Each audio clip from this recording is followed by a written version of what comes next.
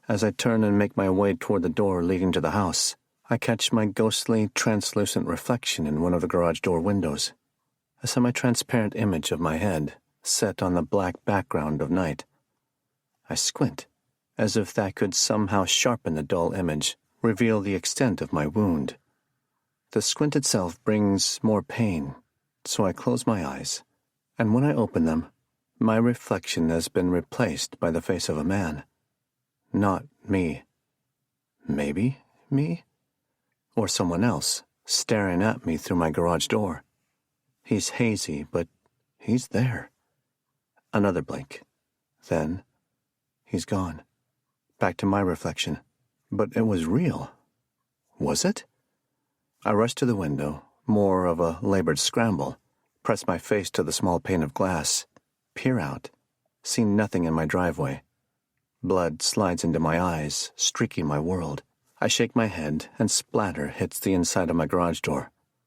I sense a threatening of unconsciousness again. I have to get inside. I do, make it to the kitchen sink, throw up. Concussion, at the very least. Grab a dish towel, wet it, hold it against my head. Press hard. I'm expecting a rush of pain, but it's more of a dull ache. I collapse into a chair at the kitchen table, keep the pressure on for a full minute, then chance removing the white towel and looking at it. It's bloody, but not as much as I expected. I dab a clean part against my wound and bring it back down. The blood flow is slowing. I press it again and keep it there as my mind races. Did you really see someone looking at you through your garage window? It's after 10 at night. Why would they be here? Because they might be the ones leaving the notes. Isn't it possible it was your imagination? You just cracked your skull on the ground, after all. It's possible. Now that you have security cameras, it should be easy enough to check. That's true. I forgot about that. I rise to get my mobile, and dizziness overwhelms me, nearly collapsing me a second time. I breathe through it, grab the device from the kitchen counter, crumble back down. Owen Brace's company installed brand new security cameras inside and outside the house, a total of 10, and he taught me how to check the video feeds. I launch the app on my mobile and scroll through the motion-sensing feeds for the camera mounted above the garage door, the one with the fisheye view of my entire driveway. There are 3 screenshots posted in the last 30 minutes, and none of them show a person. I click on the first video from 20 minutes ago. The first 3 seconds of the clip show nothing but my driveway, washed in the greenish hue of night vision. In the 4th second, a bug flies by. Moth, for the looks of it. The second video is the same thing. The third video, one taken less than 5 minutes ago, coincides closest to the time I thought I saw someone. Again, a moth. The same goddamn moth. I press the towel harder against my wound, as if losing my mind means it's actually seeping out the top of my head. I need to see a doctor. I don't know if I can drive, but I don't want to call emergency services. Bo and Maggie would be properly terrified if screaming sirens arrived on the scene to treat Daddy's head wound. After watching Holly die the way she did, I can only imagine their terror at seeing me with a bloody skull. I don't know what to do. And I don't mean just in this moment. I mean in life. I was so convinced this was the right place to come. Following some indefinable urge I convinced myself was Holly's soul. And now I feel in over my head. My bloody, scrambled head. I don't know how to live in this house, but I refuse to leave. I don't know how to handle my instant wealth. I must have won for a reason. What am I really supposed to do with all this money? I figure I'll get a job eventually, most likely start my own company or even open up my own bar. A new and improved Marlowe's, carrying on the family tradition of injecting a beautiful numb to those craving a wee bit of deadening. But mostly, I don't know how to fill the holly-shaped space that exists everywhere I go. Every room I'm in, the left side of the bed, the kitchen chair across from Bo and to the right of Mags. There's this space where Holly should be. But she's not. There's only an emptiness, a nasty, soul-stinging emptiness. I look down and see I brought up Maya's number, which I don't remember doing. I dial. She answers on the second ring. "You okay?" she asks. I mumble back. "You think there's something wrong?" "You've never called me this late in the evening." "Well, then, I suppose something's wrong," I say. "You been drinking, Marlowe?" "No, not that." "Tell me what's going on." My head volleys a fresh throb. I fell and hit my head on the ground. Think I might have a concussion. It's bleeding, but not too bad. Can't drive. "Call 911, is her immediate response. "Hang up and do it now." No, I don't want all the sirens and lights. Kids will freak out." "Have someone take you to the hospital. Have someone else stay with the kids." This makes me chuckle. I don't know anyone here. Haven't even met the neighbors. "Marlowe, I don't know what you want me to." I might have seen someone outside looking into the garage. Could have been my imagination. And there's this girl. God, this creepy girl. Granddaughter of Logan Yates. "You're slurring your words and not making a lot of sense. Call 911. I didn't call her for sympathy. At least, I don't think I did. But her tone is worried and caring. There's a blanket of warmth in that tone. A comfort I haven't felt in some time. "You're a good lawyer," I mumble. "And a good person. You're good to me." "Marlowe, hang up and call. If you don't, I will." The air takes on a weight I hadn't noticed before, pressing down. Somehow it dulls the pain, takes the edge off, starts to make me sleepy.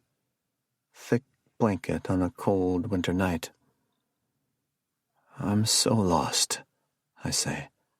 Not sure if I'm saying it to her or me. I remove the towel, stretch my arms out on the table, and lower my face to its surface. It's cool and wondrous. Why hadn't I done this earlier? The mobile balances on my ceiling facing ear, and after 1,000 years I hear Maya's voice. "Are you there? Marlowe, you there?" I have a vague sense of saying, I need help, though when I take the energy I have left to focus a second time, I think what I said was, "I need you, Holly." And then I fall asleep, or maybe pass out. Perhaps I die. Whatever. It's lovely. 18. Bury, New Hampshire, Day 15. 2 days later, Maya walks up and sits next to me on a park bench. We're at a playground next to the Chester Woodhall trailhead, which, in the limited research I've done about my new town, is one of the best hiking spots in Bury. The trail begins at the edge of town and quickly snakes into dense woods populated by trees. Could be maple, maybe birch. I don't know. Trees. We're not here to hike. We're here to give my kids a chance to run around and play, to be children, which is what they're doing. The playground is small but complete with anything a kid could want. Slides, swings, things that spin, others that bounce, and a towering plastic fort in the center. Much nicer than our neighborhood playground back in Baltimore. It even has one of those rubbery ground covers. No sharp wood chips here. Mag spins Bo on a little merry-go-round. He laughs and smiles, causing me to do the same. Maya just got into town. She came on her own volition, but I didn't object. Said she had some concerns about me. The late afternoon sighs, breathing the heavy heat on my skin. "How's the skull?" "Fair enough," I say. "Concussion, but nothing worse than that. Got a couple staples that are taken out in a week or so." "That was pretty scary," she says. "Aye, though I can't say my memories are too clear, obviously." Maya called 911 that night, and what I didn't want to happen, happened. Both an ambulance and a fire truck came, lights flashing. Apparently, I was lucid enough to answer the door, which I don't recall. nor do I have any sharp memory of being taken to the hospital while a member of the fire department stayed with the kids. I was released after a few hours, dropped back home, and spent the morning sleeping and cuddling with the twins, trying to assure them I was just fine. So you really don't remember calling me? Not really.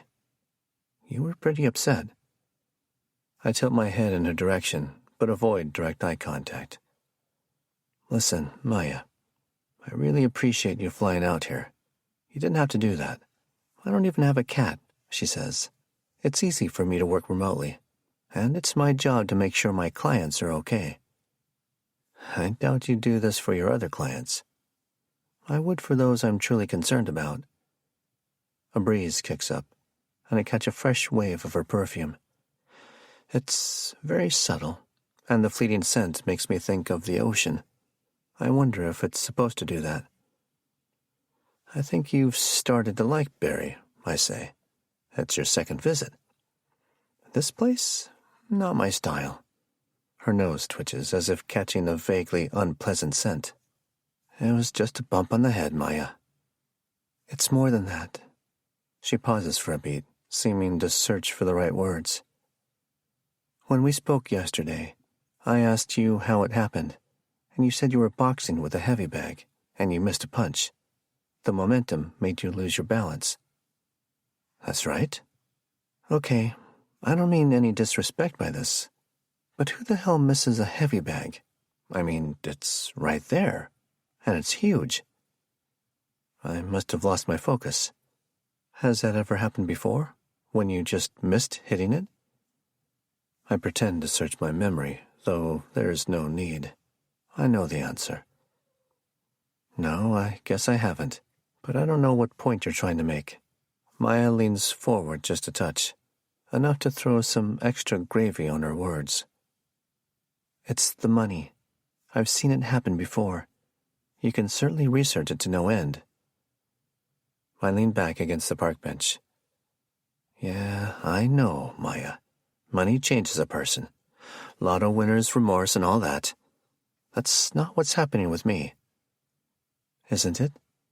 And I'm not talking about the stress of the money. I'm talking about the worth of it. I know what I'm worth. I don't think you do, she says. You know how much is spread across all your bank and investment accounts, your insurance policies, your real estate. But that has nothing to do with how much you value yourself. 20 feet away, Maggie screams in glee, but I hardly register it.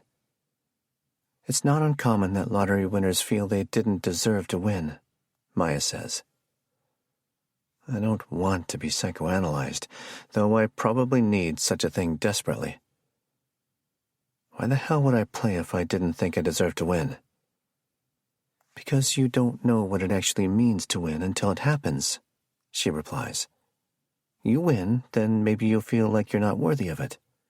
That can cause different behaviors. Some people just give all the money away.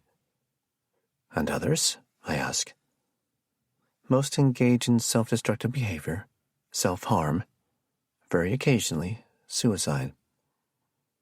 I move half a foot away on the bench. You think I wanted to hurt myself? I don't think on a conscious level you did. With 2 kids sleeping upstairs, you think that's what I wanted? Let them wake up to another dead parent? Marlo, I'm not trying to upset you. I'm just telling you it happens. I've seen it happen. I was a psych major before I went to law school. It's no coincidence I take on clients who are under tremendous psychological pressure. I don't know why I like it, but maybe because I always wanted to be a therapist. The partners in my firm are happy to assign me to... To who? Lunatics? I'm not saying that at all. She exhales with practiced effort, trying to reset the conversation. This is what I'm saying. I came here because I care about you. Not just you as a client, but you as a person. I'm here for a week and entirely dedicated to you. Use me as a resource as much as you want or not at all. She allows the faintest of smiles. Either way, you're being billed for it.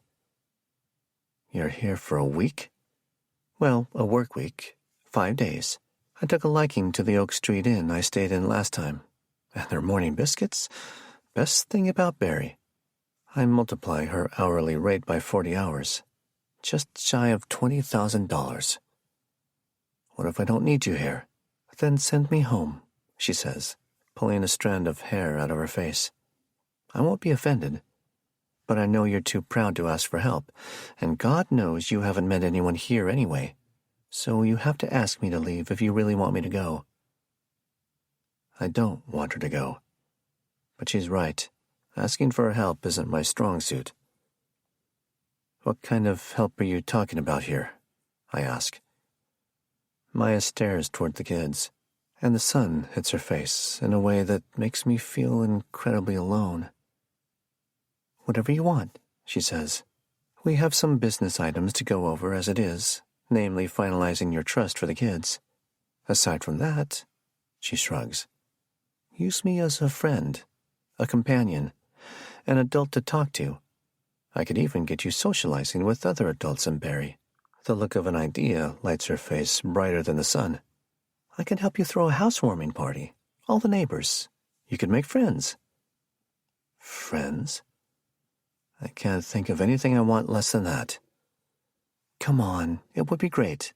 I'd take care of everything. No, I say. Her exhale is just shy of a huff. So are you asking me to leave? I didn't say that. Then do you have better ideas on how to spend $450 an hour, plus travel costs? I rub my face, not because I need to, but because it feels good to hide behind my hands. Then, I think, maybe she could research the Yates family. Surely she could do that better than me. But isn't there a better role to justify the cost of her time? I don't know, Maya. She leans over and puts a hand on my shoulder. Marlo, I'm sorry. I'm not trying to be cute here. I just want to let you know the firm is here for you. I remove my hands and look at her. I think that's the first time you've mentioned the firm. Mags and Bo come rushing, out of breath. There's another boy in tow, smaller than my kids, shaggy brown hair, and the wondrous expression of a golden retriever pup. The kid's mom walks up behind him. This is Ethan, Bo says. Can he come over for a play date? Of course not, my mind screams. But the politeness finds a better way to answer. Hi, Ethan. Nice to meet you. The mom arrives, introduces herself as Monica, and apologizes for the forwardness of her son. We give her our names, cordial nods all around. He wasn't being forward, I tell Monica. He actually hasn't said a word. But the truth is, we have plans tonight. Perhaps a rain check? What plans? Bo asks. Though it's not a question. He's calling me out. I stare daggers. He bats them aside and sends back flaming spears. No, of course, that's fine, Monica says. I wasn't meaning to. We need to go anyway. She looks down at Bo. I'll get in touch with your mom and dad, and maybe we'll plan a time for you all to get together. Bo upgrades his expression weaponry, pulling out the flamethrower. But it's Maggie who says what Bo is thinking. She's not our mom. Those 4 words. The back-breaking weight of the world in those 4 words. Oh, I'm sorry, Monica says. I didn't mean to. I hold up a hand. Quite all right. I stand, retrieve my mobile from my front pocket, and we exchange numbers. We just moved here, so it's great for the kids to make some friends. I'll be in touch. That might be true. Monica and Ethan walk away, and the 4 of us walk to the trailhead parking lot, where Maya's rental car is parked next to my Subaru. Come over for dinner tonight? I ask. Sure, I'd like that. I have furniture and everything. She smiles. Good to hear.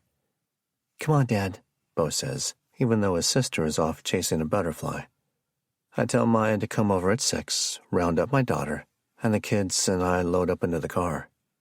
As I pull out, I glance into the rearview mirror. First to Mags, who looks distantly out the window. Then to Bo, who makes eye contact just long enough for me to see something's bothering him. It could be one of 1,000 things, but I know it's Maya. Any new woman in his life, even if she's just my lawyer, is a threat on some level. The last thing I notice before pulling forward is the space between my kids, the glow of the rear window in the afternoon sun, and the trail in the distance. It looks like an escape, a path to somewhere simple and pure, unbound by memory or bitter nostalgia. I make a mental note to get outside more, travel unknown paths, exist only in the moment for as long as the moment will have me. I'll come back here. For all I know, that trail might be the nicest bit in all of Barrie. 19. Determining the nicest part of Barrie is hard to do, because the town itself has a pristine Disney-esque quality to it. There's a reason Barrie is ranked in the top 20 best small towns to live in by all the websites that do such things, and I'm reminded of this on our drive home. The main street leading through downtown is flanked to the west by small but perfectly maintained houses, equal counts brick and wood frame, probably built 100+ years ago. That's a blink of an eye for an Irish house, but these don't have the desperate, clutched-to-life feel of a Dublin home, at least not the one I grew up in. No, these houses are so crisp, it feels like we're driving through a movie set. Even the lawns appear the same exact height from yard to yard. The homes give way to a commercial area on the east side, quaint and lively. I couldn't name every business lining each side of the street as we drive by, but they include a coffee shop, insurance agency, antique store, hair salon, at least 2 restaurants, and a sundry store. Big brands appear anathema to Barrie. Each place boasts a name unknown to me. I imagine Barrieites prefer nuclear holocaust to Walmart. Live free or die, and such. A quick stop at Tully's, the boutique grocer my realtor recommended. Flank steaks tonight, maybe a side of asparagus and potatoes. On the drive home, downtown disappears, and Barrie turns into a mostly residential affair. Though I would classify the whole of Barrie within the realm of upper middle class, the real money is most apparent in my neighborhood. I doubt there's a home here with less than 6,000 square feet of living area, or a yard smaller than 2 acres. We walk inside, groceries in arms, and kids scrambling around either side of me. As I enter from the garage, the energy of the house washes over me again, as it has each and every time, starting with day one. Its power doesn't lessen with repeated exposure. I like to think this power affirms that we belong here, but the words from the notes quickly shift that power in a malevolent direction. Don't even think about leaving. We have about 2 hours before Maya comes over, and I tell the kids to go play out front. They should enjoy the last bits of a sunny day, and the cul-de-sac provides a quiet area to ride their bikes. I resist the urge to keep them at my side at all times. Just the cul-de-sac, I tell them. Go no farther. Stay where I can see you. Groceries put away, I pour myself a glass of wine and head into the office, which affords a view of the kids on their bikes. Soon enough, though, my eyes begin to lose focus. And when that happens, my mind slows. After a few minutes of this calm, I replay the last 24 hours in my head, searching for gaps, the holes in my mind. They're back. 20.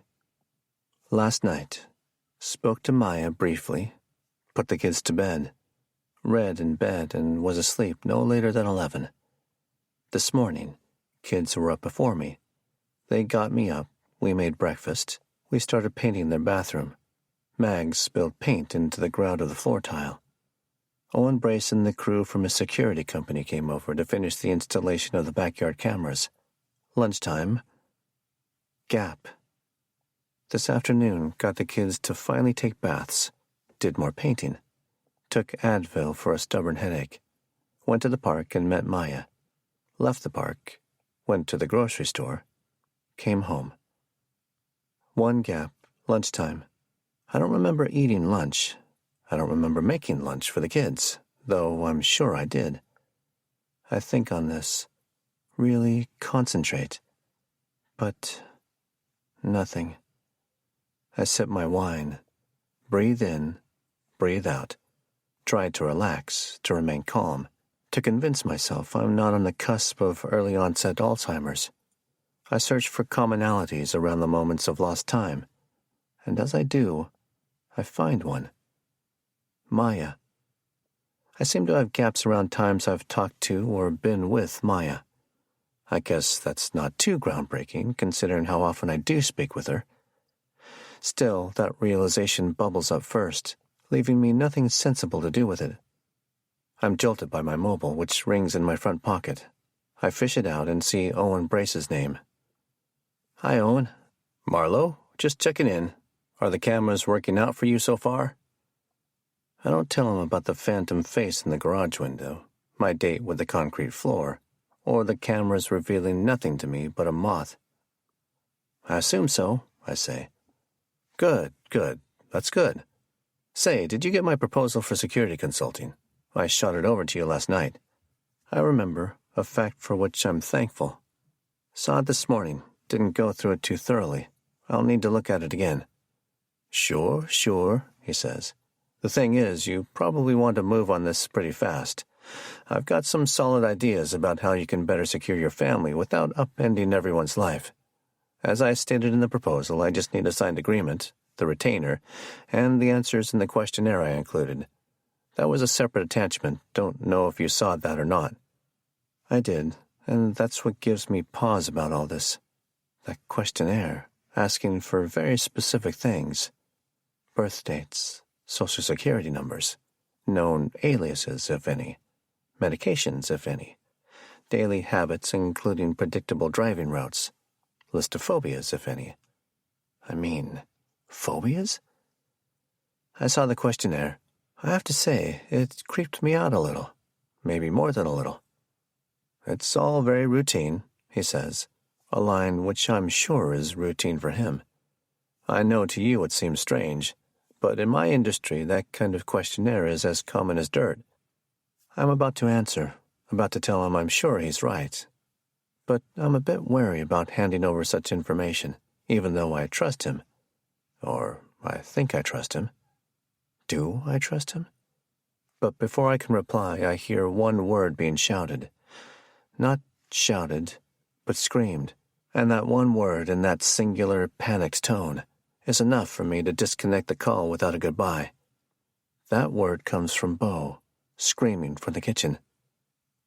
"Dad!" I race from the office to find him. "What?" I half expect to see him bloodied, maybe having fallen off his bike. But he's intact, though his eyes are wide and he's breathing heavily. Behind him, Mags stands still, as if too scared to move. Beau lifts his right hand, and now I see the piece of paper. White computer paper, creased in thirds, no envelope. "This was outside," he says, his voice cracking. I put my wine down, nearly dropping it. Another letter. 21. Mr. Marlowe, mine has a hood, and I lie in bed, and pull the hood right over my head, and I shut my eyes, and I curl up small, and nobody knows that I'm there at all. So much death surrounding you. We wonder who will be next. You can rely on us to be watching and waiting. We're so happy you're here. With heartfelt intentions, we who watch. 22.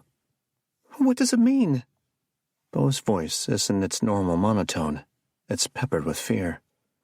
I read the letter 2 more times before answering. It's nothing, I say.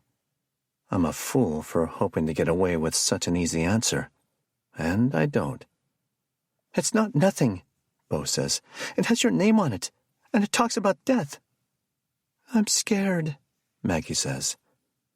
I fold the letter, jam it into my front pocket, then walk over and put my arm around her. Nothing to be scared of, sweetie. People are watching us? Beau asks. Is that why we went to the police station? And why all those people were here installing cameras? The situation is fast spiraling from my control. Hell, who am I kidding? I was never even in control. And that girl, Maggie says. Willow. saying something happened in our house. I realize it's time for some truth. Just a little. Someone is playing a joke on me, I tell them. They might think it's funny, but it's not, and I'm sorry it's scaring you. Yes, their pranks are why I went to go talk to the police. But they're nothing more than pranks, okay?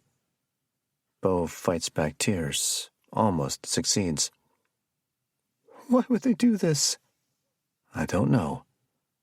We haven't done anything to anyone. I know. Some folks are just mean for mean's sake. Mags releases from my embrace. I want to go back home. This is our home, I tell her. No, it's not. Her shout is followed by a forceful foot stomp. Mags, calm down. Now she leans forward, angles her arms back, and unleashes into me with all her soul. I want to go home! This sets my blood to boil in half a second, even though my brain knows her reaction is perfectly appropriate. But still I heat because she's triggered me, and it's all I can do not to yell back. God, I hate my temper. I take a breath, take my own advice, and calm myself. But before I can reply to Maggie, she tears up the stairs, out of eyesight in seconds. I want to go home too, Bo says, standing his ground. I kneel in front of him, reach for his shoulders with my hands. We're locked into each other, no room for anything else. Just my boy and me, each of us uncertain about everything. It's my job to give him certainty, because he's already had enough absolutes evaporated to nothingness. I'm not going to let anything happen to you or your sister, I tell him. But how can... Shh.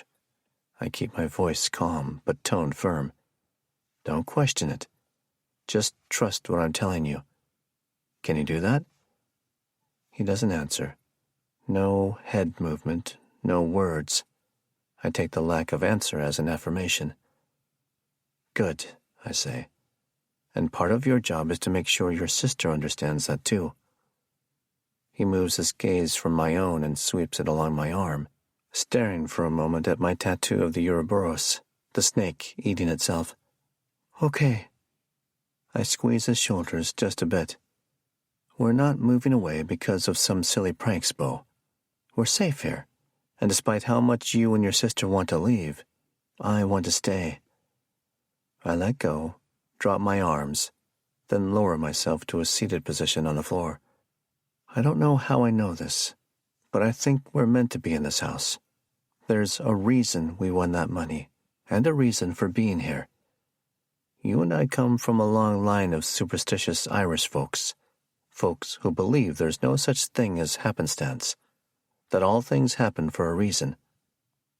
That means Mom died for a reason. This stabs me, and I let it.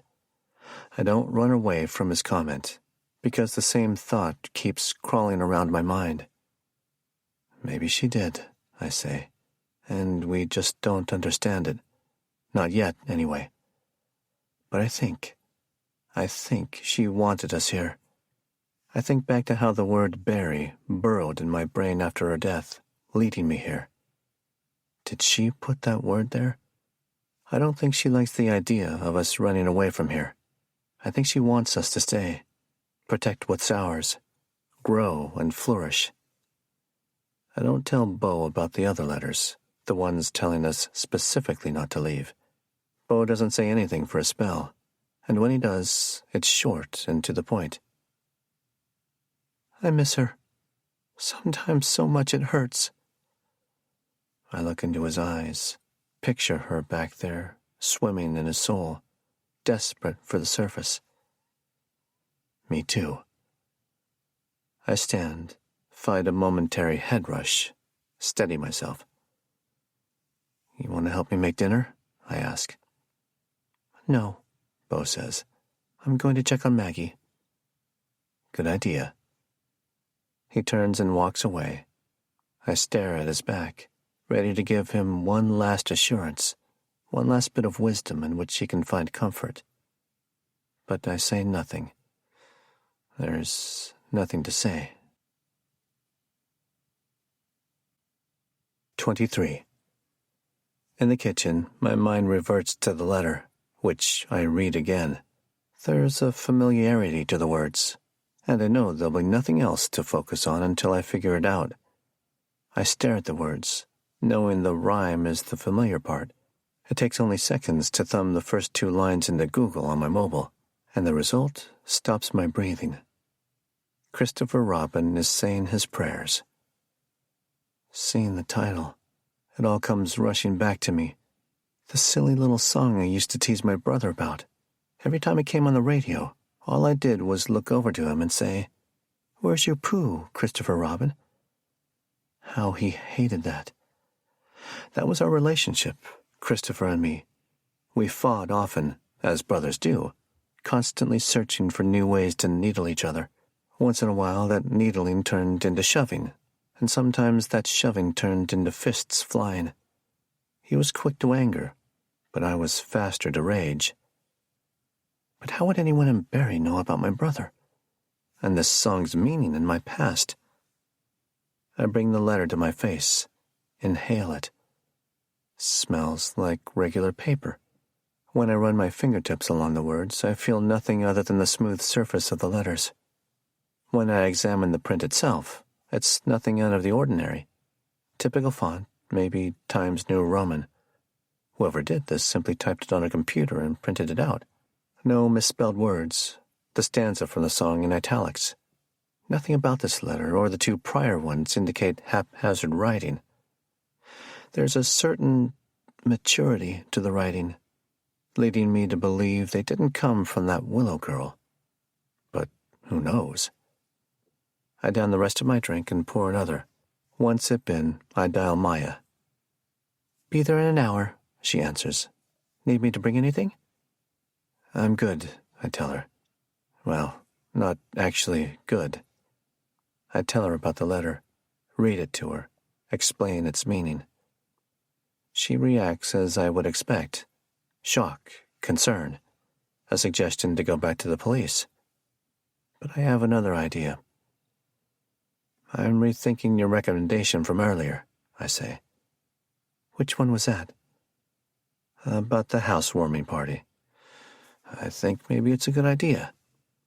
She doesn't miss a beat. "But not with the intention of making friends, I'm sensing." "No," I concede. "That's not my intention at all." Part 2, 24. Barrie, New Hampshire, Day 21. My father stands in the doorway of my house, a small suitcase in one hand and a wooden cane in the other. He's only 62, but a recent hip surgery has necessitated temporary use of the cane. To tell the truth, I think he enjoys the image it projects. I always imagined he fancied himself Gandalf. Timothy Marlowe stands at 5'10", and his once dark, long, and shaggy hair now contains varying degrees of gray and white. Similar in tone and upkeep are his beard and mustache, and together with his very pale Irish skin, he transmits the appearance of static on an old analog TV screen. The only color he projects comes from his eyes, a deep blue that seems singularly purposed to project fierce judgment. I last saw Daw at the funeral nearly 3 months ago. I asked him here because Owen Brace said another adult in the house would be a good thing. It's Brace's only advice I've acted upon. I still haven't signed any contract, despite the man's repeated calls. Maybe I'm feeling safer, more distanced from the threat of the letters. Or perhaps I'm just fooling myself. A silver Prius backs out of my driveway and continues down the street. My father's Lyft driver. "She's a beast," Daw says, looking up at the house. "Surprised it didn't come with a moat." "I know, it's a bit much." He cranes his neck to peer inside the foyer. "Aye, a bit much." I open the door and he shuffles in, the late afternoon sun beating on my face. There are no hugs or handshakes. We are willingly in the same room at the same time, and that constitutes the extent of our shown affection. I love him, and I think he loves me, but a stranger would never place us as family. "I could have picked you up at the airport," I say. He releases the handle of his suitcase and waves me off. "No trouble. Got to meet a nice young man. Studies at Harvard. He breathes that last word out like it's attached to an incantation. Imagine such a thing. Hard to. And again, he says, no need for proper education when you can guess the lucky numbers. The barb doesn't hit with surprise, but it still carries sting. He knows full well I delayed my college education to help out with the family pub, and only when I moved to the States did I finally get my associate's degree. Were it up to him, I'd still be pouring pints back in Dublin. Actually, the money gives me the free time to pursue more education, I say. I think I'm going to go back to school, get an advanced degree. He looks surprised. Aye? From the looks of this little town, no university could fit. It's taken me years of living in the States to appreciate how thick his accent is. Mine has been smoothed over time, river water on rocks. Online schools, I say. He squints. How's that, then? I can take classes online, get a degree. This appears to delight him. Heck, son, I can order a piece of paper on Amazon, too. It's not like that, I start, then stop myself. He's in a mood to joust. Me, not so much. 4 days ago, I called him. On that day, it was 9 at night my time, 2 in the morning his, and I was several drinks into the evening. I barely gave him time to shake off the sleep before I launched into all that was happening here in Barrie. The letters, my mysterious house. Even told him how I nearly killed myself trying to hit a 100-pound heavy bag. That's a right mess there, he said after a heavy sigh. I was wondering, I told him, if you maybe wanted to come out for a bit. 2 weeks, maybe. I could use the help. Aye, of course, he said, but you need to buy me the plane ticket. Some of us are not millionaires. And now he's here, and as he scuffles along the foyer, he does so with a caution and reverence that he'd use entering a cathedral, a bit of awe and a bit of fear of being struck down at any moment. Feel like Edward Smith being here, he says.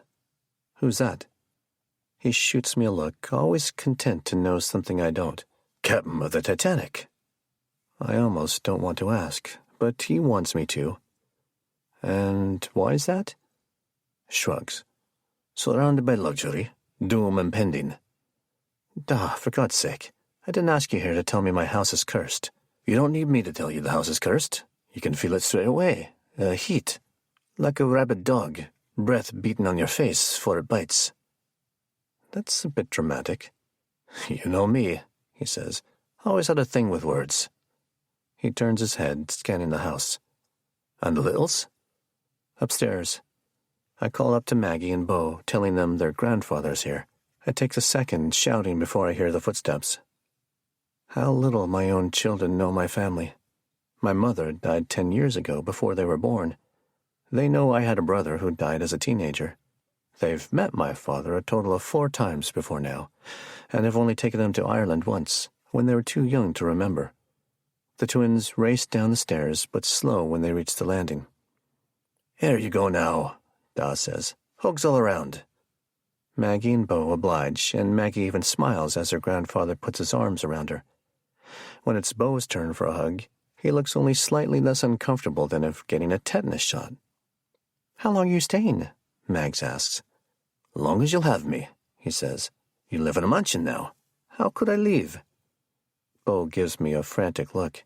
A couple of weeks, I tell them. He's got a pub to run, after all. Da shoos me.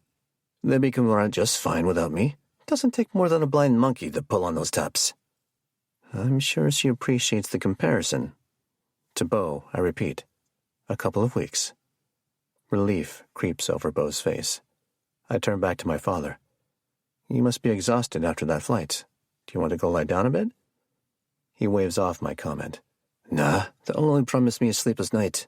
Best to see this day straight to the end. What time is it? I check my mobile. 4:30. Well, then that's 9:30 in Dublin. I believe I'll have a gargle. Join me? I look over at Beau, and I'm not sure why I do. Maybe because I think he doesn't like it when I drink, and I need his permission. Then again, he doesn't know the expression gargle to mean having a drink. Sure, I'll join you, I tell my father. We're going back upstairs, Beau says. He turns and runs out of the room, and Mags follows, no questions asked. Right then, where's the bar? Go into the study and I'll bring us some drinks, I say. He leans in. And which room might the study be? I point behind him. Down the hall on the right. You can't miss it. It's the one with the big bookshelves. Aye, and the jacks? Next door down. He nods, turns halfway, then turns back. And bring along those suspect notes with the drinks, he says. I want to see them for myself. 25. I know I won't go wrong pouring Dodd 2 fingers of Jameson, so it's the same beverage for each of us. I carry them into the study, where he's well collapsed into a week-old leather chair, one of 2 in the room. He's stroking his beard, not in a thoughtful way, more like he's looking for crumbs from his lunch. Here we are, I say, walking up to him. Right. He turns and takes the crystal glass from me. Cheers. Sluncha, I say. Sluncha. He sips, leans back, purrs like an old cat in an afternoon sunbeam. Smooth as caramel, that. I drink, say nothing, and take the seat opposite him. The leather is stiff, as, I think, is everything else in this room. All new. Nothing broken in. Chairs, table, area rug, small desk with a brass banker's lamp. Artwork. All chosen by others with minimal input from me. The only things unequivocally mine are the books, which fill up a quarter of the shelves. My interior designer told me she could round out the shelves with a wondrous variety of old and modern classics, but I told her no. I don't care if an area rug is something I might not have chosen, but I'm certainly not populating my bookshelves with volumes I've never read nor intend to. And those little brown marks, the ones at the lower part of the shelves, the little spots, Mag's steamed blood, they're still there. So, what is it like exactly? My father asks. Been playing the lottery for years, never had even a nibble. I know. Where do you think I developed the habit? Aye. He takes a larger sip, and I realize I should have just brought the bottle with me. I always wondered what it would be like. Most times you forget, numb to the idea of winning. But once in a while, especially hard times, you take those 5 minutes out of your day and dream it up. The moment. The exact moment you found out. Have to think you'd scarcely believe it at all. I told you about the moment, I say. It was at Holly's funeral. He nods. The universe fucking with you, I suspect. He gets me. So, what was it like then? He asks. Really like, in that exact moment. I think back, just as I have 1,000 times in the past few months, and I reach the same conclusion yet again. I remember looking at my mobile because I thought she was texting me from the grave. As the dead do, he says. This forces a smile. And I saw the lottery text dated a couple days earlier. Don't know why I clicked on it at that moment. I saw the numbers. It took a few seconds for them to hit me. And then I heard a large crack, and I thought a tree branch fell somewhere. I looked around, saw nothing out of the ordinary. Looked at the mobile again, then back to her casket. And I just felt like nothing was real. Then I got excited at the idea that I hadn't actually won the lottery, because maybe that meant Holly wasn't dead.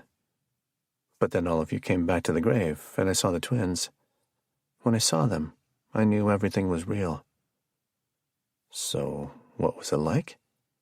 You want to know what winning the lottery was like? I take a swallow, take a pause. It was devastating.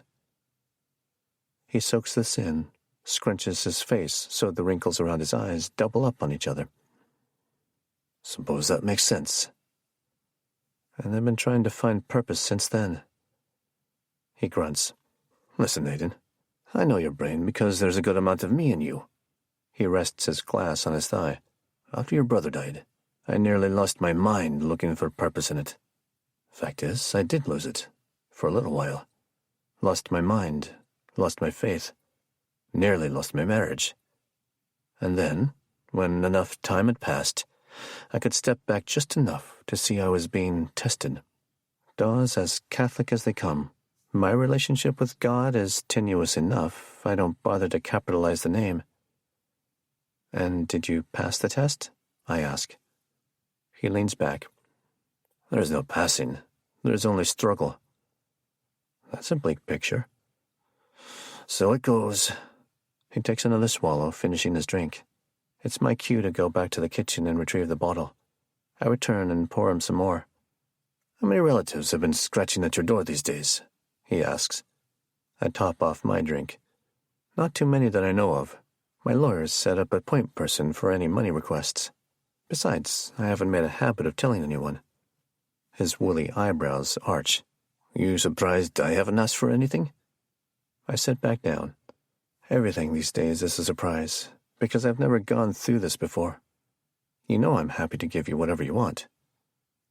Well, that's the thing, I suppose. Don't much want for anything. Pub's paid off. I've got staff enough where I don't need to be there much. My bills get paid. Do you still play the lottery? Every week. So you must have an idea of what you would do if you won. Not quite, he says. I just like the fantasy of winning. That moment. Not sure much about actually having all that money. Seeing how you won, the circumstances, that moment. More of a heartbreak. He shakes his head, his way of shifting the conversation. Show me these letters, then. Right. The chief still has my original letters, but I have printouts of photos I took of them. I keep them here in the study, folded inside a Stephen King hardcover on the shelves. Figured the kids wouldn't find them there. I retrieve them and hand them over, and it takes Dahl less than a minute to go through all three a couple of times. Aye, he nods. Creepy, all right. You say you went to the police? After the second one. Not really much they can do. Told me to come back if there was another. Well, this makes number 3. So are you going back? Maybe. But like I said, what can they do? The last one was left at the top of the driveway, just out of distance from the security cameras. He looks back down at the pages. This one, with the song. You know it, right? Of course I do, I say. That's the letter the kids found. I didn't tell them it was a reference to Christopher, but they still got plenty scared. Who would do something like this? I haven't a clue, I reply. I don't know anyone in this town, hardly. And no one here knows about my past, that's for sure. But whoever's doing this, they say they've been watching the house for a long time, so I'd naturally want to talk to the previous owner, but he's not to be found. You don't know where he moved to? I don't even know if he exists anymore. I tell my father what I know about Logan Yates, explaining he was a wealthy man who ran his own investment firm in Boston, and, from what I can gather, was ruthless in his business dealings. I uncovered several magazine articles on him going all the way back to the 80s, and more than one referred to him as a shark. Logan had 2 daughters, Cora and Rose. Cora lived nearby in Barrie with her husband, Peter, and daughter, Willow. Rose lived in Milwaukee, but returned with her son, Max, to stay with her father after her husband suddenly died. A few months after Rose came back to live in this house, they all disappeared. Logan, his 2 daughters, his grandson. All of them. Gone. Good Christ, Da says. Maybe they're running from something? Maybe. Or someone wanted them gone. The only other thing I know is the housekeeper who used to work here said both daughters were here the night before they disappeared. Said there was lots of shouting. Da shakes his head. And the part in the first letter telling you not to move away. That's the most threatening bit. What do you think that's all about? Don't know, I say. But I'm not planning on leaving. What if doing that would be the one thing that brought harm to my family? If anything ever happened to the twins, I'd never be able to live with myself. He nods, lets out a soft rumble from his throat. You're right. You wouldn't. But of course, maybe the real danger isn't staying. Or maybe it's all bullshit, and there's no danger at all. Exactly, I say. There's not enough information to make a real decision. Well, I'm glad I'm here then, he says. If we were hunkering down in this castle, best you have me around. I know I'll crack a skull or two, if the need arises. Dodd takes another sip, looks up at the bookshelves with a sweep of his gaze, then settles his attention back on me. So what's your next move? Just going to wait and see what happens? I reach up, place my hands over my eyes, and push onto my lids like I'm just waking up. It's not that I'm tired. Sometimes I just like to hide in plain sight, even if for just a few seconds. No, I say, lowering my hands. My lawyer, Maya, she has a plan. Oh, glorious. Let's get the lawyers involved. And what's her plan? I exhale, still not sold on the idea. I'm going to invite Barry into my home. 26. Barry, New Hampshire, day 22. I feel like Jay Gatsby, only in New Hampshire rather than New York, and with loads less confidence. Saturday night, late August, and I'm throwing a party. I, Aidan Marlowe, career bartender, am hosting some of Barry's crustiest for a housewarming party. Maya's suggestion created a ripple effect of ideas in my mind, culminating in the thought that one of the guests could be the person writing the notes. Maybe I'll pick up on their energy, see the twinge of guilt in their eyes, hear the slightest hesitation in their voice, or maybe someone at least knows something. Maya orchestrated everything, and I'm convinced she owns a wand full of pixie dust. Otherwise, I have no idea how she got so much done in just a few days. It's just before 7, and the guests will be arriving any moment. I already feel the clamminess under my armpits, and I'm hoping not to sweat through my royal blue button-down shirt. No tie or jacket for me. The idea of it felt too formal. I'm out of place enough wearing slacks instead of jeans. Caterers buzz around my kitchen, white coats and black pants. Bo and Mags zip around them, sneaking any appetizers already plated. Enough of that, my father tells him. For the guests, those. He'd grumbled at having to go buy nicer clothes than he'd packed, but I think he secretly enjoys the chance to play host with me. He even went to the barber for a haircut and beard trim. If he could manage a smile, he'd look a decade younger. I'm not mingling tonight, he says. Don't want to get trapped with some rich boor yapping about their investment funds. I don't think it'll be like that. It could be exactly like that. I'll do what I do best, work the bar. Duh, we hired someone for that. I'll do something else. I've been pouring drinks since the Middle Ages. Suspect I have more qualifications. That way I can still be chatty, but not get stuck. Maya walks into the kitchen and our conversation. I'll tell the caterer, she says. Won't be a problem. My father turns and beams at her, unleashing the smile that melts his years away. Well, thanks, love. He met Maya for the first time last night, and seems rather fetched with her today. I almost expect him to say something like, were I a younger man, but thankfully he doesn't. She pulls me aside and I follow. So what exactly is your plan for tonight? You think I have a plan? Unlike my father, I don't think Maya had to go shopping for clothes for the party. She looks like a lawyer, an expensive one. I hope so, she says. We invited the who's who of Barry tonight.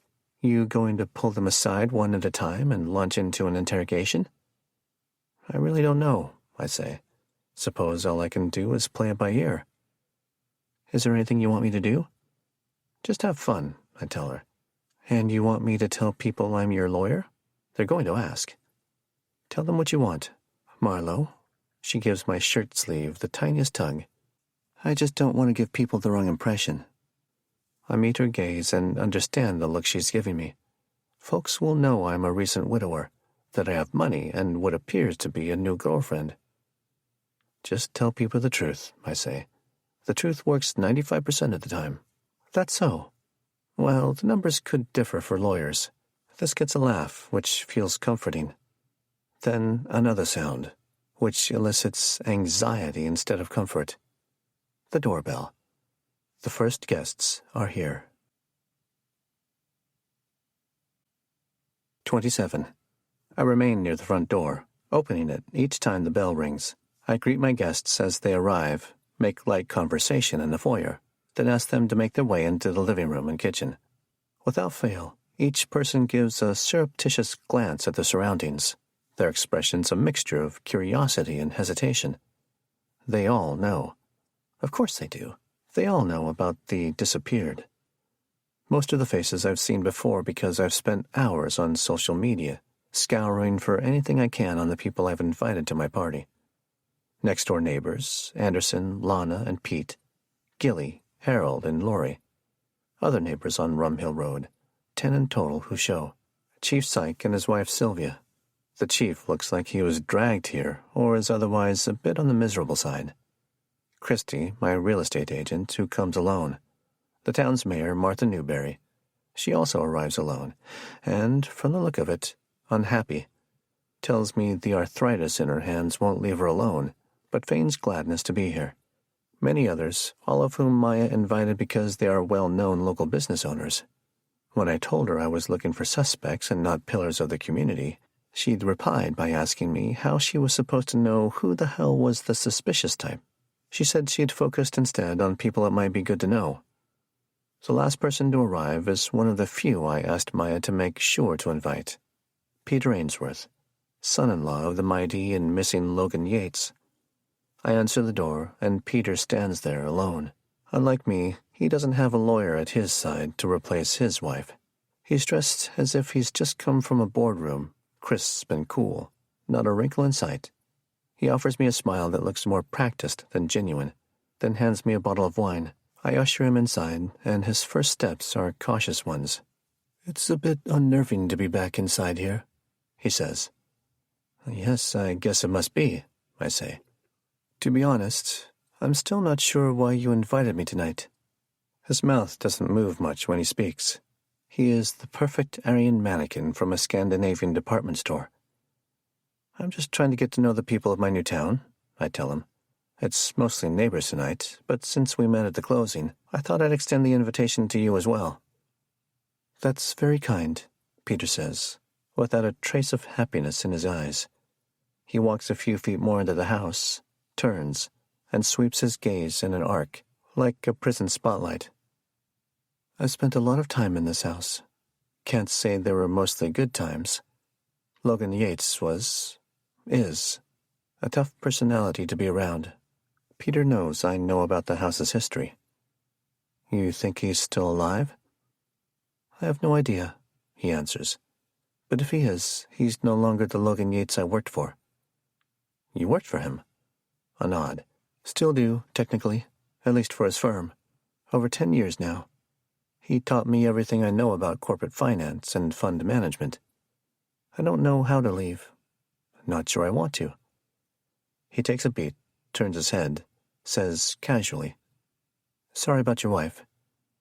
"And yours," I reply. The awkwardness of the ensuing silence is outmatched by the sheer sadness of it, and Peter puts us both out of our misery by saying, "I'm going to go mingle a bit." "Of course," I say, "but I'd love to have time to talk some more." "I'm not sure how long I'm staying, but sure, after you get a chance to spend time with your other guests, if I'm here, grab me and we'll chat." He reaches out and touches the nearest wall, patting it like a dog. "I'd like to hear about what plans you have for this place." Peter walks away, disappearing into the kitchen. Before joining the others, I quickly run upstairs and check on Beau and Maggie. The light from the TV dances on the walls, and the two of them are splayed out on the floor, a massive bowl of popcorn between them. Each has a hand in the bowl when I walk in. "You two doing okay?" They don't even turn around. "Uh-huh," they say in unison. "Do you want me to bring you up some proper food?" I told them I wanted them to stay in their room while the guests were here. If one of my guests is the person writing the notes, I don't want them eyeballing my kids. "Maybe in a bit," Beau says. "Okay, but I want you eating more for dinner than just popcorn. I'll be back in an hour. How's that sound?" "Good. And keep your door closed." "Okay." "I love you," I tell them. They each mumble, "love you," and I leave without ever having seen their faces. Back down the steps, anticipating the one that squeaks. Third step from the ground floor, like I'm stepping on a mouse every time. All the others are silent. I count 33 guests, along with 4 or 5 caterers buzzing about. I've never been one for commanding attention, making speeches. But there's quite many things in the past few months I've never been one for. Giving a toast to strangers feels oddly perfect right now. I lift a butter knife from a nearby tray and tap it against my wine glass. It chimes louder than I expect. Sounds like the opening bell of a prize fight. 28. Heads turn, eyes on me. There's a thickness in this room. "I just wanted to welcome you all to my home," I say. My voice cracks a bit, my nervousness apparent. It's more than public speaking that has me on edge. We have a custom in Ireland to invite only those into our homes who we know we can be friends with. This is a total fabrication, of course, and though I don't really know any of you, I already know we'll be friends. Also bullshit, but still. Smiles and nods all around, a gentle murmur, like a waking cat. I've met all of you briefly tonight, but just to make it official, my name is Aidan Marlowe, and I moved to Barrie a few weeks ago with my 2 kids. Twins, 7-year-olds Beau and Maggie. We moved here after the unexpected and sudden passing of my wife, Holly. I scan faces. I see surprise in some, narrowing eyes of others. Some expressions remained unchanged, as if I simply announced the time. We moved here sight unseen, I continued. Came from Baltimore, though I'm originally from Ireland, as you can maybe tell. After Holly, well, we just needed a fresh start. And I'd heard such wonderful things about Barrie. So we found this lovely house and moved here, and the twins will be starting up school soon. We hope to make this place our home for a long time, and I just wanted to say thank you all for coming out tonight. I raise my glass in the air. To future friendships. Everyone reciprocates the gesture, and a few clink glasses. I sip and let the wine sit in my mouth for a moment, coating my tongue. When I swallow, it feels like I'm coming up for air. I heard you won the lottery. Is that true? The voice comes from a woman standing only a few feet away. White slacks and blouse, wrists of dazzling gold bangles. She's a neighbor, not next door, but one of the other houses on Rum Hill. Elaine? Helen? I can't remember. Where'd you hear that? I ask. She smirks as if I'm being coy, like I actually want this information to be public knowledge. Don't you know? She says.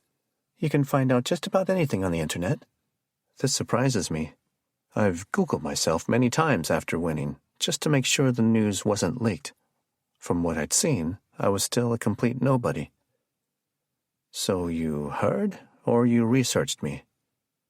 The silence grows louder, ears actively attuned. Her smirk smudges. I was just asking.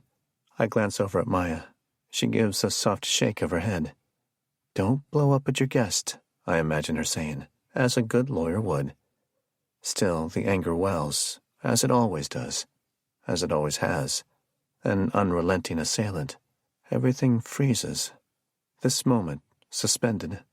I think, if she knows, then everyone knows. In that case, no use denying it. Own the moment. I take a sip. The liquid courage content level of the wine way too low. Should have gone for the whiskey. Actually, yes, I say, trying hard to take the edge off my voice while raising it so others can hear. I did win the lottery. Powerball, to be specific. Won it in May. The day my numbers were drawn was the day my wife died. But I didn't know it at the time.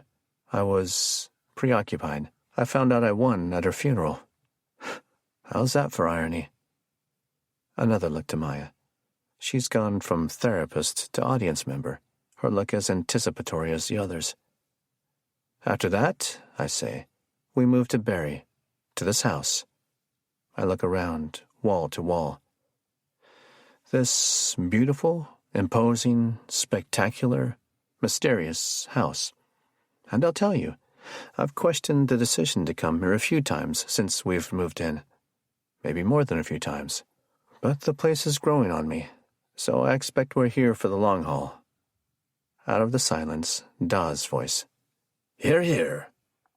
A beat passes, then others raise their glasses to me, some with enthusiasm, others just following suit.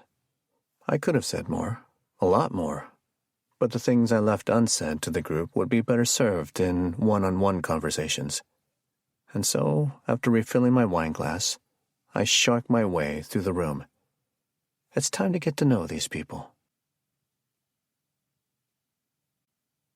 29. Minutes flurry by, staccato conversations. Pete Anderson is a patent attorney with a voice incapable of varying tone. Lori Gilly is the president of the Homeowners Association and tells me to not park on the street overnight because they fine for such things. I tell her I have a 4-car garage and a single Subaru, so that won't be a problem. Mayor Newberry seems bored, and when I introduce her to my father, she struggles to muster a half-smile, then orders Canadian Club on the Rocks from him. Dustin Taylor owns Rust, an unfortunate-sounding tapas bar and restaurant. I ask him how he chose the name, and he says he paid a branding consultant 5 figures to develop the name and logo. The logo was just the name in all caps, orange. Jesus wept. Christy walks up to me, smiling above the glass of red wine she's holding. Now I know how you afforded this house, Mr. Bartender. Aye. She cocks her head at me. Hell of a story about the lottery, and that you call this a mysterious house. She swipes a finger once around the ring of her glass. So, what's the mystery? I walk right up to the edge of absolute truth. Something compelled me to this house from the day I found it listed online. That was only reinforced when I arrived and walked into the foyer for the first time. There's a haunting energy here, and I think I'm probably one of a very few who can feel it. She looks down and away, and I can tell she's a little tipsy. Oh, I don't know, she says. I feel an energy here. She lets that sit for a second, and I do nothing with it, so she follows it with, Weren't you supposed to make me a fancy drink with all your bartending skills? She looks up, and I smile, slight and tight. Then I jab a thumb over at Da working the bar. That's my father there. He's been serving the best drinks since I was a teen. In fact, he runs his own pub in Dublin. He can make you a much fancier drink than I can, guaranteed. She slowly nods, smiles. Okay, I can take a hint. But don't be surprised if I keep trying. Before I can answer, she walks away. As she does, one heel slides on the floor, causing the slightest stumble. But she's good. She knows how to catch herself. I dip in and out of conversations like a hummingbird among flowers, speaking to nearly everyone. I make a point to talk to the woman who found me on the internet. Her name is Evelyn, turns out. She apologizes, and there's sincerity in her voice. I don't ask how she found me online, though I know I'll be searching later. I remind myself to go and check on the kids, when a voice rumbles behind me. Guess your secret is out now. I turn and find Chief Psych. Wasn't planning on being outed about the lottery, I say. No, can't imagine you were. I peer over his shoulder. Sylvia, the chief's wife, is in conversation with Lana Anderson next to the bar. I almost wondered if you'd said something. You're the only one in town I've told. That mustache of his twitches again. Mr. Marlowe, I know a lot juicier secrets about folks in Barrie than you winning the lottery, and I've kept them all. Good to know, I say. The chief reaches into his back pocket, hands me sheets of folded paper. Not sure you even want these back, but they're yours. I reach and take what I know are the letters I'd left with him. And answer the question you're about to ask, he adds. Sorry to say the pages were clean. Well, not clean. Lots of prints that I'm guessing are yours and your lawyer's. We can certainly take your prints to corroborate, but it doesn't really matter. Nothing came through in an IAFIS database search. I figured as much. Even the stupid criminals know to wear gloves, he says, then leans in just a touch. And how's the house situation? Got those cameras installed? I did. You worked with Owen? Yep, he was great. He asks, did he just do the cameras, or is he helping you in any other capacity? Just the cameras for now. He nods, chewing this over. Any other letters? Yes, actually one more. Eyebrows rise. Was it like the others? Yes and no. The lyrics from the third letter materialize in my mind. Short like the others, a bit more personal. Did you get anything on video? No, it was left at the top of my driveway, just out of camera view. My son found it. And his reaction? Not good. I was meaning to tell you all this before, but I'm not sure what you can do for me. The chief considers this. Probably not a lot, unless the letter was overtly threatening. It wasn't. He shakes his head. Hard to justify posting one of my officers on your street otherwise. I jab a thumb in my father's direction. Well, that's his job anyway. He's been taking nightly walks. Says he's getting exercise, but he's just looking for anything suspicious, I expect. That's a good father there. Just make sure he knows not to do anything stupid. If he sees anything at all out of place, you call us. Yes, of course. I flirt with telling him how I thought I saw someone watching me through my garage window, but hold back, still not quite believing it myself. And my Da's a hell of a bartender. He owns a pub back in Dublin. Can I get you something from the bar? The chief shakes his head. Not at the moment. Can't say I'm feeling 100% tonight. Sorry to hear that. This confirms the feeling I got from him when he first walked through the door, that something was off. As I stand near him, I sense it more. For lack of a better way to describe it, it's like some kind of mild decay about him. He looks around. Shame, too, because this house sure does make me want to drink. Chief Sykes scans the walls, as if looking for a clue he might have missed before.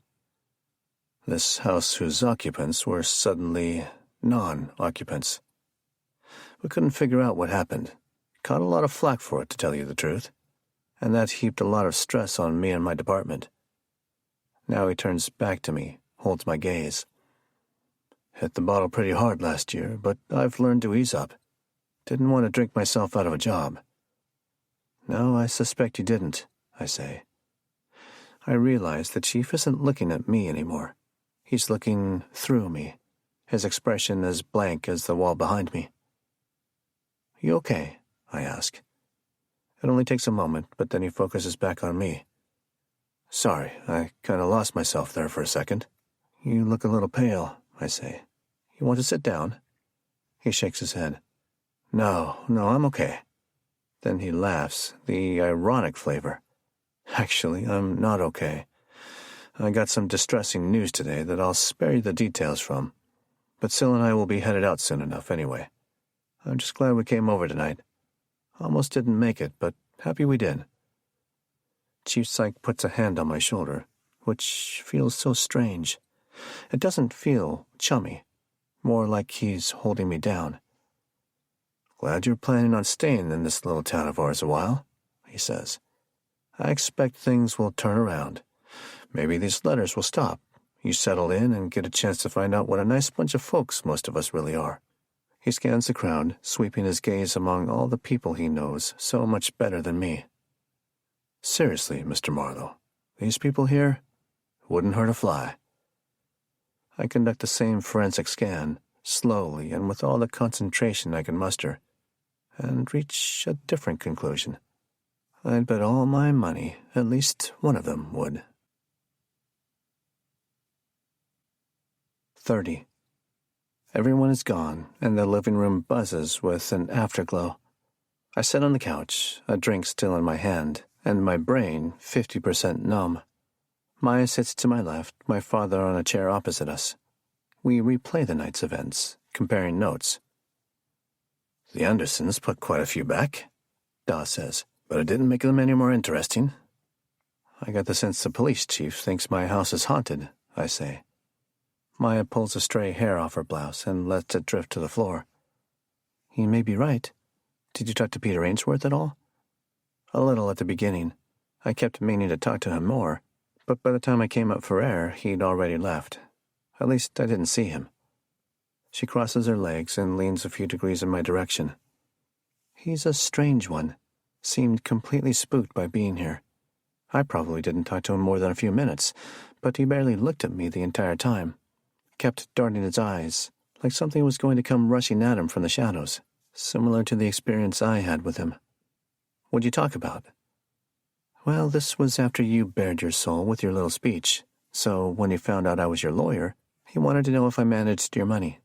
I know he still works for Logan Yates's private equity firm. Maybe he was sizing you up as a potential investor. Nothing odd about that, Da says. She turns her head to him. No, I agree. But then he started asking more personal questions. Then to me, Maya says, like how Holly died. Well, I suppose that's not too, and what kind of relationship you had. This sobers me a pinch. What? And how you found this specific house.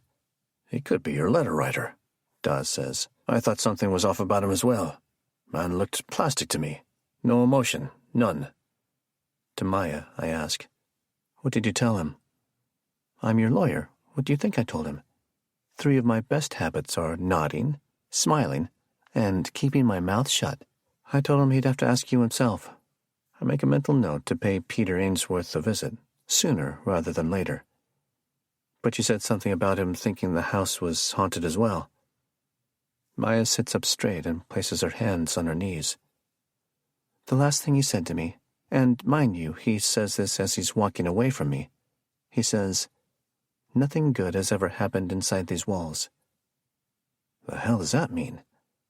But Maya doesn't get a chance to answer, because Bo suddenly appears in the room. Damn it, I totally forgot to check on them, and now I feel like a crappy father. They've probably been on their Xbox for hours. Popcorn dinner. Hey, buddy, I say, still up? Sorry I didn't check on you. I reach out my arms, tractor beaming him in for a hug. Let's go and get you and your sister to sleep. He resists coming closer, and then I notice the look in his eyes. It's the same look as when he found the 3rd letter. Bo, what is it? Mags, he says, his voice scratchy. I don't know where she is. 31. I'm on my feet before I even realize it. Then the booze in my brain nearly topples me. I catch myself, barely. In other situations, my son's words wouldn't be much cause for alarm, but with the combination of the look on his face and the strangers who are just in my home, my brain goes straight to nuclear. What do you mean? I ask him. Bo squeezes his little hands together into a ball, holding them against his chest. Don't be mad. I'm not mad. I'm just fucking panicked. When did you last see her? We were upstairs in our room. You were going to come check on us, and when you didn't, we started playing Xbox. I know we weren't supposed to, but... I don't care about the games, I say. Just tell me when you last saw her. Aiden, calm yourself down. Let the boy talk, Dawes says. Bo swallows hard. She wanted to go spy on you guys. You know, eavesdrop. I wanted to keep playing Xbox. She said she'd be right back. And, I don't know. I guess I lost track of time. I've been looking upstairs for her, and I can't find her anywhere. How long ago? I ask. Just tell me how long ago it was you saw her. Now the tears come. Not a torrent, just a flower petal's worth, combined with a sniffle. Maybe an hour and a half ago. Maybe more. So many times my reaction to a bad situation is to say, it's okay, out loud, even if I'm alone. Because usually I know things will be okay. Things are rarely as bad as they seem. The last time I knew things were as bad as they seemed is when I got the call that Holly had collapsed in my kid's school. I didn't know anything about what had happened to her, but I sensed a foreboding seismic shift in all our lives in that moment. I say nothing more now. No words of reassurance. No turning to Maya or my father to ask for their help or advice. Because things are not okay, and no one else can make it better. I tear toward the stairs, scramble up 2 and 3 at a time. As I reach the 3rd floor, I start screaming my baby girl's name. My frantic voice ringing in the cavernous house is nearly the scariest thing of all. 32. Maggie! Maggie, where are you? I start with the twins' room. Maybe she walked back in. Check the closet, under the beds. Rip the blanket off her mattress, despite it being clear she's not in bed. Maggie! Out of the room to the guest room adjacent. Fully furnished, never used. Takes less than half a minute to check. Nothing. 2 bathrooms on the 3rd floor. She's not there. The more I search and find nothing, the greater my panic grows. Still, I try to reason. She's just wandering around here somewhere. Knows she shouldn't have been spying on the party, and now maybe she's scared I'll yell at her. So I run back to the top of the stairs and call out. It's okay, Maggie. I'm not mad. We just want to make sure you're okay. I listen. Listen. Listen. Listen. Nothing. Piercing nothing. I run back downstairs. My father and Maya are now standing, staring at me with wide eyes, both looking quite uncertain about what to do. "You need to be looking," I snap at both of them. "It's a big house." "Aiden, I'm sure she's fine," Da says, and it's exactly the wrong thing. It only takes 2 steps to get in his face. "We don't know anything right now," I tell him. The anger burns like someone put a cigarette out on the surface of my frontal lobe. I drop my voice, lean in. "You should know not to make assumptions like that." "Dad, I'm scared." Bo's voice pulls my attention away from my father. The walls close in on me, but I push them away with a deep breath, knowing any panic I show comes across 100-fold worse to my son. "Your grandfather's right," I say. "I'm sure she's fine. We just need to find her." I take a knee so I can be eye to eye with him. "You stay with Maya, okay? Grandpa and I will go find her. Maybe she's curled up in a ball, sleeping somewhere, like a cat." Bo gives me the look he does when he thinks I'm talking down to him. He doesn't realize I'm mostly trying to convince myself. I turn to Maya. "Can you?" "Of course," she replies, then sits on the couch and pats the empty space next to her. "Bo, come sit with me." He does. Before this, he would have done so only with great reluctance, still seeing Maya as some kind of threat to replace his mother. Now he scrambles up next to her, so close their legs touch. "You look upstairs," I tell Da. "2nd and 3rd levels. Yell out if you find her." He almost looks ready to argue, then seems to pull himself from the brink. "Aye. And Aiden, it's fine. Everything's fine. He's fine." I pause, stare at him. He. The simple confusion, saying he instead of she, rattles him, and Da's gaze falls to the floor. He wasn't even thinking about Maggie. He was thinking about Christopher. 33. I head straight to the garage, pulled there by a memory. That night, the face in the window, which was either a distorted reflection of myself or actually someone from the outside looking in. There are 3 pedestrian doors in the garage, and I pass through the one leading from my laundry room. Inside the garage, it smells of concrete and the faint musk of old drywall. To my immediate left is a door leading to the driveway. It's locked, both handle and deadbolt secured. I walk along the large motorized doors, peering through the little windows out front. No faces shine through this time. The driveway glows under the haze of a security light. Nothing seems unusual, though my field of vision doesn't extend into the nearby shadows of the night. "Maggie?" My voice echoes in the vast garage, occupied only by my car, the heavy bag, and a dozen or so empty cardboard boxes, most of them from my recent furniture and appliance purchases. The boxes are a perfect place for a kid to hide, I think. If I were playing hide-and-go-seek, that's a place I would choose. But Maggie and Bo weren't playing, and I'm struck by a horrible thought. Boxes would make a good place to stash a little body. I can't think like this. Pretty soon I'll be swept away in a current of irrational fear, and I have to reset the reality of the situation. She just wandered away because she's a kid. Mags is just hiding from us, or maybe crawled into a space somewhere and fell asleep. Don't overreact. Everything's okay. I don't believe this, but I breathe 10% easier by pretending I do. For a few seconds, at least. One by one, I check the boxes. Maggie? My guts clench every time I lift a cardboard flap. Exhale a little relief each time a box is empty. I want to find my daughter, but not in here. Empty. They're all empty. I take a few paces around the rest of the garage, checking any other place she could be hiding. Nothing. On the back wall of the garage is the 3rd pedestrian door, which leads to the backyard. I check it. A new fear. This door is unlocked. 34. There's no reason for it to be. I rarely use this door, and whenever I do, I always lock it afterward. Maybe the kids left it this way. Most logical answer. Carlos has a shed of tools and equipment in the backyard, so he doesn't need to come into the garage. He doesn't even have a... key? House keys. Locks. Were the locks actually changed around the house? Changing the locks was part of the purchase agreement, and I'm sure I have a copy of the work order somewhere. But do I actually know if it was done? I don't. And who would have access to the old locks? Logan Yates could have given keys to anyone. Peter. Peter would have a key. He sold me the house, after all. Carlos could have a key, along with his sister. Maybe some of these neighbors do. Maybe... Stop, I tell myself. You're letting your mind run wild, and it's not helping. The locks were changed, and you or the kids left the door unlocked. That's all there is to it. Now get on with it and find your daughter.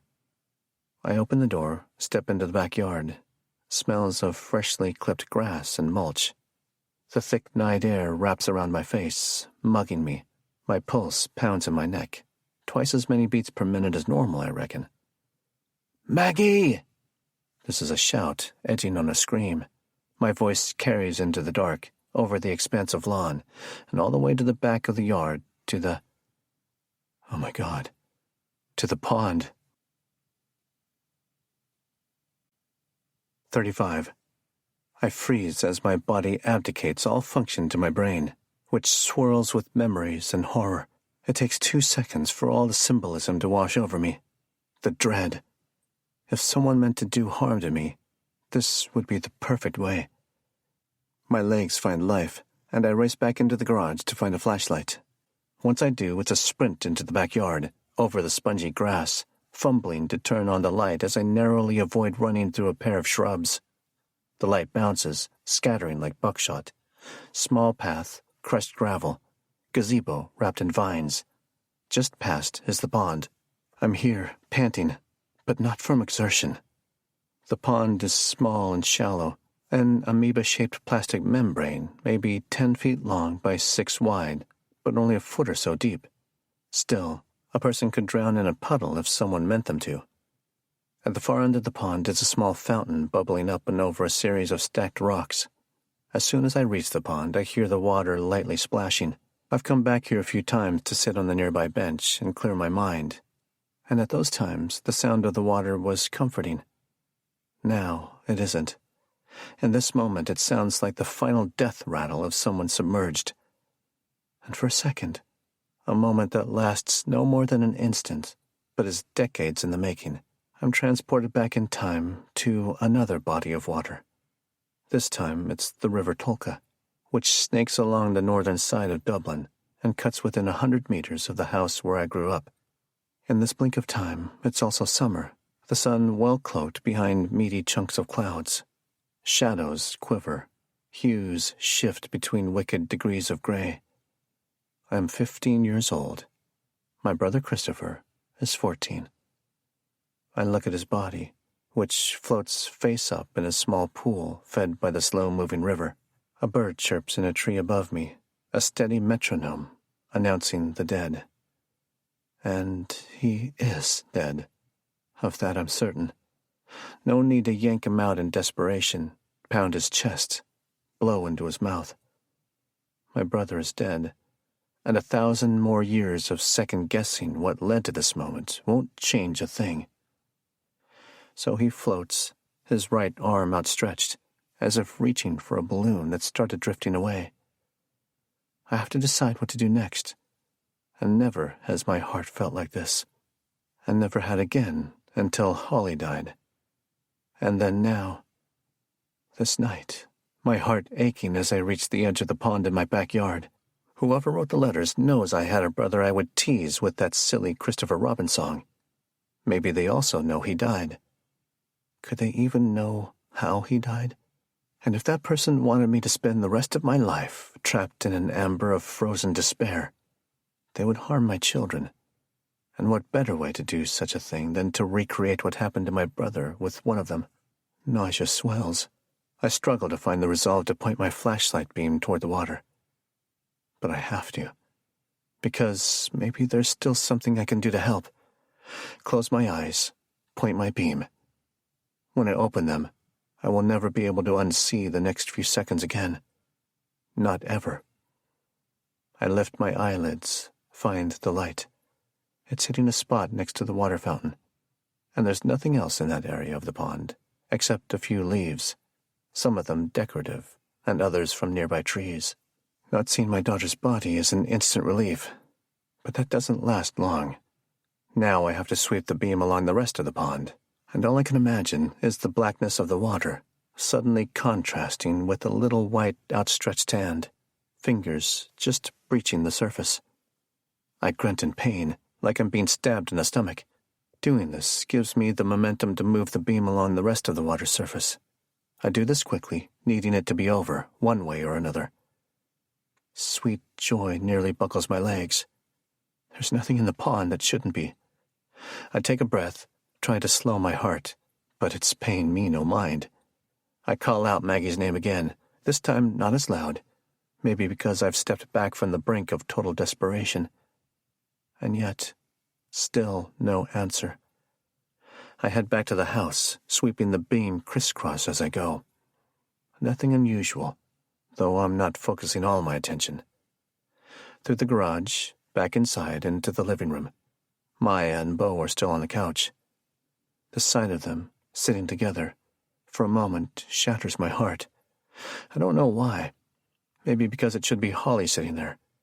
Or perhaps because I'm deeply comforted that Maya is here, as my friend and not just my lawyer. But I know the twins see her as some kind of threat, a substitute mom being forced on them. I force the feeling away, relapsing to panic. "Anything?" I ask. Maya shakes her head. I have a few more rooms to check on the main level, but I first run upstairs and check with Da. I find him in the master closet. "Anything?" "No," he says, "and I'm still trying to wrap my head around this closet of yours." He points without a commitment to direction. "This space is bigger than the room you grew up in, and yet you've got, what, a couple pairs of jeans, handful of t-shirts, and 2 pairs of shoes in here?" "I'm a simple dresser." "I know, son. That's what I'm saying. You're a simple man. Like me. What you going about needing a house this size for, then? It's not a Marlowe house, not by a mile." "Christ, just keep looking, will ya? I don't need your lecturing when Mags has gone missing." He grumbles agreement. "Every last place," I add. "Under sinks, under beds, behind curtains. She could be hiding." He snaps, but it's low volume, making it all the more intense. "I know the difference between finding a child who's hiding and one who's incapable of calling for help." This slaps me in the face, and twice in a matter of minutes I'm taken back to that day, the cloudy afternoon, when Christopher floated and everyone else cried. When I had to go back to the house and tell my parents what had happened, I don't even bother to respond. I just leave because my only other option is to explode. I leave my father to a search, focusing on mine. The relief I felt back at the pond has been swallowed by a fresh wave of panic. As I run back down the stairs, I whittle away at the logic, exposing only dark conclusions. She left the bedroom to go spy on the guests at the party. She doesn't seem to be anywhere upstairs, and not on the main level or in the backyard. She would never just wander off outside on her own. So if she's not in the house, and she wouldn't willingly leave, that leaves only one conclusion. Someone took her. I puke just a little, swallow it down, burning. Taking kids. That kind of thing happens all the time in this country. Maybe not in Barrie, but all it takes is one crazy person. Or a handful of them. We are watching. A new memory comes to the forefront of my mind, one I hadn't recalled in years, and had no reason to until now. That little girl in Colorado, back in, the 90s? Jean-Benet Ramsey. I remember reading about what happened to her. Rich family in Boulder. Christmas time. The parents hosted a holiday open house, and many neighbors stopped by during the day. All those people wandering about that large house, just like my party tonight. Then that little girl went missing. They searched and searched, and then they finally found her, dead, in the basement. The basement. Fuck! I haven't checked the basement. 36. The door to the basement stands at the end of a long hallway. I check 2 other rooms along the way, finding nothing. The last room before the basement is the office. I walk in and turn on the light. "Maggie?" No answer. This room has always prickled my skin. This room and the foyer area near the stairs. These are the spaces that have a different feel, like swimming in a warm pool and suddenly hitting a cold spot. I glance at the bookshelves, to the spot Maggie found what she said was blood. Maybe that explains everything. Maybe I did buy a haunted house. I turn off the office light and leave before I get carried away with this particular train of thought. I open the basement door and descend the carpeted stairs. The staircase takes a 90-degree turn, at which point the carpeted steps turn to unstained wood. The only finished areas of the basement are the steps visible from the upstairs door. The rest of the space is an ugly, sterile void. And I wonder why Logan Yates never bothered making something nice of it. Maybe he thought he had enough living space already. Or maybe he didn't like the idea of being underground. The bottom 3 steps creak like weak bones. The first thing I notice as I step into the room is that the lights are on. Maggie? Silence. The basement fills the footprint of the house. No small thing. A series of fluorescent lights hang in arrays from the exposed wood ceiling, the harsh light giving a sheen to the smooth concrete floor. Sheetrock covers the walls. This room is morgue cold. Not a lot of places to hide in here, but I walk the space. Cobwebs in the corners, dry and wispy, but otherwise the basement is clean. I run my fingertips along the walls, as if I might sense a pocket of energy, a hiding place. But nothing. A scattering of carpet scraps covers parts of the concrete floor in no apparent pattern. I don't even recognize this carpet. Must be left over from when the house was originally built. There's only one door down here, and I haven't opened it since we first moved in. It sits at the entrance to the small utility room in the back corner of the basement. I go in. Furnace, AC, pair of hot water heaters, sprinkler valve, pipes and ducts, cable and internet wiring. Everything is in perfect order, or so I was told from the inspection report. The room hums, the AC blowing through the ducts, delivering cool air to all of the house's lower floor registers. There's a separate AC system for the upper floors by the laundry room, 2 floors above. Like the rest of the basement, the utility room is sparse and clean, with only a thin layer of dust coating everything. I call for my daughter, yielding nothing. When I walk around the mechanical units, I find no opening large enough into which a little girl could crawl through.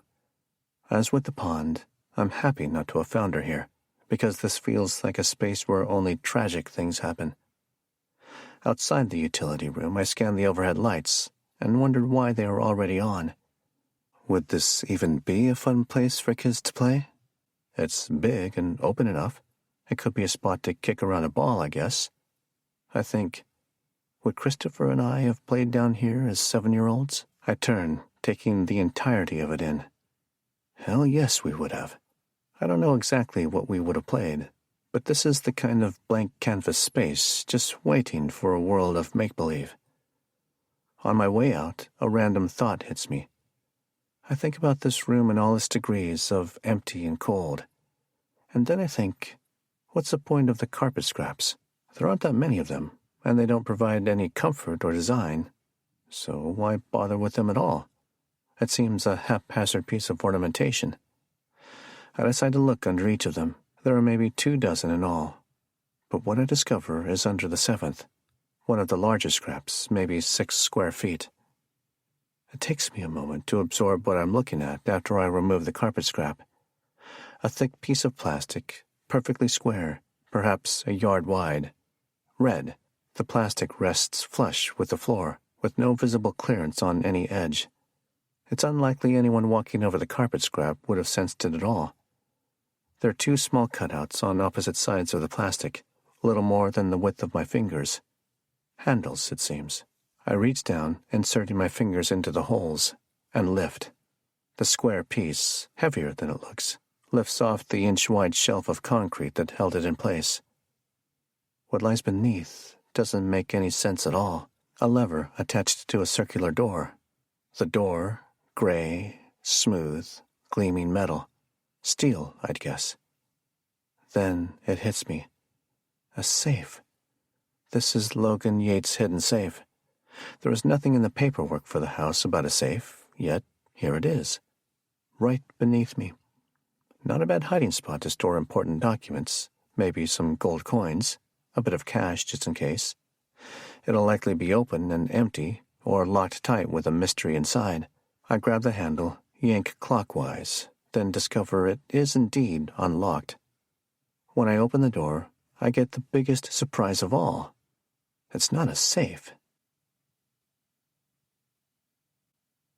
37. A light shines up in my face. I blink against the unexpected glare, refocus, and see a metal ladder hooked up on the upper ledge, leading at least 6 feet down. It's a room. I'm staring down at a blue floor, linoleum from the looks of it. The room extends to one side, out of view, and now I know with clarity, if not logic, that Maggie is down here. Dead or alive, my little girl is down here. I've never been so certain. A trickle of drool falls from my lips and plummets to the shiny floor below. "Maggie!" I yell. And this time, an answer. A glorious answer. "Daddy?" "Mags!" I start to scramble down, but she appears immediately, looks up at me, hair black, eyes wide as a rabbit on the run. "Are you okay?" I'm desperate to hold her. She nods, unable to hide her fear. "Can you come up here?" She does without hesitation, climbing the rungs and nearly flinging herself onto the carpet scrap. She grabs me and wraps her arms around my neck, bursting into sobs the second her face buries into my chest. I reach and stroke her hair, wrap my arm around her back, hold her tight. Her tears catch my forearm, running hot. I've 1,000 questions, but for now I just squeeze her. Questions will come, but gratitude and comfort take priority.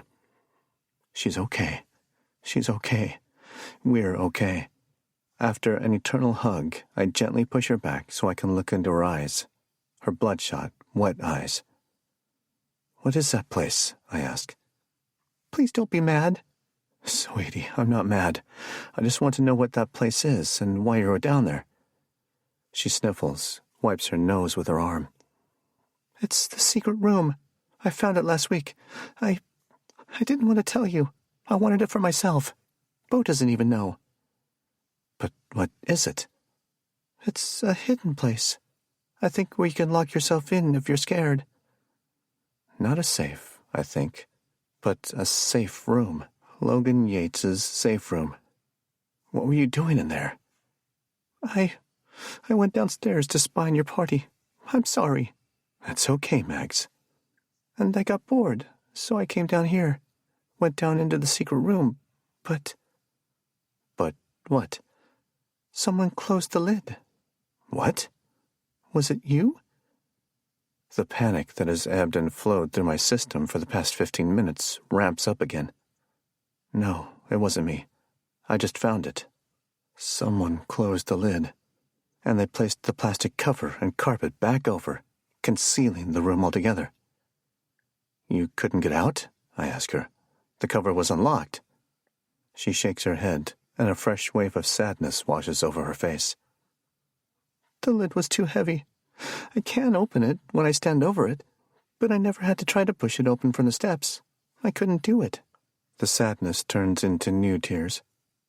"I yelled, and no one heard me." Someone at my party wandered down here and trapped Maggie inside this place. Maybe they even saw her and followed her down to the basement. "I won't ever go in there again," Mag says. "You certainly won't." I set aside my urge to see what's in the room so I can get my daughter to a place of comfort. "Come on, let's get out of here." I carry her upstairs, something she doesn't need but I know she wants. I call out as I reach the main level. "I found her!" Bo comes rushing down the hallway to meet us, Maya in tow. I set Maggie down and Bo gives the sister a hug, followed by a light smack on the head. "Why were you hiding?" he said. "We were all scared." "I wasn't." I calm them down, lead them back to the living room, then shout upstairs for my father to join us. He does, his shoulders sagging in relief as he spots his granddaughter. Maggie tells him what happened, and I jump in right after. "Did any of you know about this room?" A collective no. "And none of you were in the basement tonight?" More shakes of the head. "Check the security cameras," Maya says. I will, I say. But first, I want to go back in there. 38. I descend the metal rungs and feel like I'm boarding a submarine. As bizarre as the situation is, now that I know Max is all right, I admit to myself this is a little exciting. Like I'm discovering pieces to a mystery I'm compelled to solve. Da's voice from above. What's down there, then? I look up the hole at him. He gazes down, hands on knees. I'll let you know. As my foot touches the floor, I take my first breath down here. The air is stale and unpleasant. I turn 90 degrees to the single side that has an opening. My first thought, it's twice as big as I expected. My second thought, nobody bothered to clear this place out. Maybe no one besides Logan Yates even knew this place existed. The room stretches probably 15 feet long and 8 feet wide. This is way more than a safe room. This is a Dublin flat. To my left, a small bookshelf and a twin bed, the latter of which looks to be freshly slept in. Back left, 2 small walls form an L, creating a room within the room.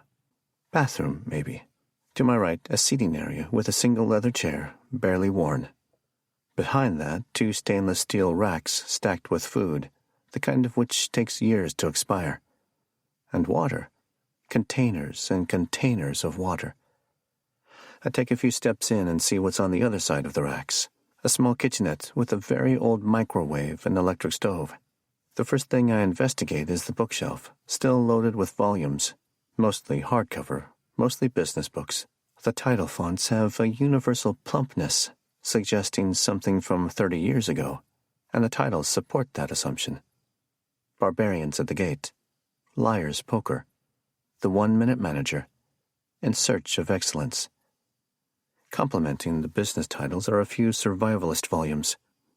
SAS Survival Handbook, Live Off the Land, How to Thrive in a Radiated World. Not one piece of fiction, at least not that I can see. Logan Yates must have built this room when he built this house in the 80s and planned it as a bomb shelter. A nuclear bomb shelter. I glance up. Drunken fluorescence, puke, garish, blinding light. Way brighter than necessary, already giving me a headache. Next to the lights, air vents. Must run all the way outside, but it would have to be processed air. No use directly breathing in radiation. That's probably Chapter 1 of How to Thrive in a Radiated World. There are no corners in here. Rather, the walls curve before flattening into the ceiling and floor. I rap on the nearest wall, bone white, and hear the sound that only comes from knocking on metal. So my analogy was right. This place is basically the hull of a submarine. What do you see? My father calls out. I scan the room and say the first thing that comes to mind. A time capsule. A few more steps in, and I feel a slow build in my anxiety, like walking deeper into an uncharted cave. My guess about the small sub-room was correct. A toilet, sink, and impossibly small shower. So there's plumbing in here as well. On the other side of the bathroom is the one thing that wasn't readily visible when I first came down here. An actual safe. How about that? A safe inside a safe room. The metal safe is ink black, contrasting sharply against the curved white wall behind it. Not huge, maybe 2 cubic feet, with a keypad lock on the door. The door is closed, and I try the handle with no luck. I squat and give the safe a push with both hands, but it doesn't give. Likely bolted or even welded to the floor. Well, it's my safe now, and I make a mental note to hire a locksmith to open it. If Logan Yates ran away, the safe is probably empty. But if he was murdered, chances are there are interesting things behind that black steel door. Come on, then, my father shouts. I'm dying to know. If your knees can take the ladder, come see for yourself. You know they can't. Well, then. I've seen everything, so I head back out. When I reach the steps, I ask Da to close the lid, which he does. There's both a locking mechanism and a handle on the inside of the lid, giving access control to anyone inside the safe room. I lock and unlock the lid with success, then open it. It's surprisingly heavy to open from this angle, and I can see why Mags couldn't do it. When I emerge, I tell Da what I found down there. He scratches his beard and leans toward me. "Quite the mystery house you have." "So it seems." "And now what are you going to do?" I realize the real question is, what do I want to do? All this wealth, and what I want to do are the things for which money is meaningless. I want to stare into Holly's face and watch the corners of her eyes bunch as she smiles at me. I want the four of us to be back in our crappy apartment in Baltimore, struggling. I want to relive the birth of my children. I close the lid and head back upstairs, not answering him. Maya is reserved with her questions, maybe because the kids are here. But I fill them in on the room Maggie found and what I believe it is. This discussion ends with my strict instructions forbidding any plane in that room, stressing to them we can't be certain there's an active air source supplying it. Bo asks if he can at least see the room if I go with him. I reply yes, knowing if I don't, his curiosity could overpower my rules. But later, I say, telling them to go to bed. Maggie asks if they can sleep with me tonight. She hasn't asked this since Holly died, when the kids spent a whole week in my bed. Of course, I tell her. The kids leave, and as I watch them trot up the stairs, I have a momentary stirring of fear. What if someone is still in the house? Maybe a party guest who decided not to leave. "You check all the rooms upstairs?" I ask my father. "All closets, under beds?" "I think so. But it doesn't matter. You found her." I wasn't thinking about Maggie. It takes a moment for his thought process to catch up to mine. "Oh, yeah?" "Someone closed her in there," I say. "It wasn't us, and I don't think Bo was lying about the safe room. Someone from the party wandered off into the basement." "We were pretty thorough. Not sure where anyone else could be hiding." I agree with him, but I go around and lock all the doors, then check in on the kids, who are little bumps under the covers of my bed. "Come up soon," Mags insists. "I will," I tell her. Back downstairs, I pour another drink, numbly confident there is no immediate threat. With Maya and Da nearby, I check the security camera footage. The problem is I have one interior camera, which only captures the foyer. There is no way of seeing if anyone left the party to head down to the basement. The foyer camera does have an angle on the stairs, however, and I see the moment when Maggie descended them 2 hours ago. She pauses on the last step and cranes her neck, looking for a clear path. She must find one because she suddenly bolts across the foyer in the direction of the hallway leading to the basement. Until she's out of view, I check for any other motion clips from this camera, finding none until the guests start to leave. I count them all as they pass through the front door. No one is unaccounted for, and no one heads down the hallway toward the basement. The thing is, the back of the kitchen has an opening that leads to the same hallway, so someone could have gone to the basement from there and escaped the camera's eye. Maybe I need more cameras. That thought starts me thinking of Owen Brace, and that in turn makes me realize that he, or any of his installation team, knows the exact angle of all my cameras. What if the person writing the letters is someone from his company, or Brace himself? No, that doesn't make sense. How would he possibly know I'd come to him to install the cameras in the first place? I flip to the motion captures from the camera mounted outside over my garage door. Neighbors walk back to their homes. Others get into their cars and drive away. No one loiters. No one turns around, comes back, peers through the little windows of the garage doors. Normal. Everything looks normal. Of course, I know better. There's nothing normal about Barry at all. 39. Barry, New Hampshire, Day 30. It's the last week of August, my 1-month anniversary in Barry. Time weighs heavy on me, like I've been here for years. I feel older than I should, with none of the wisdom accompanying it. The day after the party, I didn't seek out and confront any of my guests. I didn't go by the police station and tell Chief Psych about what happened, though I still might. What I did was buy a gun, a shotgun, along with a box of shells. Didn't have to put my name on a registry. Didn't even have to show my ID. Were I to buy a handgun, I'd have to do a lot more paperwork and spend a few days waiting. But a shotgun that could kill 3 people at once if they stood close enough together? No problem. Live free or die. Now I'm on the couch, trying to make a dent in Ulysses. I've vowed to commit 30 minutes a day to Joyce, and I'm halfway through today's promise when my father bursts through the front door, red-jowled and moving with the urgency of someone who's just witnessed a horrific crime. Then I see the piece of paper in his hand, and I know. I know because of the cold that leaches into my stomach and the instant watering of my mouth, signaling a poison in need of a purge. I don't even give him the chance to tell me what he's found. It's another one, I say. Another letter. His unruly white hair is especially electric. His beard adds a look of fear rather than wisdom for once. You're feckin' right it is. When he holds the paper out to me, I see how much his hand is shaking. The rule growing up was not to be worried about anything unless Da was worried. That's when you knew something was bad. Where was it? I ask. Nearly in the street. Could have been found by anyone. No, not likely. My father takes a couple of walks a day, usually around the same times. They knew he'd find it. My urge to read it straight away is supplanted by a need for assurance. Even a crumb. I look into my father's eyes for the millionth time in my life and hope he'll tell me everything will be okay. I don't need to believe it. I just need to hear it. Is it bad? I ask. He doesn't hesitate. Aye, son. It's bad. 40. Mr. Marlowe, by now you realize how much we know about you and your family, and your house. We know so very much about your house. There is only one way to get us to leave.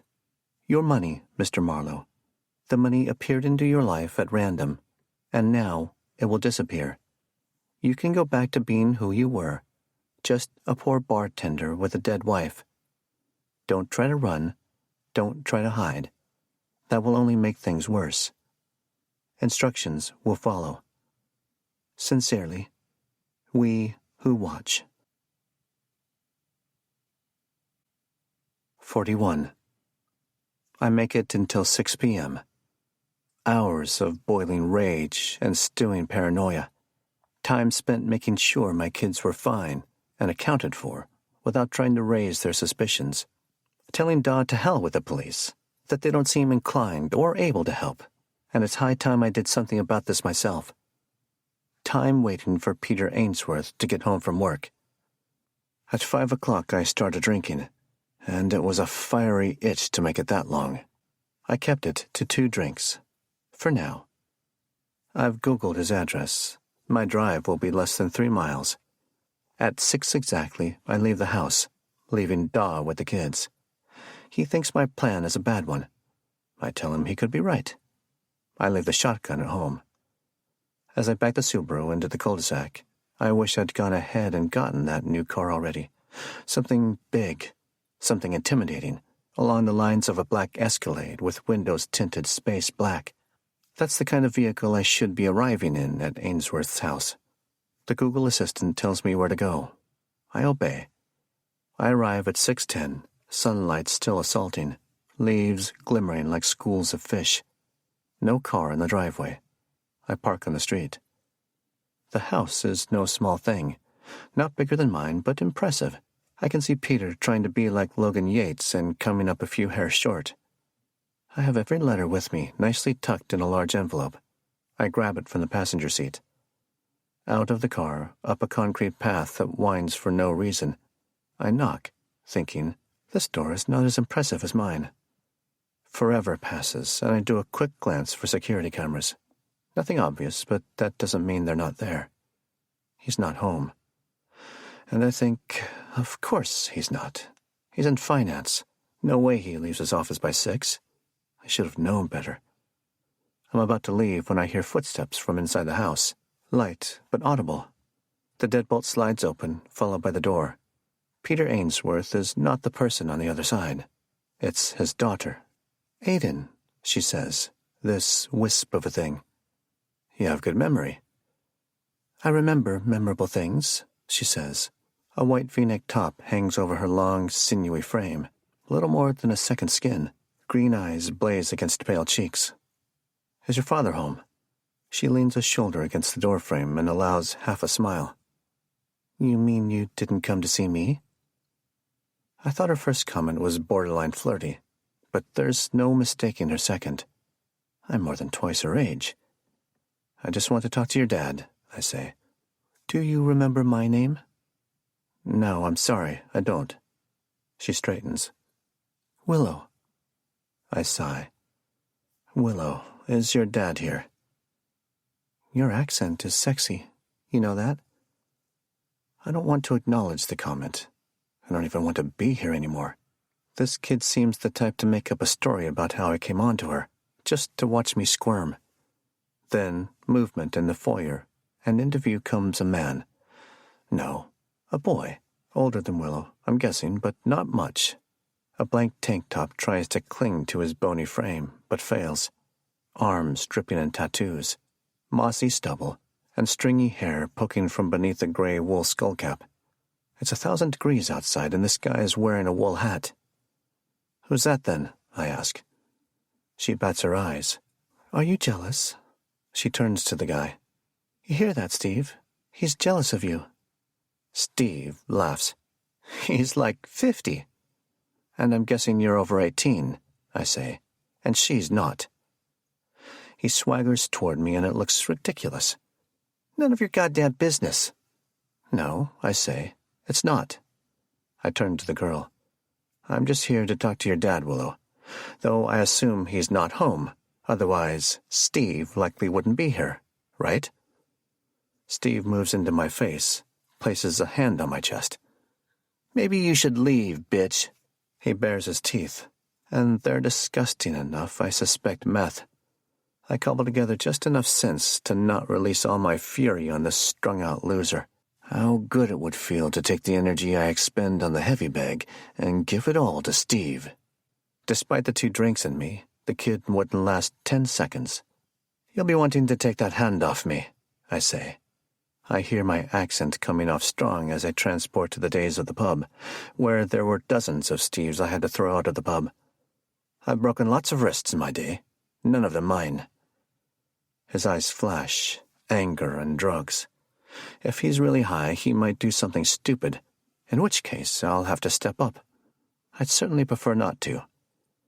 Then I hear the purr of an engine behind me, the kind attached to an expensive car. I turn and see a gleaming obsidian Lexus slide into the driveway. Fuck, Willow says. He's home early. Steve bolts back into the house and, I'm guessing, through the back door, over the fence, and back to the sewer he came from. He's more scared of Peter Ainsworth than of me, apparently. Good riddance. Too bad, she said to me. It was just getting interesting. I stared down at her. I knew girls like you growing up. Most exciting things ever at 15. Fresh and full of life. 10 years later, they were brittle as bark on a dead tree. Worn out. I don't say this just because I want to, which I do. I want to see her eyes, how they change. I haven't ruled out this girl as someone involved in what's happening in my life. Sure enough, those eyes cloud over, the brightness muted in one narrow squint. In the slightest of facial adjustments, Willow jumps from coy to evil in a single beat. How's your freak house? She says. You've got quite a mouth. She blows me a kiss, frosted. I guess she'll never know. I hear the garage door open, but the sedan doesn't pull in. I approach as Peter steps out of the car. He wears a suit so crisp it could cut diamonds. The man's visible perfection enhances my belief he's guilty of something. The best-looking people are always hiding something. Mr. Marlowe, he says. Not Aiden, not Marlowe, but Mr. Marlowe, just like in the letters. I need to talk to you, I say. He sighs, shoulders drop just a touch. Whatever Willow's done, I'm sorry. I know she rides her bike over to your place from time to time. I told her not to bother you. I wonder if he even knows his daughter. Wonder if he knows about the company she keeps. It's not her. It's you. What about me? I hold up the envelope containing the letters. I need to know if you're the one responsible for these. His eyes don't register anything I can detect. I imagine he's good at that all the time. Am I supposed to know what those are? Aye. He reaches back into his car, and for a moment, a vision strikes me. In this vision, he retrieves a gun and shoots me right here in his driveway. Instead, he comes back out with a black leather satchel, well stuffed. I've had a long day, he says. If you're going to accuse me of something, then I'm at least going to sit on my couch with a drink as you do it. Come inside. This isn't what I expected, but I do as he says, passing through the garage and into the house. There's a fully stocked bar next to the living room, and Peter makes quick work of pouring himself a scotch. He offers me one, and I resist temptation and decline, knowing 2 other drinks already sit inside me. I'm ashamed at how hard it was to say no. There's no sign of Willow, though I'm sure she's around a nearby corner, all ears. I don't care. I've come to say what I need to and can't be bothered with peripheral audiences. Peter takes off his suit coat, folds it in half, and places it on the arm of a massive sectional. Like his car, this couch is black and gleaming. He sits in what I'm guessing is his usual spot, sips his scotch, then eases back into the cushion. Peter closes his eyes for perhaps 2 seconds and takes a deep breath, and I consider this is probably the most he allows himself to relax all day. The moment passes. Okay, he says. Tell me. 42. I hand him the first letter, and he reads it. You think I wrote this? I think you've got a connection to my house that makes it possible, yes? Peter reads it again, this time with more care. A guilty man wouldn't read the letter a second time. He'd already be familiar with it enough. Or maybe he's playing me. And why on earth would I do something like this? He asks. That's what I'm here to find out, I say. Are there more? He asks. Yes. Show me. I do. He reads them in order, then passes through each one a second time. The last one, he says. It's different. What do you mean? Here, look. The perfectly manicured fingernail on his left index finger points to the words. In this one, the word we is capitalized. That's not the case in the first letters. Plus, the tone seems different, not as coy. And the last one is signed sincerely. The first 3 have more creative sign-offs. I take the pages from him and read through them again, seeing he's right.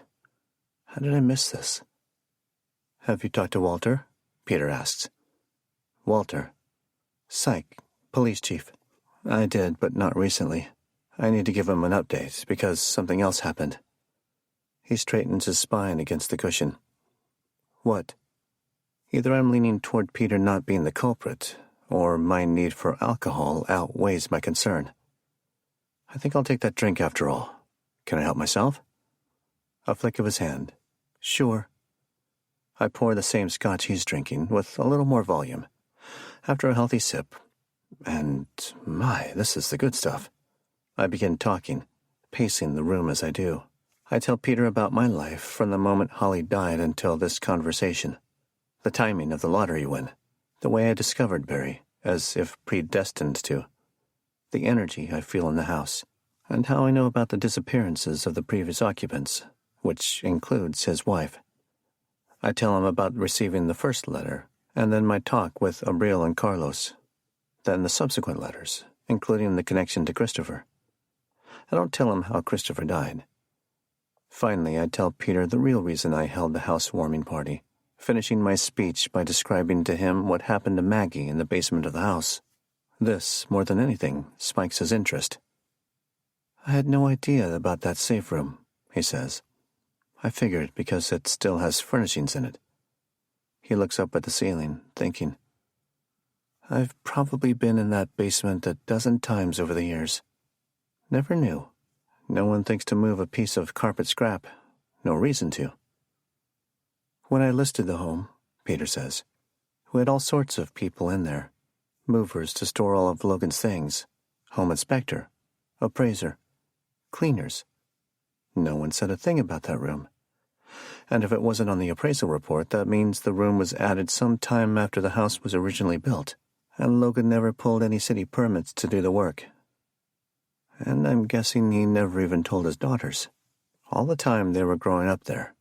Never knew. Peter shifts his gaze to mine. He must have had it better concealed back then. But I think you're right. Cora never said anything to me. Though how you build something like that without your kids knowing. And someone at my party followed my daughter down into the basement and closed the lid on her. Peter wears amazement awkwardly, probably because it happens to him rarely. And there's a safe in there, I add. A safe in the safe room? About as secure as you could get for your important documents, your secrets. You wouldn't happen to know any combinations he used, would you? Peter laughs, white teeth gleaming against his tanned face. I spent my professional life working with Logan Yates at his company, and I'm not 1 inch closer to his secrets than I was when I started. All I have are guesses. I tilt the glass back into my mouth, only to realize I've polished off my drink. How did that happen so fast? Rather than wrestle with good sense, I go over and pour myself another. And what are your guesses? No, that's not really the question I want to ask. I narrow my scope. What do you think happened to everyone? Everyone. Logan Yates, his daughter Cora, Peter's wife. Logan's other daughter, Rose, the mystery writer. Rose's son, Max, who was only 11 years old. Peter leans forward and sets his glass down, rests his forearms on his knees. This is the first time I noticed the wedding band on his finger. I struggle to envision a scenario where they're all alive, he says. What do you know? I ask. I mean, do you have any idea at all? There's a painting over the fireplace. Modern art, black dots and red swirls. There's more chaos than comfort in it. Cora had been acting more intense than usual, Peter says. She was pretty wound up most of the time, but she'd been lashing out more frequently. She had, I don't know, a darkness about her. I'd see glimpses of it, but even with me, she'd keep it tucked away. But ever since her sister Rose moved back to town a couple months earlier, Cora seemed more and more unhinged. He presses a palm to his forehead, lets it stay there as if soothing a sudden ache. She told me she was going out that night. That was it. No other explanation. Only later did I find out she was over at Logan's house with him and Rose. Abril, the housekeeper, saw them, I say. That's right. But Max wasn't there, right? Abril told me he was at a sleepover? That's right. The palm lifts. He was spending the night with a friend, Micah Wallen. His dad, Alec, had become friends with Rose. She'd called him last minute to see if he could take Max for the night. In fact, Alec Wallen was the last person to see any of them. Cora never came home that night, but Rose showed up at Alec's house the next morning to get Max. And the cops talked to Alec? They did. I did as well. Alec said Rose seemed stressed out. He looks to the floor. No, that's not quite right. He said she seemed scared. Scared of what? I don't know. But she mentioned moving back to Milwaukee, where she'd just come from. But she never made it there. The last known trace of Rose and her son was from a security camera at the Boston Logan Airport parking garage. She drove one of Logan's cars there a couple hours after getting Max. The car was found, but no trace of Rose or Max. So they flew somewhere. He shakes his head. No record of it. And that doesn't even account for Cora or Logan. Here we are, two men with our only commonality being our departed wives. Mine forever, his still uncertain. You really think your wife is dead? I ask. He thinks on this a moment, and completes the task with the final gulp of his drink. Were Logan the only one missing, I'd think he was running from something. The law, his enemies. God knows he had plenty of those. And he was the type of person to have an escape plan in place, like the safe room, a backup plan. But Logan and Cora both went missing, and Rose seemed to be running. That makes me think something happened. Something bad. So when you ask me if I think she's dead, I can't help but say yes. I don't know why, and I don't know how, but I don't believe Cora is any more of this earth. That's just awful. Peter leans back again, this time allowing himself a seemingly rare moment of comfort, head on cushion, eyes to the ceiling. It's not awful, he says. She wasn't a kind person, and her concept of love was distorted at best. But I miss her with a ferocity. I guess you know what that's like. I say, thinking ferocity is the exact right word. When the hurt of solitude fills you with rage, when you want to hit a wall with your bare knuckles, just to have pain somewhere definable, rather than just an uncurable ache of existence. I felt the same way after losing my brother, I say. Long time ago. Then my mom. And then, the worst pain of all, Holly. I keep drinking, no longer caring the result. And maybe that's how it's always been. It's been said loss can either define you, break you, or make you stronger. But that's shite. Because loss? Real loss? It doesn't do any of those things.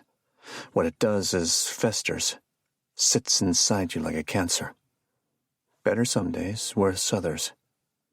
But it never goes away, and you still die in the end. He looks up at me. That's about the most depressing thing I've ever heard, Mr. Marlowe. Marlowe, I tell him, sipping again. Just Marlowe. He clears his throat, I think, just to fill the silence. So what are you going to do next? It's the perpetual question. That answer keeps changing every hour. I walk over and place my empty glass on his bar top, which is yet another thing that gleams around Peter Ainsworth. My last decision was to come over here and confront you. I was convinced you were behind the letters. And, Lord, did I feel like hurting you. Hell, maybe it was you, but I don't think so. I don't feel it in you, but maybe my radar is just jammed up. But someone knows everything about me, about my past, my house, about the lottery, and they're trying to scare me into giving them my money. I know there's a reason I won the lottery, but it wasn't to give it away in the face of anonymous threats. Wine-colored curtains edge the windows, deep and plush. I imagine when they're pulled tight, this room is a tomb. Peter sweeps his empty glass in an arc. Well, as I think you can see, the last thing I need is your money, Marlowe. So, what would you do if you were me? I ask. He pauses, looks over his shoulder and out the front window. Hard to imagine me being too upset by it all, considering how little I really care about life anyway. Actually, receiving creepy letters would be a welcome relief. Maybe I'd feel something. But I think I'd go online, find out how much information is really out there about me, what someone could learn if they really said about it. Maybe that'll narrow down your list of suspects. He grins. It's all rather like a game of Clue, isn't it? Not yet, it isn't. I get up to leave, and as I do, I consider reaching over to him and shaking his hand, then decide against it. In Clue, the dead body comes at the beginning. 43. I drive back from the Ainsworths, likely past my legal ability to do so. Along the way, my mind reels from the possibility of there being two letter writers, since the letters were indeed different. I feel like I'm inside a snow globe. Someone keeps shaking my world, then peering in at me. I pull into the garage, stumble out of the car, almost losing my footing. Proper Irishman can't even hold his drink. I take one swing at the heavy bag, and it accepts my blow without a wince. It might have laughed at me. In the house, Dawn and the kids are eating dinner. "How'd it go?" he asks. Then he sees the alcohol in my gate and says, I see. That bad, then? I don't answer. His questions make me mad, and I don't know why. There's plenty more to eat, Daz says. Sorry we started without you. The littles were nibbling on my ankles. I wave him off. A shadow passes over his face, one I'd seen many times before. Come eat with your family, Aiden. I'm not hungry. Then I look at the faces of my kids. My 2 beautiful children, each of whom wears a concern heavier than any 7-year-old should. But in this moment, I'm ashamed to say I don't care. I don't want to take care of anyone, including myself. Don't want to be beholden to anyone, answer to anyone. I just want to be free to put the business end of my new shotgun against my throat, if that's what I fancy to do. Then Maggie speaks. We're going to play in the boat after dinner. I look down at her, heat flushing my face. The what? The boat, she says. Bo gives me one of his 1,000 serious looks. She's talking about the room in the basement. Since it looks like a submarine, we call it the boat. This is when I lose my mind. You are not allowed to go in there. I'm not talking. I'm not suggesting. I'm shouting. Right here, 5 feet from their shocked little faces. We had this conversation. Why do you think it's okay to ignore what I told you? Bo tries to question me. Mistake. But I thought we could... You are not to go down there! And the thing is, as bad as I feel, I also feel good. I want to yell. Don't you get it? I lean over to Maggie. No, not lean. Tower. If you go in there, you could drown. It's dangerous, and you're too young to know any better. Don't you get it? You could drown! This is when it hits me. And it's hard, and I've never experienced anything like it before. My lungs collapse in on themselves, taking away all my ability to breathe. Sucking in is like trying to drink through a flattened straw. Suddenly, searing pain through my chest, and I claw at it with my right hand. Good Christ, Aiden, what is it? Dawes starts to rise from his chair, and I wave him back. What is it? I know what this is. I'm dying. Heart attack, has to be. Yes. Death, please. Right away, sir. Fine, I sputter. I'm fine. The words barely come out, but maybe they're convincing enough to keep him from calling an ambulance. I remove my hand from my chest, trying to appear okay. When I look at the faces of my kids, for maybe the last time, I see Holly. Holly telling me to come to her. I turn and push as hard as I can against what feels like a 1,000-pound snake squeezing around me, then leave the room. I want to die. I want to see my wife. But I won't let it happen in front of the kids. They can't watch both their parents take their final breaths. I make it to the office, close and lock the door, then let this thing take me. It feasts, swallowing me whole. The pain in my chest moves to my ribs, which feel like they're about to shatter. I drop to my knees, then to the floor altogether, soon seizing into a fetal position as I struggle to breathe. Sweat pours, my entire body slick. The heat. Oh, God, it's so fucking hot. But don't scream. Just don't let them hear you. They'll find you later when it's over, but don't let them hear it all happen. A knock at the door. Aiden, open up. Go away, I manage, my voice raspy. Either you open the door, or I'm calling emergency services. I'm feet from the door handle. Even reaching over to it would require strength I don't think I have. And I don't want to. I want to be alone, in this office, this place where the current is strong, and now I'll become washed away in it. I bow my head, manage to suck in the slightest taste of air. What little of it I take in is morphine for my lungs. I'm fine, I whisper. Eh? I'm fine. Like hell, Aiden. You're scaring me and the kids to death. Open the feckin' door, or I'm making that call. Just give me a minute, I say. His silence is acquiescence. and I figure in 60 seconds I'll know which way this thing is taking me. The clock on the wall is a faux antique bought by the interior designer. Real antiques didn't have second hands. I watch it tick the seconds away while I scan my body for things exploding inside. But my heart doesn't hurt the way it did just moments ago. The minute's up, and there's a rap at the door again. The sound is distinct, the handle of his cane. Still on my knees, I reach out and manage to unlock the door.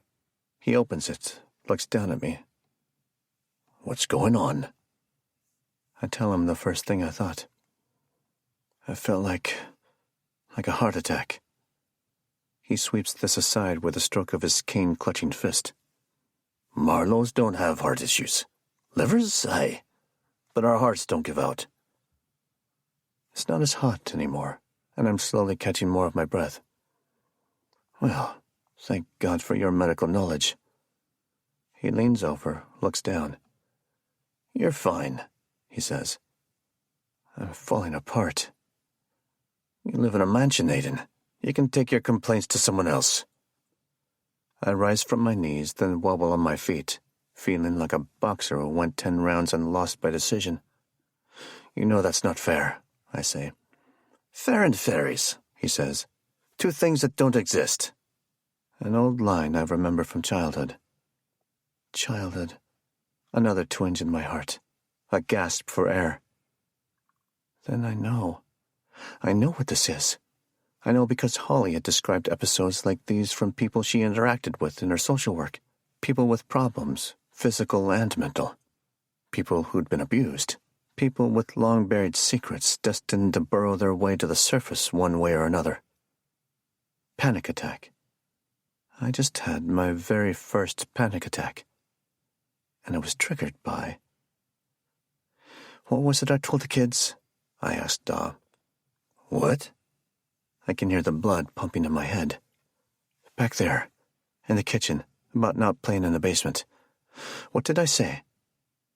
He clears his throat, sets both hands atop his cane, and peers so deep into me I feel judged by God. You told them they kind of play down there, he says, adding a squint, because they could drown. Jesus, I did really say that.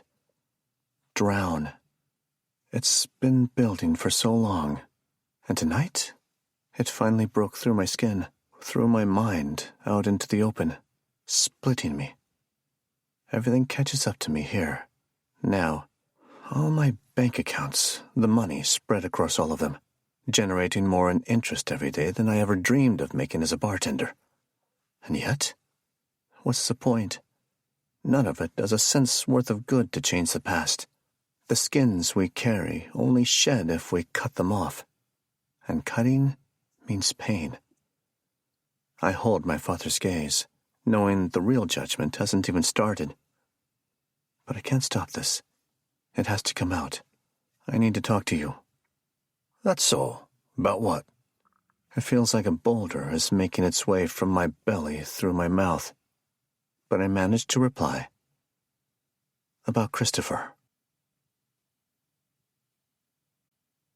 44. I go back out, apologize to the twins, blame everything on stress. It's true, and it isn't. And it's the best I can do in this moment. I get limp hugs from each of them, and only after asking. Maggie tells me I scared them, and I can hear Holly sobbing from far away. Bo elects not to say anything, and for once I'm grateful. To say I feel terrible is an understatement. The hardest part is it's about to get worse. I thought I was doing my best, I tell the twins, but I can do better. I will do better. I promise. My forehead is still slick with sweat, and my breathing is shallow, but I know I'm on the other side of this thing. For now. Grandpa and I need to talk, and I'll come up to your room in a bit. But please don't go into the basement, not until I make sure it's completely safe in there. Okay? More nods, more silence. Maggie's eyes glisten in that post-cry way. Doc comes out of the office, pours himself a drink, then sits down on the living room couch. What is it, son? He doesn't call me son much. I take a swallow, not even giving myself time to enjoy it. Dim the lights, then sit across from Da in the living room, an ocean of a coffee table between us. The purr of the nearby kitchen refrigerator is momentarily shattered by the tumbling of fresh-made ice into the freezer bin. The day he died, I was there, I say. I've rehearsed this so many times in my head. It seems Shakespearean coming out of my mouth. The role of a lifetime, one I'd never wish on anyone. I know that, Aiden. You found him. I initiate an intimate gaze with the carpet, where I suspect it'll stay through most of this. This is only going to work if you just let me say things straight through. Otherwise, I don't think I can do it. Well then, okay. The alcohol has dried my tongue to tree bark. I continue. It was late August, you remember. Christopher and I played some video games in the morning, but then he said he wanted to be alone. Acting weird that whole summer, I remember thinking. But that wasn't unusual. I remember myself at 14, hormones all consuming. I figured he was just spending time alone, you know. I put my glass down. So I didn't see him most of the day, and in the mid-afternoon I went down to the banks of the Tolka, half looking for him out of boredom and half just wanting to check on the river. You remember how high it'd been running that year? Near record levels, Da says, breaking the oath of silence, but it already feels welcome. All those spring rains, I say, keeping my gaze down.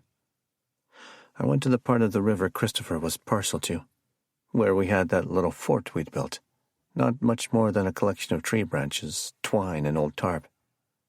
No one was ever down there but us, like a little hideaway. I recall. I can only imagine the visuals going through Da's head right now as I narrate the horror of that day fresh to him. Christopher was in the fort, didn't hear me coming. I shocked him. I remember that so clearly, how surprised he was to see me. I thought, again, you know, maybe he had some nude magazines there, something like that. The way he turned around, the look of surprise on his face.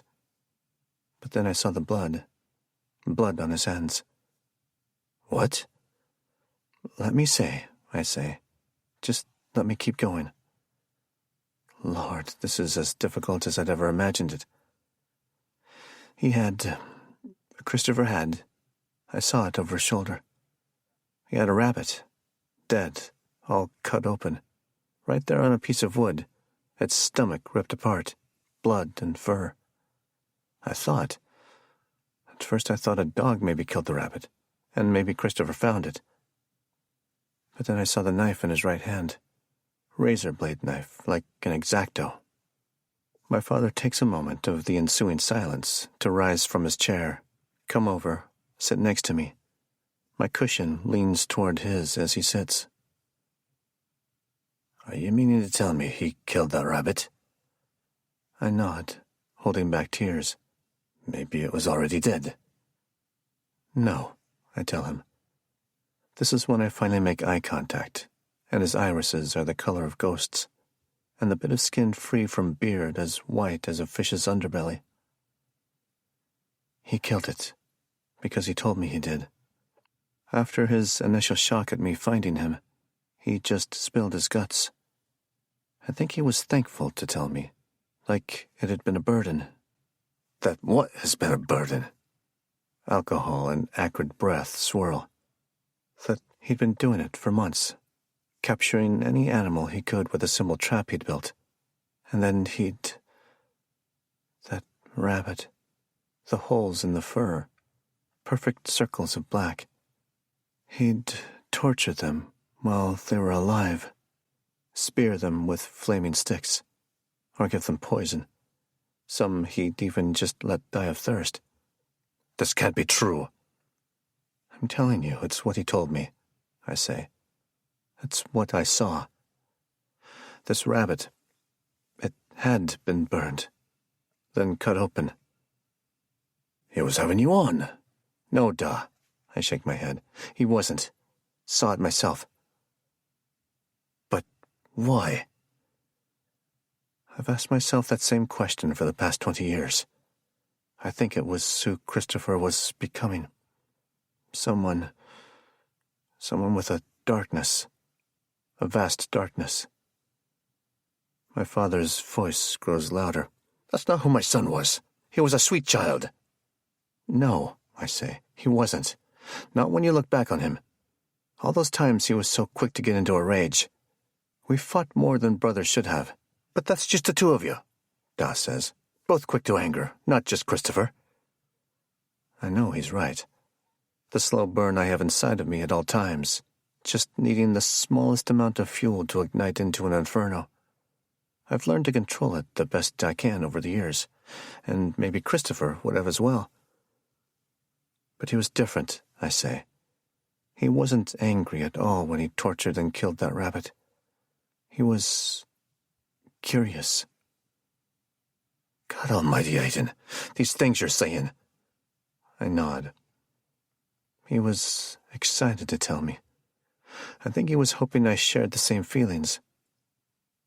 But I just stood there, listening as he went on about all the things he'd been doing that summer, wondering who my little brother had become.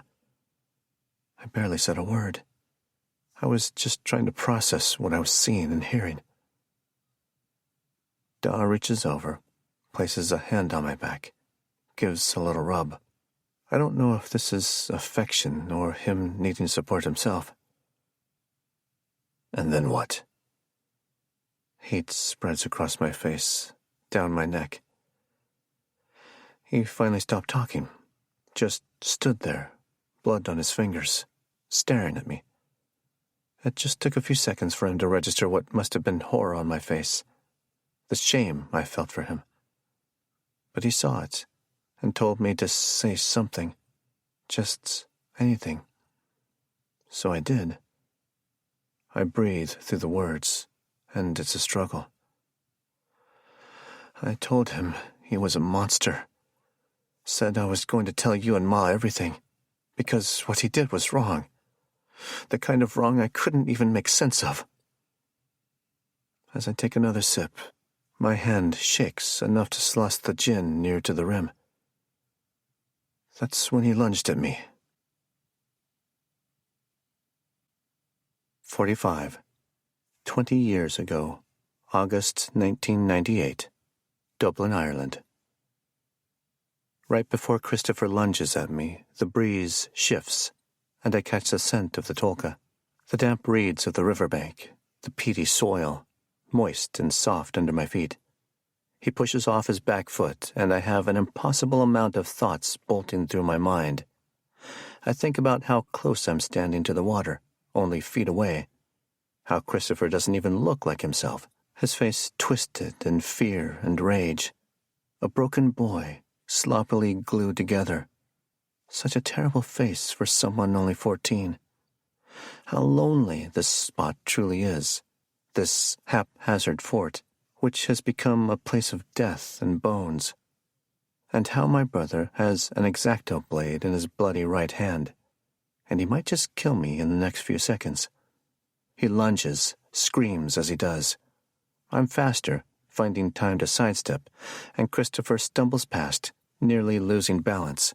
But he's quick to recover, spinning and slinging the blade hand all at once. I feel the slightest pressure on my shoulder as I scramble away. When I look down, I see the surgical tear in the sleeve of my t-shirt, a concert shirt from the Pogues. Blood trickles down the skin of my arm. Not a lot, not a little. You cut me! His eyes, both focused and distant, tells me he's heard no words of mine. He pants like a jackal fighting over food scraps. Calm down, okay? I say, hoping I can talk him down. Maybe he's still in there somewhere. This is crazy. You don't understand me, he says. You don't understand who I am. I put my hand over the wound, feel the wetness. This is the wound I would pay tribute to for the next 4 years, cutting my arms with an X-Acto blade on this same day. Then let me understand. A cloud passes over the sun, washing us in gray. Christopher doesn't answer, Instead, he comes at me again, faster this time.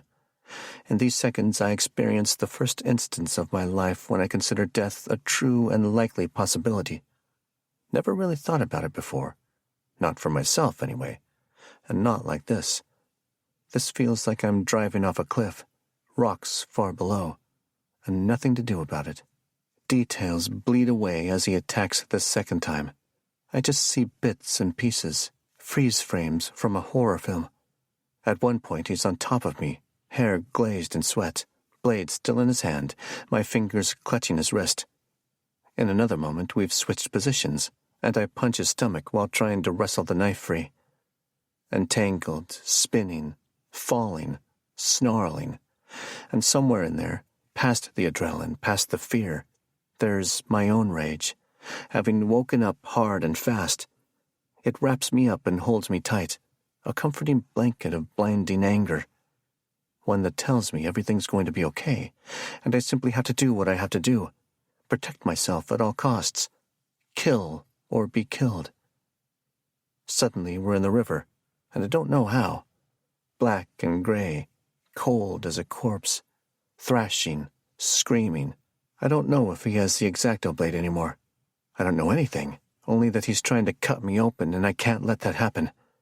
For a half-second, I visualize all my intestines bursting from my sliced belly, like that snake in a peanut can gag. Finally, I'm more in control than he.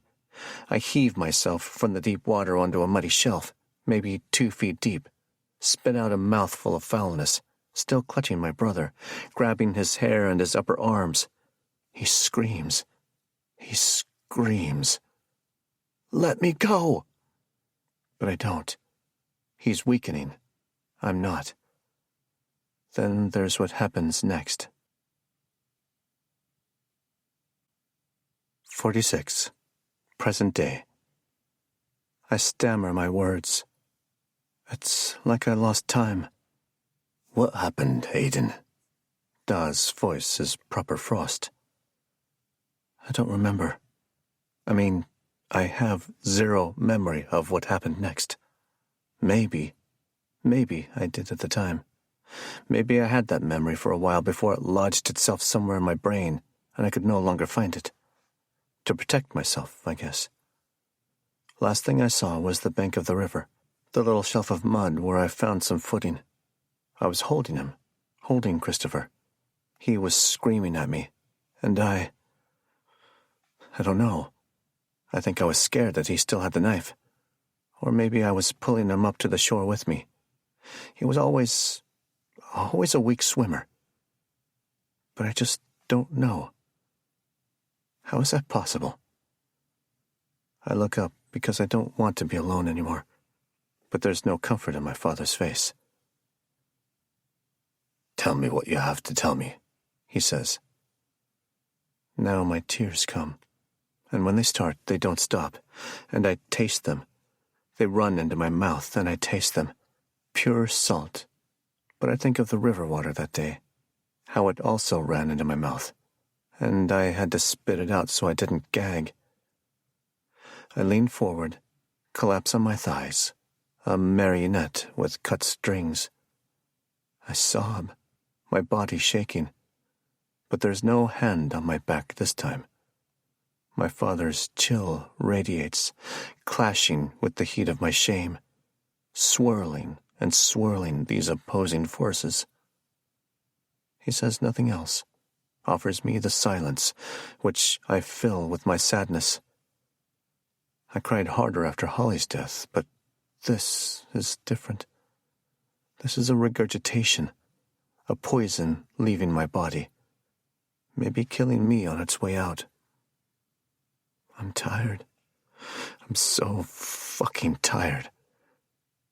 And then, when it doesn't kill me, a lifetime later, I say, all I know is I saw his face looking up from the water and into the sky.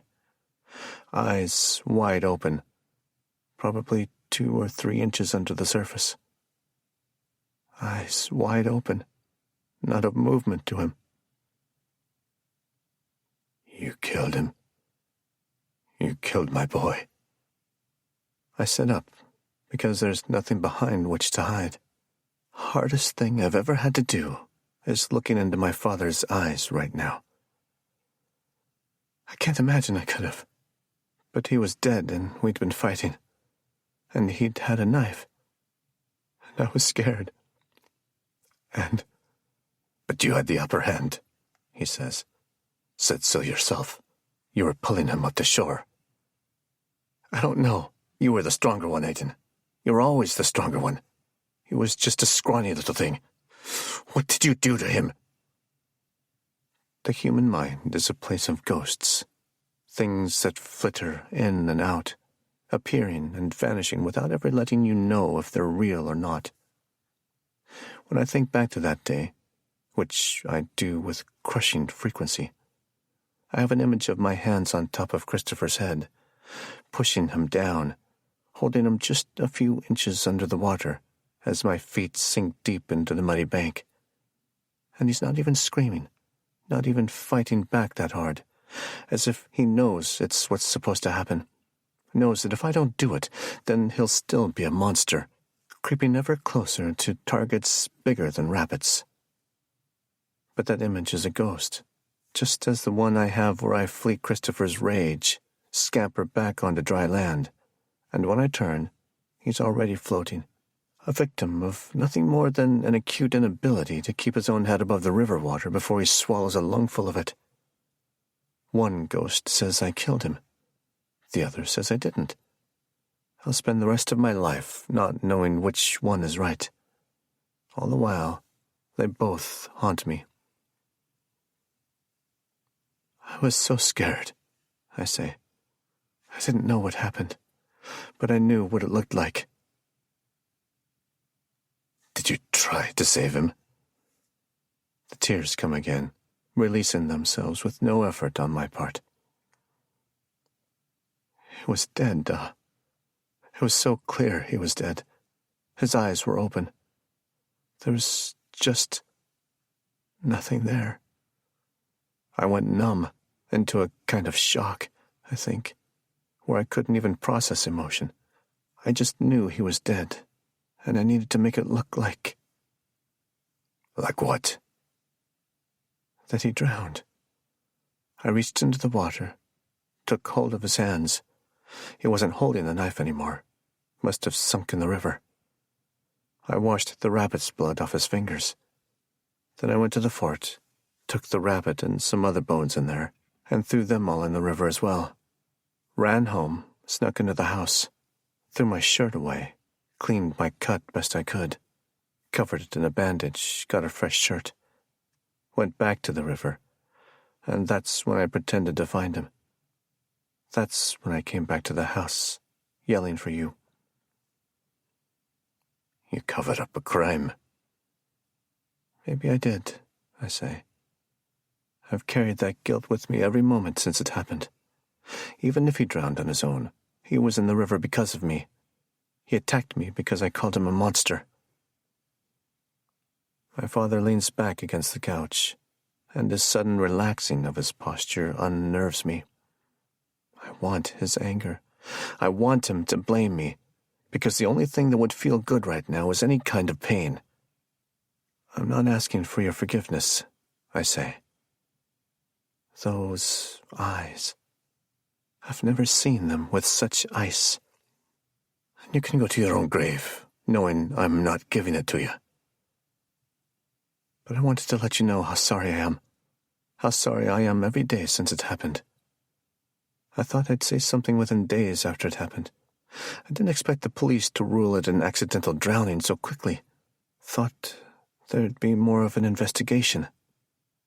But there wasn't. Christopher was dead, and a lot of questions were asked.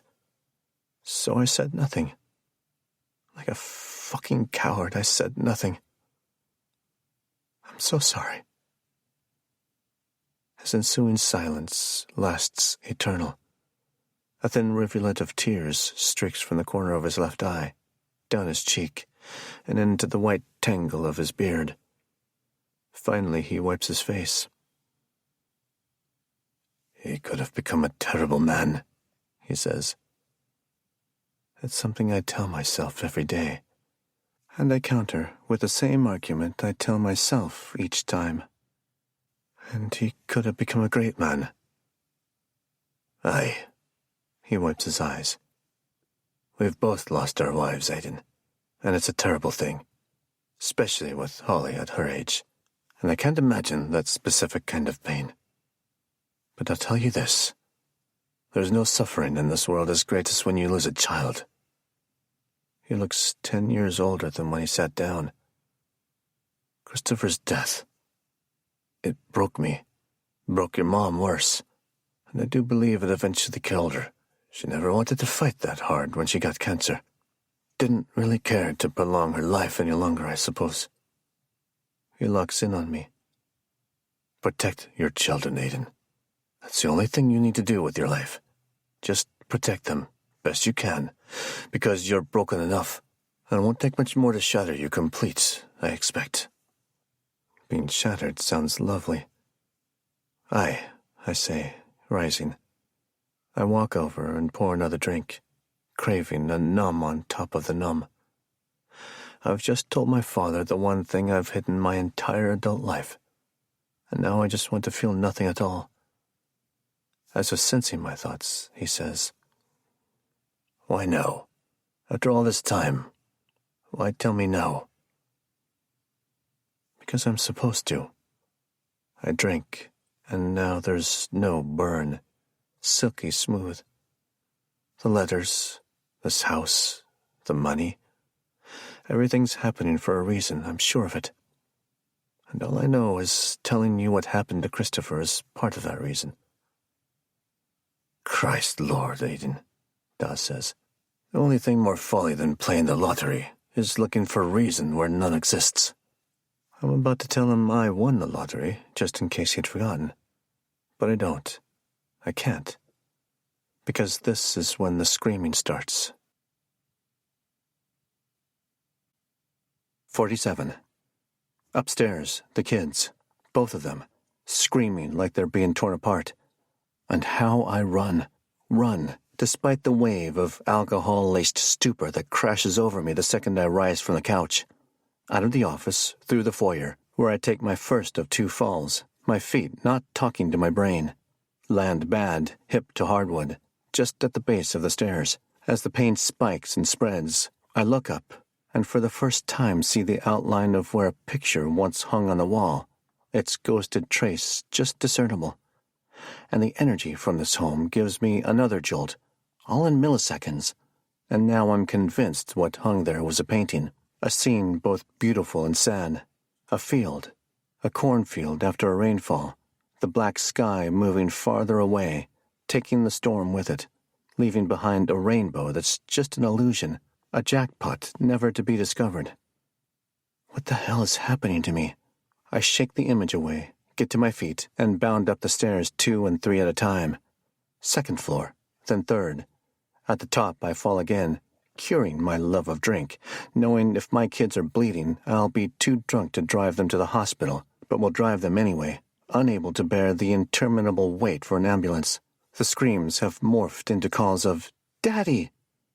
The back of my mind takes this as a good thing, that they at least stopped screaming.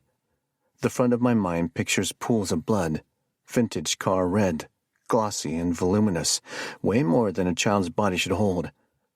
On the floor, walls, bedsheets, random droplets on the faces of stuffed animals, streaked like war paint.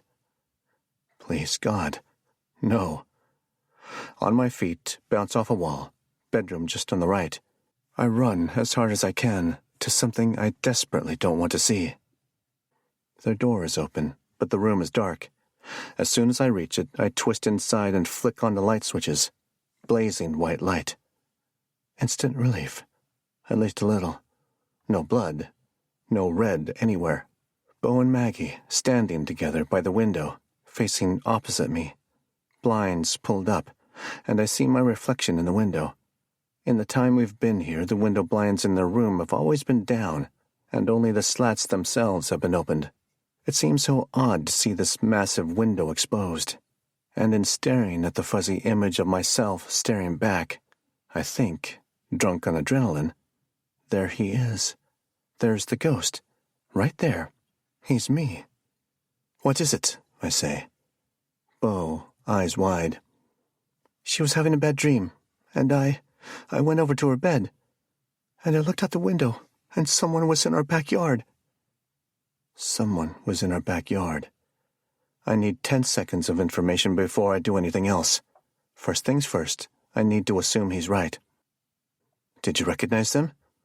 No. Maggie tucks her arms deep into herself and says nothing. Man or woman? I ask. I don't know, he says. Maybe both. What does that mean? There were two people. A river of ice flows from my gut to my heart. Headed which direction? From the pond toward the house. Did they see you? No, he swallows. I don't think so. I turn my head back to the bedroom door and yell, "Duh! Get up here!" He must have already been on the way, because he's in the room only seconds later. I saw people in the backyard, I say. Wait here with them, will you? And what are you going to do? He asks. I shake my head at him, silently telling him he should know better than to ask a question like that in front of my kids. Maggie squeezes around my hip. Don't go out there. It's okay, sweetie. I hug back before untethering her from me. I'll be okay. I don't know this at all. I'm out of the room, leaving in my wake a trail of protests. To my bedroom and the gun safe, and finally to my shotgun. I load 2 shells. I think I've done it right. Damn it, why didn't I teach myself proper on this? Down the stairs, managing my balance this time. Be a bad way to end life, these stairs. Rock hard, blunt-edged, nasty creatures. I'm in the garage seconds later, the gun a satisfying weight in my hands. I slow my pace as I head for the back door. 2 people, Bo said. 2. Maybe a man and a woman. Makes me think of Carlos and his sister Abril. Makes me think of Willow and her boyfriend Steve. Or maybe the kids saw vapors of the home's previous occupants. Logan Yates and one of his daughters, floating the grounds. When I open the door from the garage to the backyard, a wave of cool air hits me. Much cooler than the garage, and it perks me up, washes a thin layer of drunk off of me. I'm keyed in, all senses on high alert, and goddamn am I spoiling for a fight. First thing I see is the note on the ground, illuminated by the solitary light bulb responsible for this patch of land. A single page, face down, a rock holding it in place. A scan of the landscape, at least as far as I can see in the dark, reveals nothing. No movement, no sound. This doesn't surprise me. We who watch are covert operators, foxes, not bears, working in the shadows. They've already gone, and the only proof I have is this note and whatever my backyard security camera captured, which I expect will be very little. I reach for the note, and then freeze halfway. They could be watching right now. Watching, waiting for me to take the bait. Tensing in joyful anticipation of me reading whatever sinister prose they came up with this time. I stand straight, taking 3 steps into the backyard, steady the gun in my hands. I'm fully washed in the light from that one bulb, surrounded by darkness. I hear something, but it's not movement. It's an owl, peppering off a call. I haven't heard an owl here before, and it's a little bit beautiful, enough for me to stand in this light, vulnerable as I've ever been, and wait a good 20 or 30 seconds to hear the owl call again. There's a satisfaction in its voice. It's calling out to someone, but it's not lonely. I think I'd give away all my fortune to be that owl. So I call out on my own, loud, and if there's a drunken slur to my words, I don't hear it. I'm supposed to be here. The darkness absorbs my voice. So I turn, giving every direction a piece of my mind. Back to the dead center of the backyard, I add, so you can go ahead and fuck off now. An instant regret, knowing I can do better than that. I wait, hoping for something better to say, but nothing comes to mind. So I stand here, accepting the heavy silence, pausing for any kind of response. I get none. Turn to go back inside, leaving the note on the ground. Then, just as I open the door, I do get a response. It's from the owl. He just sounds so fucking satisfied. 48. When I come back from the garage, I make straight for my laptop and fire it up on the kitchen counter, setting the shotgun next to it. Scan all recent activity from my outdoor cameras, both from the front and backyard. It takes only seconds to discover nothing unusual. I pay particular focus on my backyard cam, but going through the footage, there's nothing. Just silence and an absence of any motion. These are people who know how to avoid the lens of the lone camera back there. They left a note right at the door. Why be so bold? To make a point. Aiden, what's going on? My father's voice echoes from the third floor. I shout toward the stairs. It's okay. Didn't see anyone. Just stay up there. I'll come up in a bit. He doesn't answer. I take his silence as acknowledgement. Back to the laptop, I launch my web browser, my mind going back to my party, to my neighbor, whose name I forget. White slacks and blouse, wrists of gold bangles. She knew I won the lottery, even though that's not public information. What was it she'd said? You can find out nearly anything on the internet, just as Peter Ainsworth said to me earlier today when I asked him what he'd do in my situation. I'd go online, find out what information is floating around about me. I type in the search bar, realizing how drunkenly dizzy I am as I do. Aiden Marlowe Lottery. I half expect to see dozens of articles about me, detailing my life history, as if the world knows everything about me and I was naive to assume any kind of privacy. But there's nothing. At least nothing that seems related to me. I venture through the first 5 pages of results. Nothing. Click on images. None are of me. To the casual browser, I seem to be anonymous. But what about a more dedicated researcher? Someone who doesn't use Google. Someone who wants a deeper level of data. Are there other areas of the internet that might have information on me?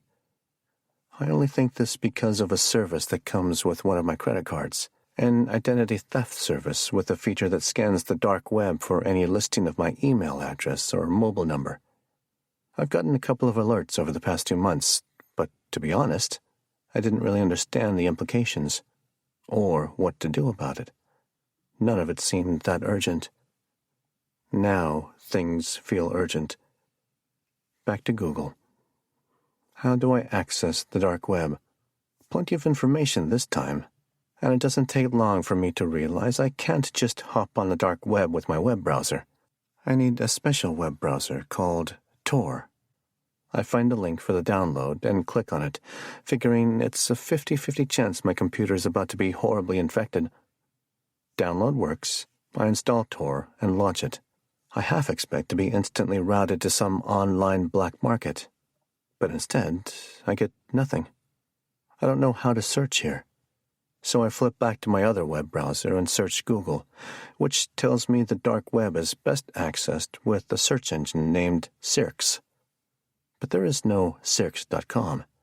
Every address on the dark web is a series of seemingly random numbers and letters, all ending in .onion. So I copy the address for Cirx and paste it into my Tor browser. ULRN6RSYQAIFEFLD.onion. Okay, here we go. I search again. Aiden Marlowe. The search is maddeningly slow. Finally, some results, but none that make any sense, and most are duplicates of one another. The dark web might be full of criminal activity, but it sure as hell isn't user-friendly. I type, how do I find out about someone? A broad question, but one of the first results is for a site named Omega BitGo, which makes me think of vitamins for dogs. But it isn't that at all. It's a marketplace of very bad things. In just a handful of clicks, I find places to buy any number of illegal drugs, meth the most prevalent, guns, fake passports, forged college degrees, stolen Netflix accounts, poison, ricin showing up the most, identities. There's even an offer from some woman who, for $20, will write anything you want anywhere on her body and send you a photo. No, I don't need that. Identities. That category catches my eye, and after a few more clicks, I find a sub-menu of options. Social Security numbers, a premium for those with credit scores above 750. Bank account numbers and login credentials. I can buy access to an account with $53,000 in it for only $2,000. Customer data, including spending amounts at certain stores. Home security camera footage. Particularly creepy. Driver's license information. And then, on this long list of items I can buy to invade the privacy of others, is the thing that glows brightest on my laptop screen. Names of lottery winners. Bam! Another click leading to one simple paragraph. Comprehensive list of state and national lottery jackpot winners for the past 3 years, including those from states with a non-disclosure policy. List includes full name, current address, date, and amount of winnings. $35. $35. $35 and you can know who I am, where I live, and how much I won. There's more text just below an animated $ GIF. For an additional $100 per name, we can research and attempt to provide you with Social Security and driver's license numbers. No guarantee, no refunds. I can see the plan unfold before me. Someone, or maybe a whole group of people, scours the dark web for names and addresses of lottery winners. Then they split up the list and travel to each of the winners' homes, where they leave creepy notes. We who watch. Maybe they're successful 1 time out of 50, even 1 out of 100. One of those winners gives them money to go away. Then the stalkers divvy up the pot. Seems a little far-fetched, but not entirely. I know firsthand that lottery winners are different from the professionally rich. We're not used to wealth, not used to the pressures of immense and sudden fortune. We're more likely to make mistakes or be vulnerable to outside influences, and much less likely to have a slew of professional advisors guiding us. I'm going to buy this list, see if I'm indeed on there, and if the rest of the information is correct.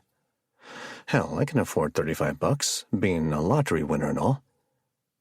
But when I get to the shopping basket, I see they only take Bitcoin and a few other cryptocurrencies, none of which I have.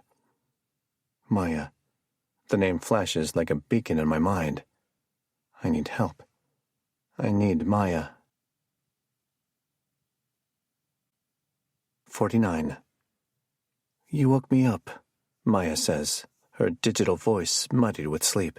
I know, it's getting to be a problem. Are you drunk? She asks. Why? Because you're slurring. It's been a hell of a day. A yawn. Pause. Okay, tell me. I do.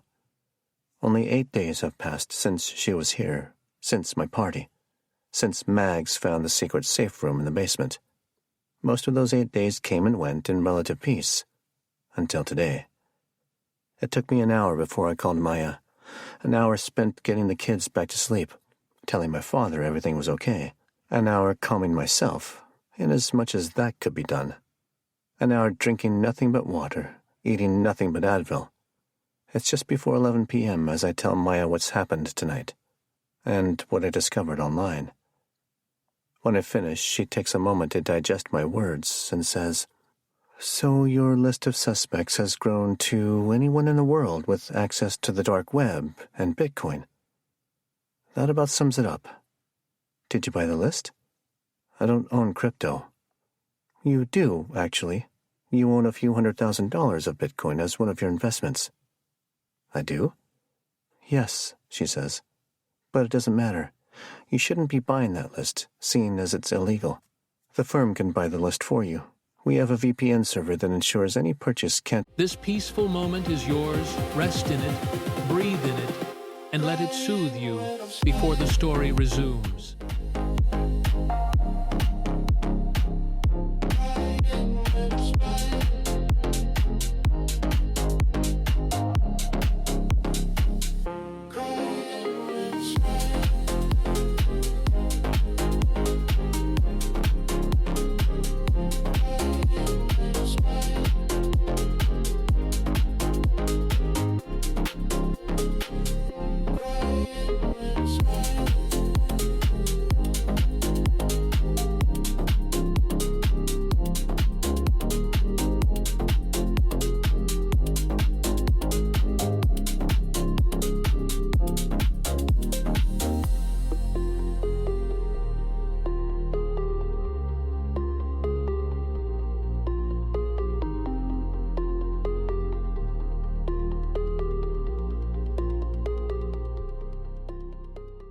be traced to us, or, more importantly, to you.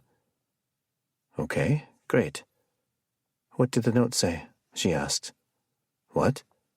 The note, from tonight. You said you left it there. I assume you went back and got it later. What did it say? I'd completely forgotten about the note. Hang on. I carry her with me as I go back through the garage and into the backyard. The note's still there, exactly where it was before.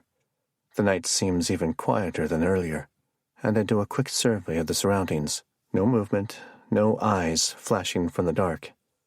I swipe up the note and shut and lock the garage door, head back inside, and settle on the couch. Mr. Marlowe, I read to Maya. As you can see, we are getting closer all the time. I pause, noticing the capitalized W. That lets you know we're serious. But all you have to do is follow our instructions, and you can be rid of us forever. You're going to transfer $10,000 to the bank account listed below by the end of tomorrow. We knew they wanted your money from the last letter, Maya says. Though $10,000 isn't very much, considering. Read me the account and routing numbers. I do. There's more, I say. If you do this, we will come back to you only one more time, requesting a somewhat larger sum. Do as instructed to avoid consequences. Of course, they sign it, we who watch. I note the use of the term sincerely again.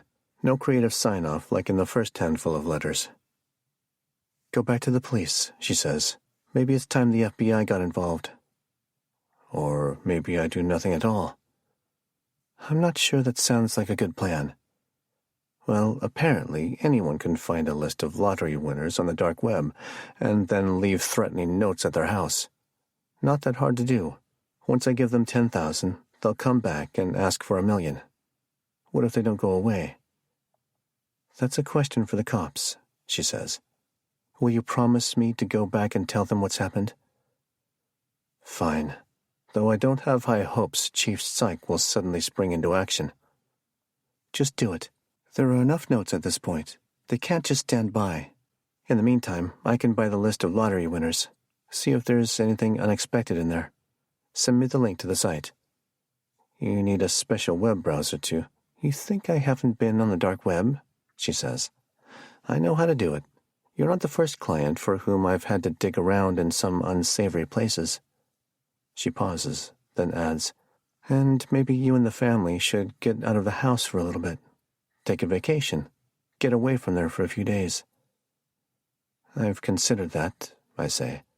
But the letters, they specifically warn us against moving away. If we went away for a few days, would that trigger something? Good point, she says. I squeeze my eyes shut, hoping to see a lighted pathway to an answer. Yet there's only darkness. So what? So tired of being scared. Tired of feeling helpless. Of just sitting around and waiting to see what arrives next on my doorstep. And it's not just that I'm tired and frightened. What is it? I open my eyes, and everything looks the same. And that's the problem. I'm just letting everything stay the same. I'm angry. And it's not just that I'm scared to move away, worried that they'll hurt my family. That's part of it, of course. But I want to be here, protect and fight for my family from inside the walls of my house. I don't want to run away, and I don't want to just give in to their demands, knowing they'll keep coming back for more. So what do you want to do? For a sudden moment, I'm transported back decades to the banks of the River Tolka. Only this time, I'm not myself. I'm Christopher, holding the remains of a rabbit in my hands, looking down at it with the grim satisfaction of being in complete control of another life. I want to hurt them, I say, not even knowing who they are, and not caring. All of them. For a moment, I fear I contain some of the awful lust that consumed my brother. For a moment, I don't care. 50. Barre, New Hampshire, day 31. I wake in a start, my sheets damp with sweat. I'm not prone to nightmares. or dreams of any kind, really. But this one was movie-quality horrifying. It probably lasted 5 minutes, but felt like hours. What I remember most clearly was it happened inside the house. I was here, in my bedroom, in this bed, and I woke into what I thought was reality. But it wasn't, because Holly was alive. Alive and screaming. She wasn't in the bed with me. The screams were coming from outside the room, and I tried to run to her, but everything was slippery. The harder I ran, the less progress I made, until finally I went to the ground and slithered across the room, the only way I could move. The hardwood floor was wet, slick, as if coated in a thick glaze of olive oil, and I pushed my way out into the hallway and found my wife standing at the top of the stairs, her back to me, looking down and screaming. She was standing, and yet I still couldn't, so I frantically pushed my way on my belly, sliding as fast as I could toward her. Then my speed increased, and I couldn't stop, and as I reached where she stood, I went sliding past her, out of control. She looked down at me as I flew over the top of the stairs. For a moment, she stopped screaming, and her look was so peaceful, despite the blood oozing out of her ears. She smiled, and it was beautiful. But it didn't last because I was falling down the stairs, spinning with impossible, disorienting twists, and surely I must have hit steps along the way to the bottom.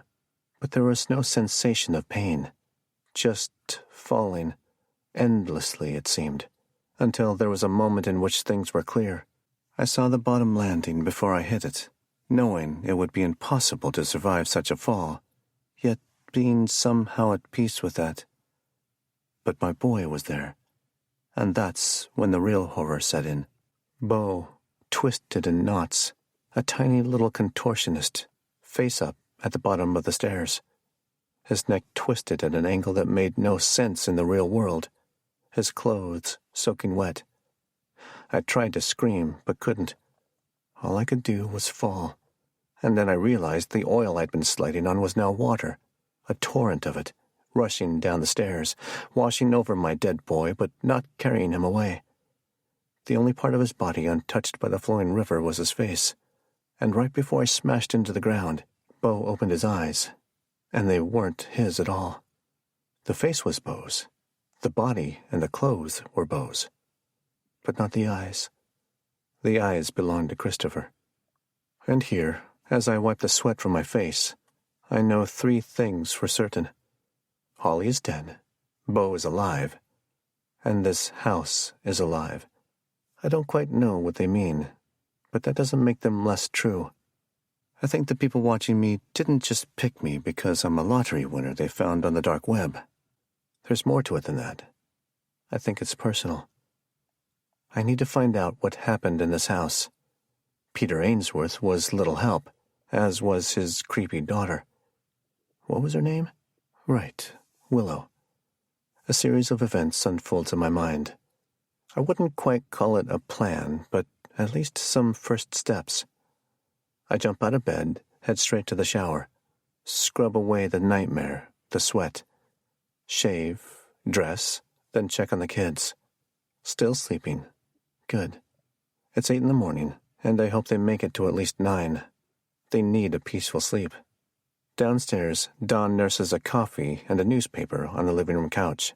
The day coming through the windows behind him is gray, with spots of weak sunshine. "You sleep okay?" I ask him. "Good enough." His eyes don't leave the paper. "You?" "Good enough." No more conversation necessary between us. I take my mobile to the privacy of my study, shut the door. After 3 rings, a woman says, "Bury Police Department." "Yes, Chief Psych, please." "Can I tell him who's calling and what it's regarding?" "This is Aidan Marlowe," I say.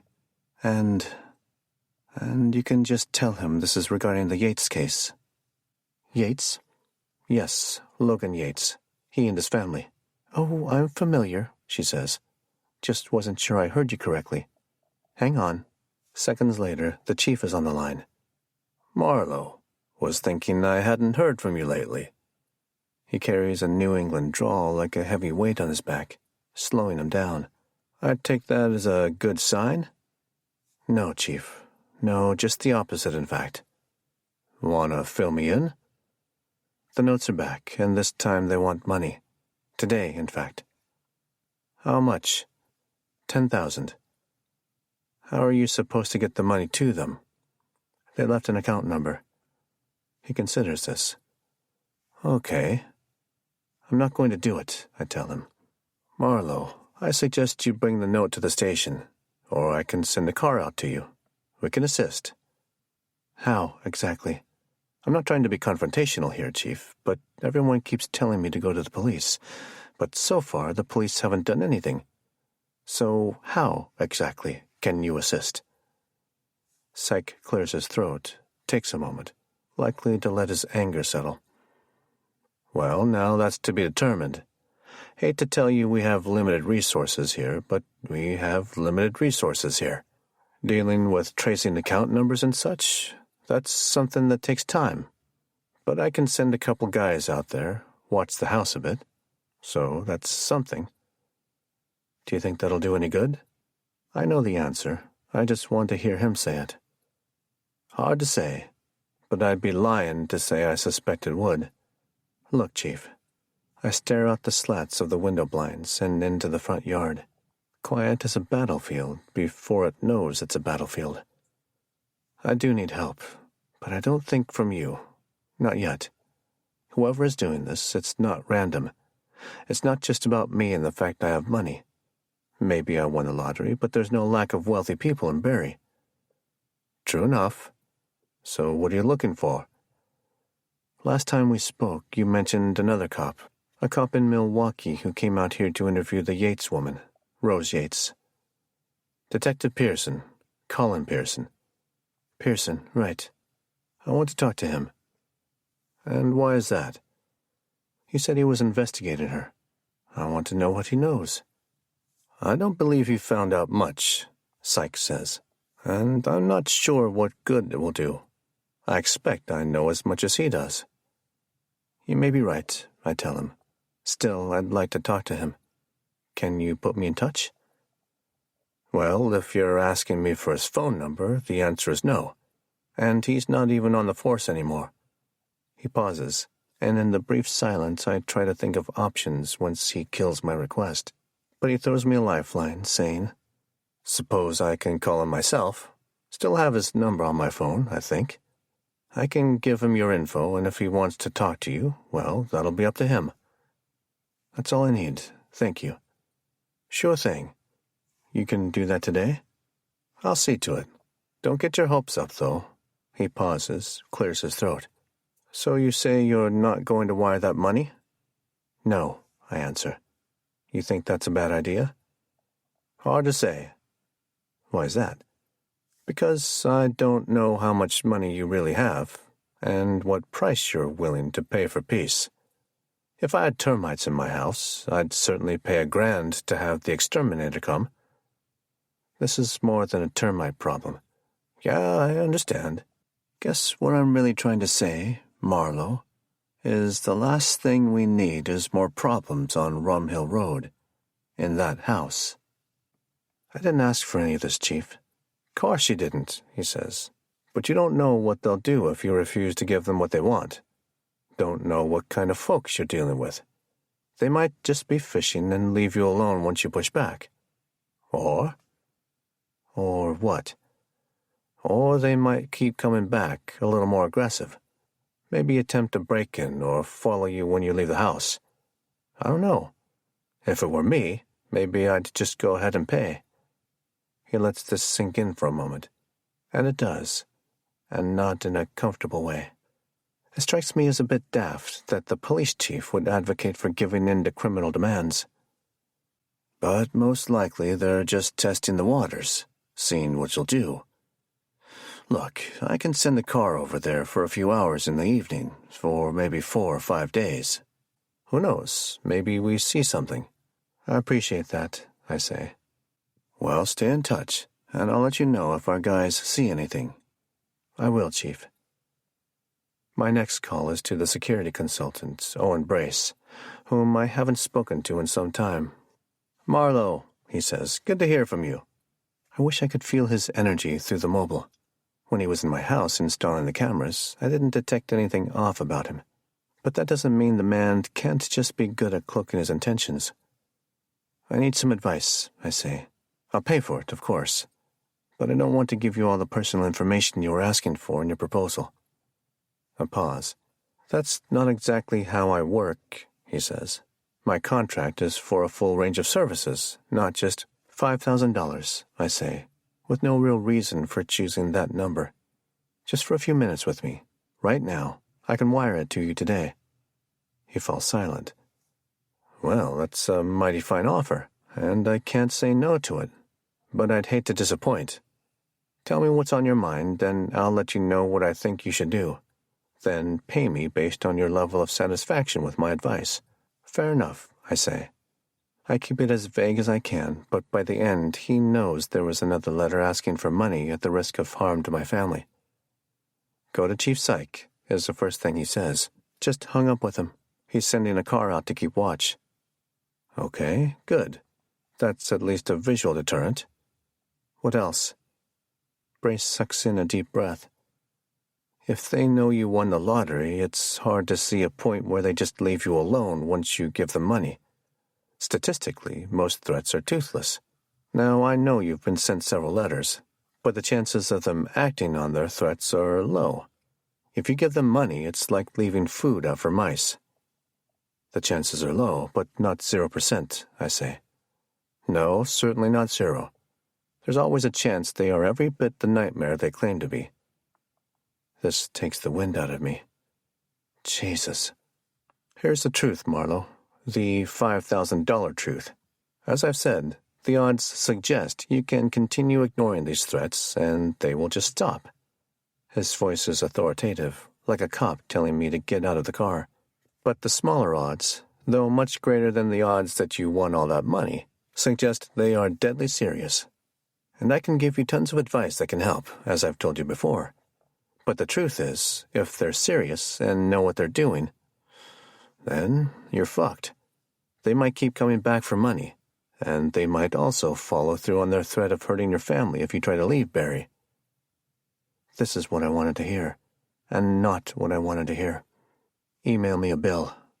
I hang up, not feeling in the mood for proper goodbyes. I steady myself, walk to the kitchen, pour some coffee. No more words pass between Da and me, none needed at the moment.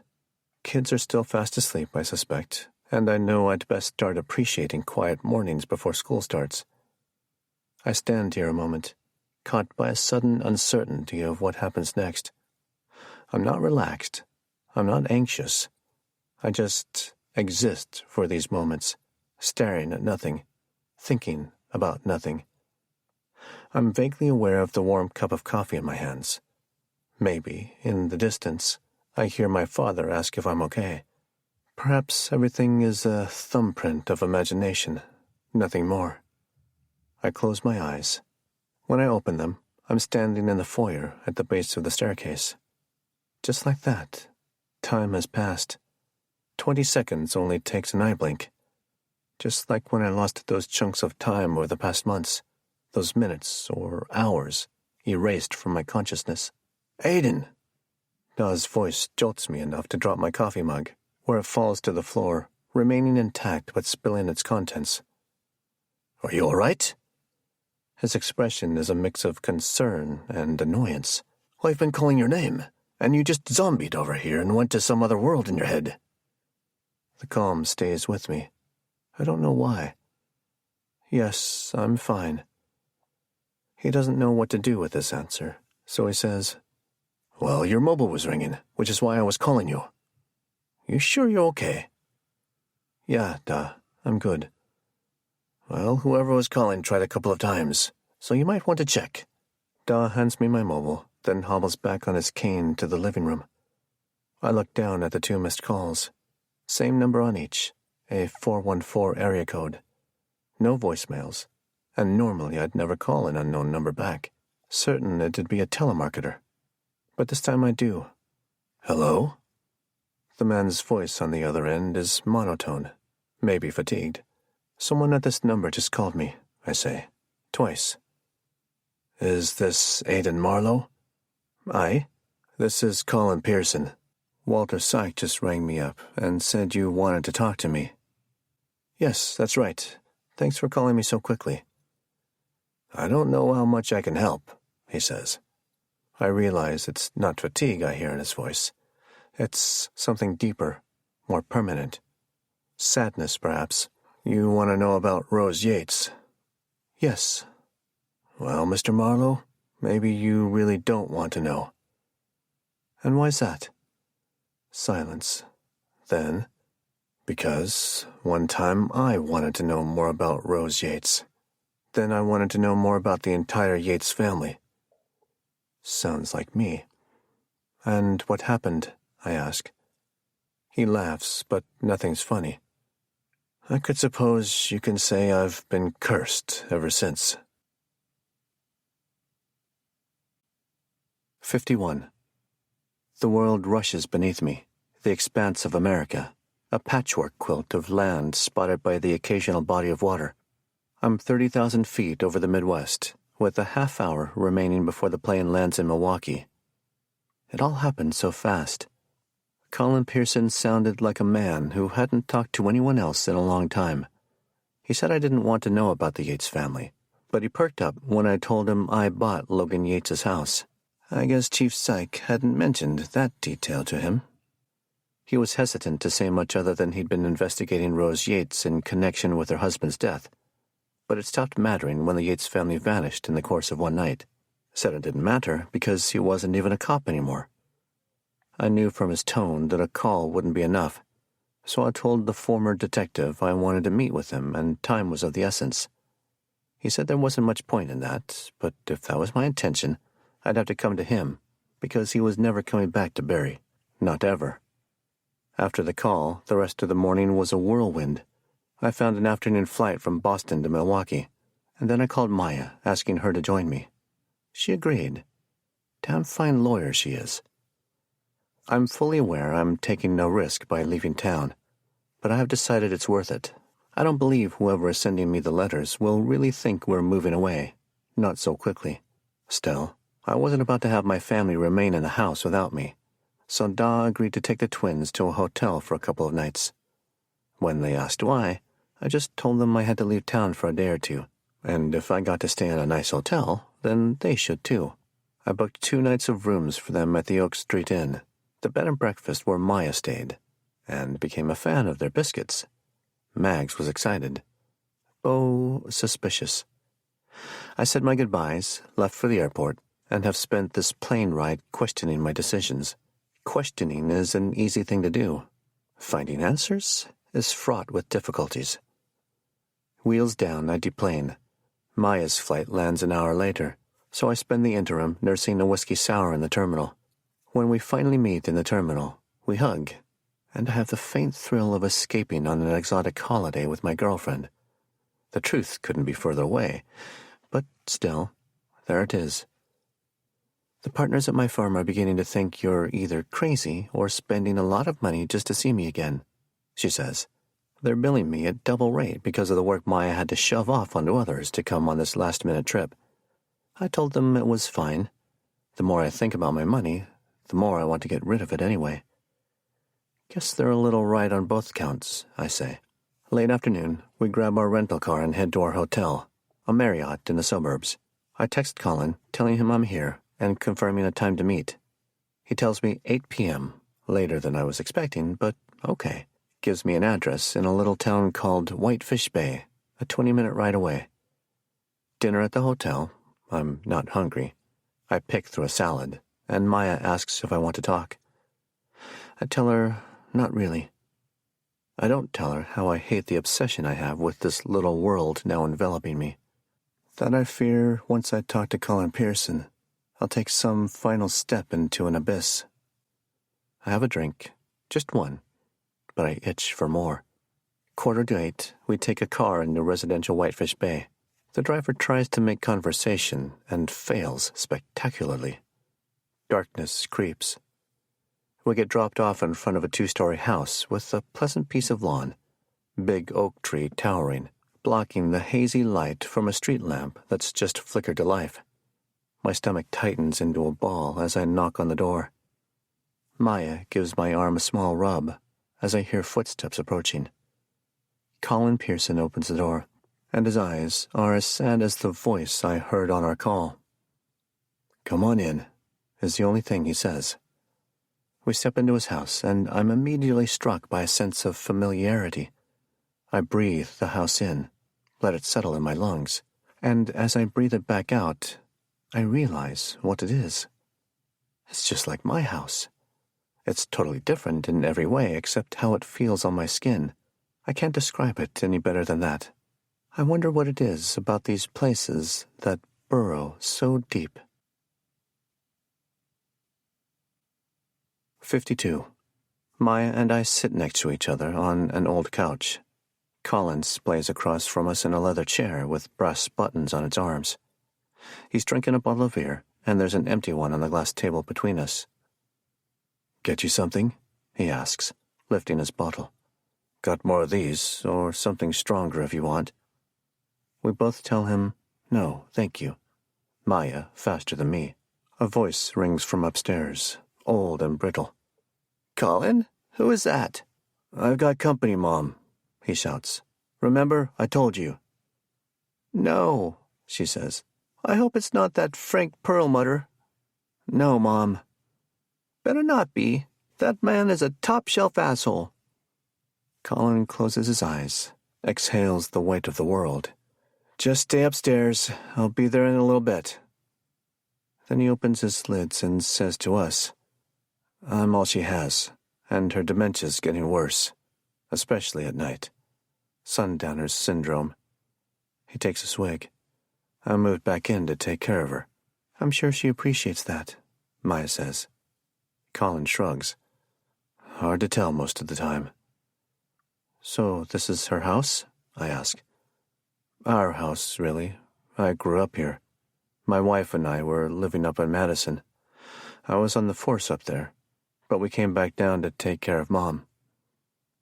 "Is your wife here?" "No," Colin says. This is when he looks like he just swallowed a thumbtack. "She's not." If he scraped away the gloom, his face would be boyish. Dark brown hair, moppy, a light layer of flab around his gut and his neck, which belies the sense he's been hardened by something. "Colin Pearson," I say. "That's a proper Irish name." "Cork County, 2 generations removed." "Dublin myself, born and raised." He nods. Can't hide the accent. I take another quick glance around, trying to understand why this place makes me feel the way I feel. There's an air of barely suppressed chaos here, as if opening one closet door might suck us all into another dimension. "I didn't actually think you'd come," Colin says. "Much less 2 of you. Who are you again?" "Maya Falk. I'm his lawyer." He takes this in. "Okay, then. You should know I'm not on a job anymore, in case you were here in some kind of official capacity." "No, Colin," I say. "I just want to talk. She's here because I trust her and not many others. This is important to me." "Must be, flying here at the drop of a hat." He swigs until the beer bottle is empty. "I took a trip like that once, last November. Bought my ticket about 3 hours before the flight.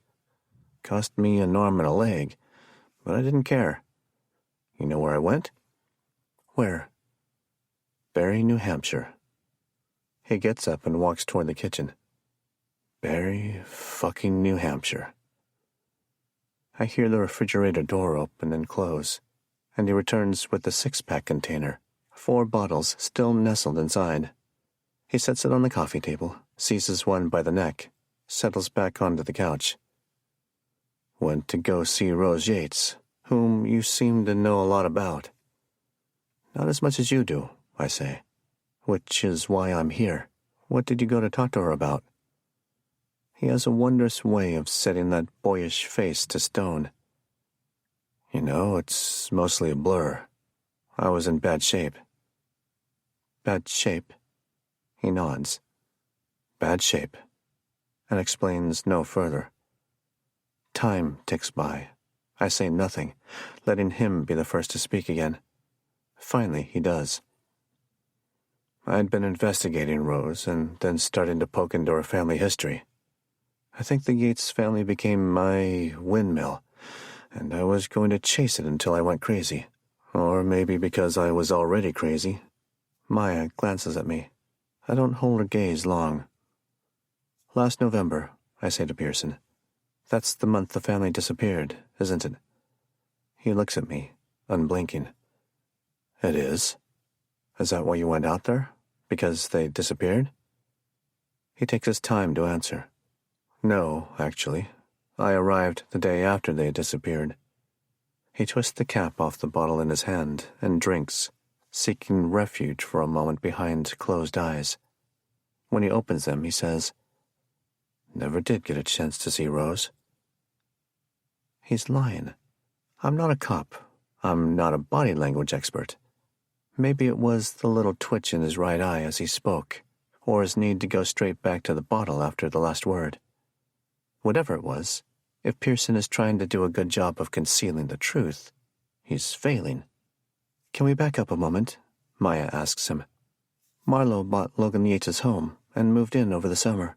Then strange things started happening, and in the course of investigating those things, we learned about the Yates' history. Then we discovered you were part of some other investigation into Rose Yates. What were you talking to her about? Pearson straightens in his chair, as much as the beer in him allows. Strange things? Like what? I started receiving letters, I say, from people who say they're watching me and my family, who know things about me they shouldn't know. People. More than one? I get up, walk over, reach for a beer. I'm a little ashamed I couldn't stop myself, but not a lot ashamed. Think I might have one of these after all. Help yourself. Plenty more. As I look down at him, I see a man who probably looks forward to every evening just to numb himself into oblivion. I can relate. And in this moment, this glance, this connection with this man from Whitefish Bay, Wisconsin, I realize that I, too, have the same windmill to chase. The Yates family. Instead of focusing all my efforts on who's writing the letters, I'd rather unravel the mystery of what happened in my home. Why? Hell if I know. But I think the two things are related. Maybe if I can solve one, I can solve the other. Or maybe because I'll never figure out either mystery. Maybe I want to chase the unsolvable. Maybe I'm making this chase because, otherwise, I'll end up like Pearson, chasing the numb. God damn, do I miss Holly. I crack the beer open, suppress a sudden and fierce urge to sob, and say, Sounds like we both have information to share. He nods, reaches out his bottle, and I give it a light tap with mine. You first. Okay. I remain standing as I tell him everything, starting with Holly, about winning the lottery the day she died. He interrupts to ask how she died, and I tell him about her having an aneurysm right in front of my kids. I'm sorry, Marlowe, he says. You can be assured of how genuine that sentiment is. Thank you. And you won the lottery? Yes. Mind if I ask how much? Normally, I'd shy away from this question. But normally, I wouldn't have admitted winning at all. Tens of millions, I say. Eyebrows arch. Good for you. I'm not convinced it is. He considers this. Well, there's that then. I tell him of my inexplicable draw to Barry, my need to start fresh, my connection to the Yates house, how I could tell there was history in that house the moment I set foot inside. Then I described the letters I began to receive, telling me my family was being watched, how they knew about the lottery, about things from my past, including the Christopher Robin song and the significance of it. I don't tell Pearson about how Christopher died. Pearson asks what I did once the letters started coming in, and I describe my conversations with Psyche, my dinner party, and my confrontation with Peter Ainsworth. How I heard bits and pieces about the Yates' history and their disappearance, but none of them pointed me toward who was writing the letters. How I even talked to Carlos, the gardener, and Abril, the former housekeeper, but to no real avail. Pearson leans forward. I've been in your house. I know what you mean about how it feels. Like 1,000 secrets trapped under the floorboards, radiating. Wow. He just perfectly described it. Logan Yates was probably a man of many secrets. Maya asks Colin, Did you know there's a safe room in the house? There is? In the basement, she says. It's like a submarine hull. What's in there? Supplies, I say. A bed, some old books. Oh, and a safe. Colin's eyebrows arch. Is it locked? Yeah. Be interesting to see what's in there, he says. Might tell you a little more about Logan Yates, though most likely it's empty. I take a seat. Well, I say, that's what I was hoping you could help me with. Anything that could be of help in figuring out who's behind these notes. Maybe what you know in your investigations could help. Pearson settles back into the cushion. I understand you want answers. But why now? What's the rush? The note last night demanded money. $10,000 via wire transfer, due today. That's a lot of cash, he says. But you have tens of millions. That won't be the end of it. The note said there'd be one more large payout. Then they'll leave me alone. They won't, he says. I know. That's why I'm not even paying the $10,000. How did they know about the lottery? Maya answers before me. On the dark web, there's a site where you can buy a list of known lottery winners, where they live, how much money they won, etc. Marlowe won the lottery in Maryland, which is a non-disclosure state. But my firm bought the list, and his name and information were on there. This is the first time she's telling me this. Maya looks directly at me as she continues. Then we paid for more details. The info just came back today. Social security numbers for you and your kids, your credit history, the fact your wife is deceased. Jesus, I say. And with all that information, she adds, who knows what else they could dig up about you. Aye, I say. Still, this feels more personal than just blackmail. It feels... Here I turn to Pearson. It feels related to the house, and not just me, as if the Yates family could somehow have a role in all this. And from what I understand from Chief Psych, you might know more about that family than anyone still around. Not more than Peter Ainsworth, he says. Ainsworth didn't have much to say. And what makes you think I do? I sweep my gaze around the room. This house is cluttered and disheveled, as if Pearson's waiting for someone else to deal with it. Because I think you want to, I tell him. I think there's something eating at you. Don't know what it is, and it's surely more than the disappearance of Rose Yates. But I'm getting the sense that your conversations outside of this house are few and far between. And maybe talking to someone about, well, anything, I suppose, would do you some good. Therapy. He squeezes his eyes shut for a moment, tilts his head, offers a grin. You pick up all that from just walking into my house? Guess I'm good about sensing things from floorboards and staircases. He winces, like I just jabbed him with a needle.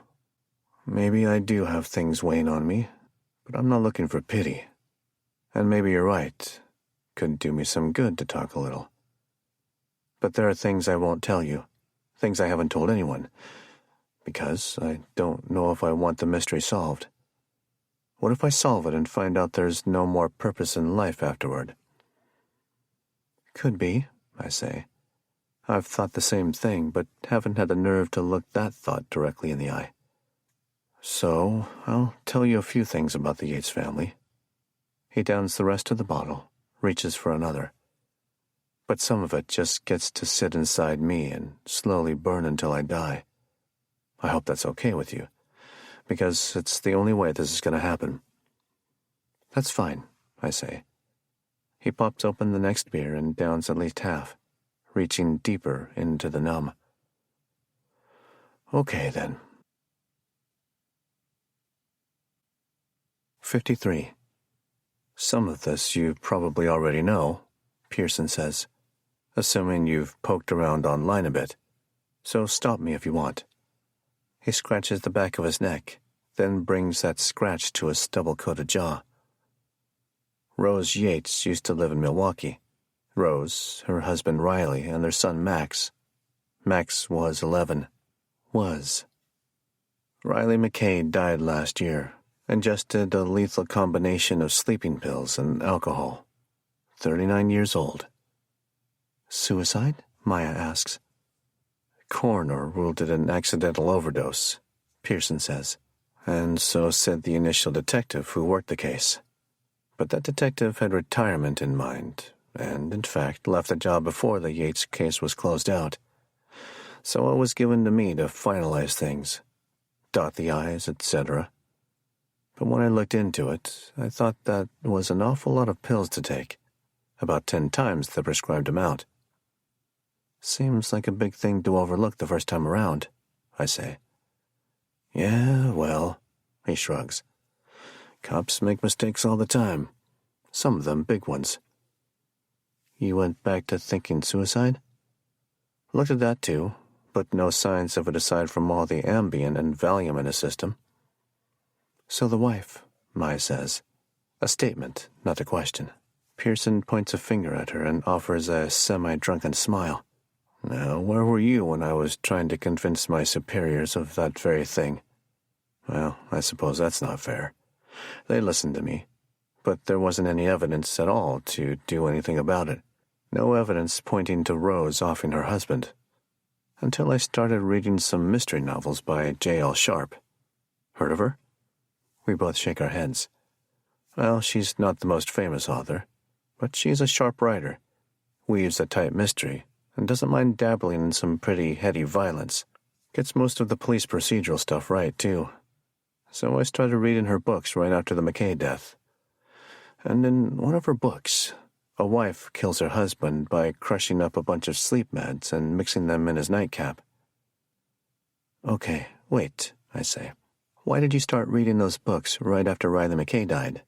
What's the connection between J.L. Sharp and Rose Yates?" The semi-drunken smile blossoms. "Rose Yates is J.L. Sharp. That's her pen name. Rose Yates was a mystery writer.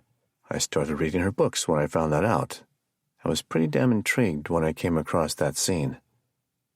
"Did you talk to her?" "That was a problem," Pearson replies. "By the time I came to work the case, Rose Yates took her boy and moved to Bury," I finish. "Exactly.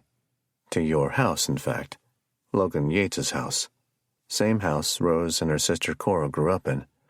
Rose Yates blazed out of Milwaukee and went back home to Daddy, fast as she could." Pearson lets that sentence settle on us a bit. Before he continues, his mother's voice rings from upstairs. "Colin, come up now!" He shifts his gaze to the ceiling, mutters something under his breath. "Give me a minute, will you?" "Of course," Maya says. Pearson gets up, lumbers across the room and up the stairs, teetering once before righting himself on the third riser. Maya whispers to me, "He's drunk." "That's not drunk," I say. "Not for a man like that. I imagine he needs a fair bit more for drunk." "How is this helping?" "I don't know. Maybe it isn't. But I'm glad we came." She squeezes her hands together. "I guess." I take my mobile from my front jeans pocket, check for messages. None. I shoot a quick text to Da. "Everything good?" I wait a beat, then a few more. No answer. Maybe he's staring at a screen, pondering my stupid question. "Everything good?" "No, in fact it's not. I found out my dead son was a blossoming serial killer, and you intentionally drowned him. Now I'm hiding out in a bed and breakfast with your littles while you're off with some woman, trying to figure out if your house is truly haunted. No, it's not all good. In fact, it's right fucked. Moments later, footsteps on the stairs, and I slide the mobile back in my pocket. Pearson comes down the steps, exhibiting an abundance of caution, then plods back to his seat, where he collapses as if someone sliced right through his Achilles.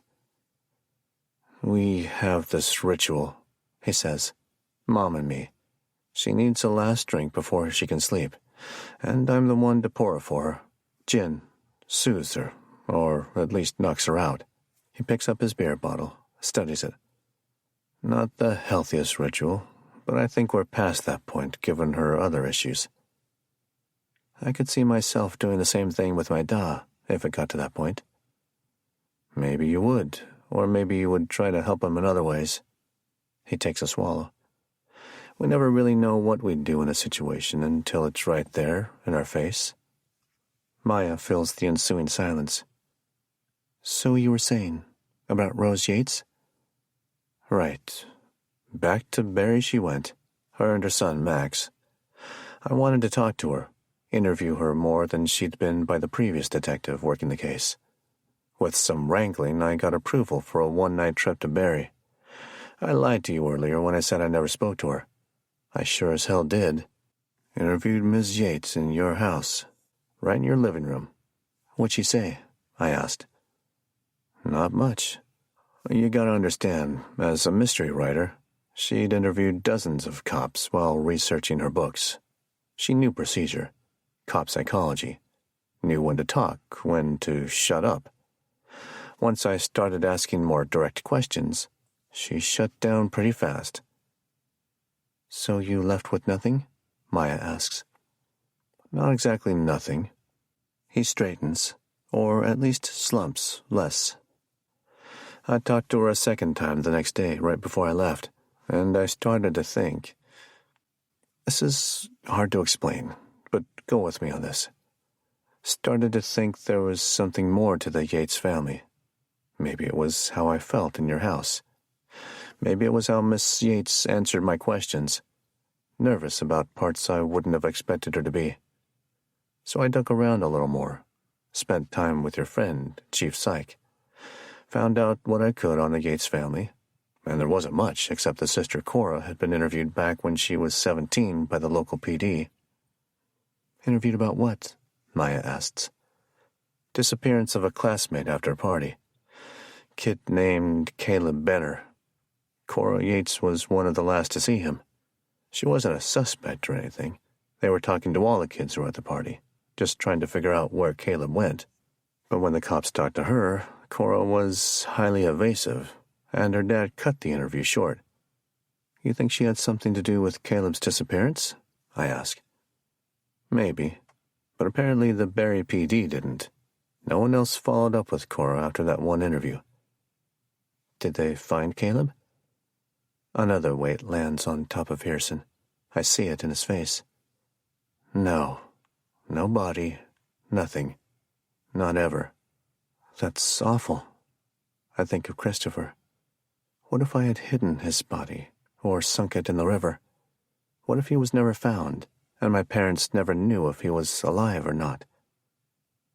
"Why do you think Cora had something to do with Caleb?" He thinks about this question for a while, takes his time, drinks more beer, and a stillness falls in the room. Finally, he leans back against the couch and stretches his arms wide along the tops of the cushions. But he doesn't look relaxed. He looks like a man being crucified. "I went to Barry twice," he says. "First time was last July when I initially sat down with Rose Yates. Second was last November, which I told you about. Last-minute trip right after my wife died. During that trip, I sought out the parents of Caleb Benner, who still have a house there. I didn't have much of a plan except to ask them how the hell they kept it going all those years after their son disappeared. I think I was half crazy then, maybe more than half. I talked to them. It was a morning after a blizzard.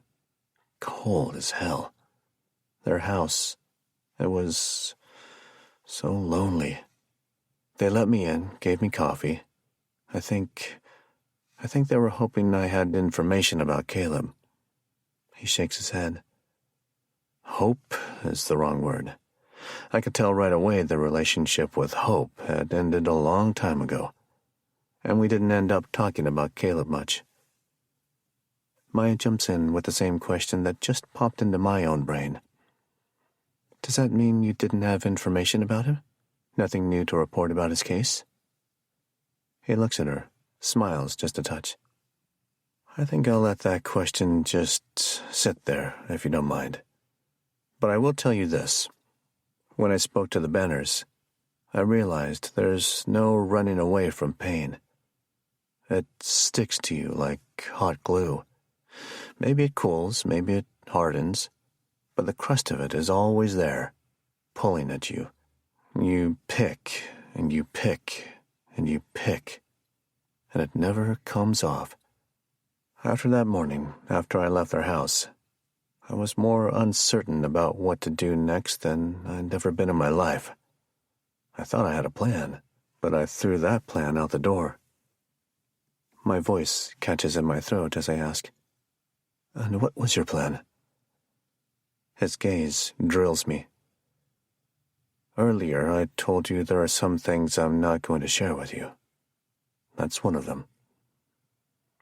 I want to know what you think happened to them all, I say. Rose, Max, Cora, Logan, all gone. No one ever heard from them again. Pearson lowers his head so his chin touches his chest, almost like he's trying to sleep. This is what I think, Marlowe. He lifts his head up, eyes open halfway. Maybe the letters you've been receiving are more than just random people targeting a lottery winner. Maybe they do have something to do with your house, with Barry. He lets out a long sigh. And maybe you keep up with your little investigation. I don't know. I can see how it gives you purpose when it's hard to find any otherwise. So you research the Yates family more, find out their secrets. Hell, if you can open that safe you found, who knows what you'll find in there. He sounds tired, so incredibly tired. But me? If it were me, I'd go back home, grab my kids, kiss each of them on the head, and then take them and the rest of my life out of Barry forever. Don't think I haven't considered it, I say, but the letters warn us not to move, or they'll track us down. Every decision carries risk, he replies. But I'll tell you, that house of yours is a vortex, Marlowe. A fucking vortex. And you still have time to get out before it sucks you down into its belly. He sweeps his arm in front of him. This house is also a vortex, and I'm gone for good. Sucked down deep. You sitting here, looking at me. I'm guessing you're thinking, I don't want to end up like that. And if there's one thing I can help you with, after you spent all that time and effort to come out and see me, is to tell you this. No, you don't want to end up like me. I decide to ask, because I have to. What happened to you, Detective? Why aren't you on the police force any longer? He doesn't answer. It's not that he's taking his time, he's just not going to answer. Sounds like me. I stand. Maya does likewise. Thanks for your time, Colin. You've been helpful. He nods, says nothing. I feel a buzz in my pocket, slide out my mobile. Da has texted back. All good. Maya and I make our way to the door, and as we get close, I turn to ask Pearson one more question. After everything we've shared about our lives in our brief time together, there's one last thing I want to know. Your mom, you ever consider putting her, like in a retirement home? A place like that? From across the room, I see him squint, just for a second. Then, with the hand holding the beer bottle, he points upstairs. There's no running from family, Marlowe. Gotta stay with them until the end, for better or for worse. 'Cause that's all you got. Sounds like a goddamn cliché, and maybe it is. But when the shit gets bad, you realize how true it is. We hold eye contact just a moment longer. Then I nod. He does the same. Maya and I show ourselves out with no more words exchanged. Outside, Maya opens her mobile and summons a car for us. I say to the night as we wait on the sidewalk, the air cool on my neck. He's absolutely right. 54. Back at the hotel, a few minutes before 10. The lobby is quiet, though the bar has a handful of business people who look worn from the day, perhaps from life. Join me for a drink? I ask Maya. Sure, in for a penny and all that. We sit at the bar, leather stools. The bar top is laminate made to look like wood. Back in Dublin, our pub's bar top is solid cherry that Da resurfaces every other year. A thick and ancient thing of beauty. I order a whiskey, neat. Maya, a glass of red. I watch the bartender do his job, thinking about all the drinks I've served over the years. All the conversations, all the spilled beer, the occasional fights. It's what I was still doing not that long ago, back when my life was something I recognized. It's what I'm sure I'd still be doing if Holly existed and my millions of dollars didn't. So now what? Maya asks. Pearson knows more than he told us, I say. Maybe, but I still don't understand why it matters. I shake my head. The Yateses factor into this somehow, I'm sure of it. I think the letter writers knew them, so figuring out what happened to them might be my only way to figure out who We Who Watch is. What I don't disclose are the even more irrational thoughts churning in my brain about how I really want to find the boy, Max, the son of Rose. If he's still alive, he's in trouble. I can save him. I took Christopher's life, and this is my chance to save one. Marlo, this doesn't make sense. It does. I have to find them, Maya. Or at least find out what happened. How? There have to be more clues somewhere. She sets her glass down, swipes her hands across the bar top as if smoothing out a wrinkled napkin, sighs.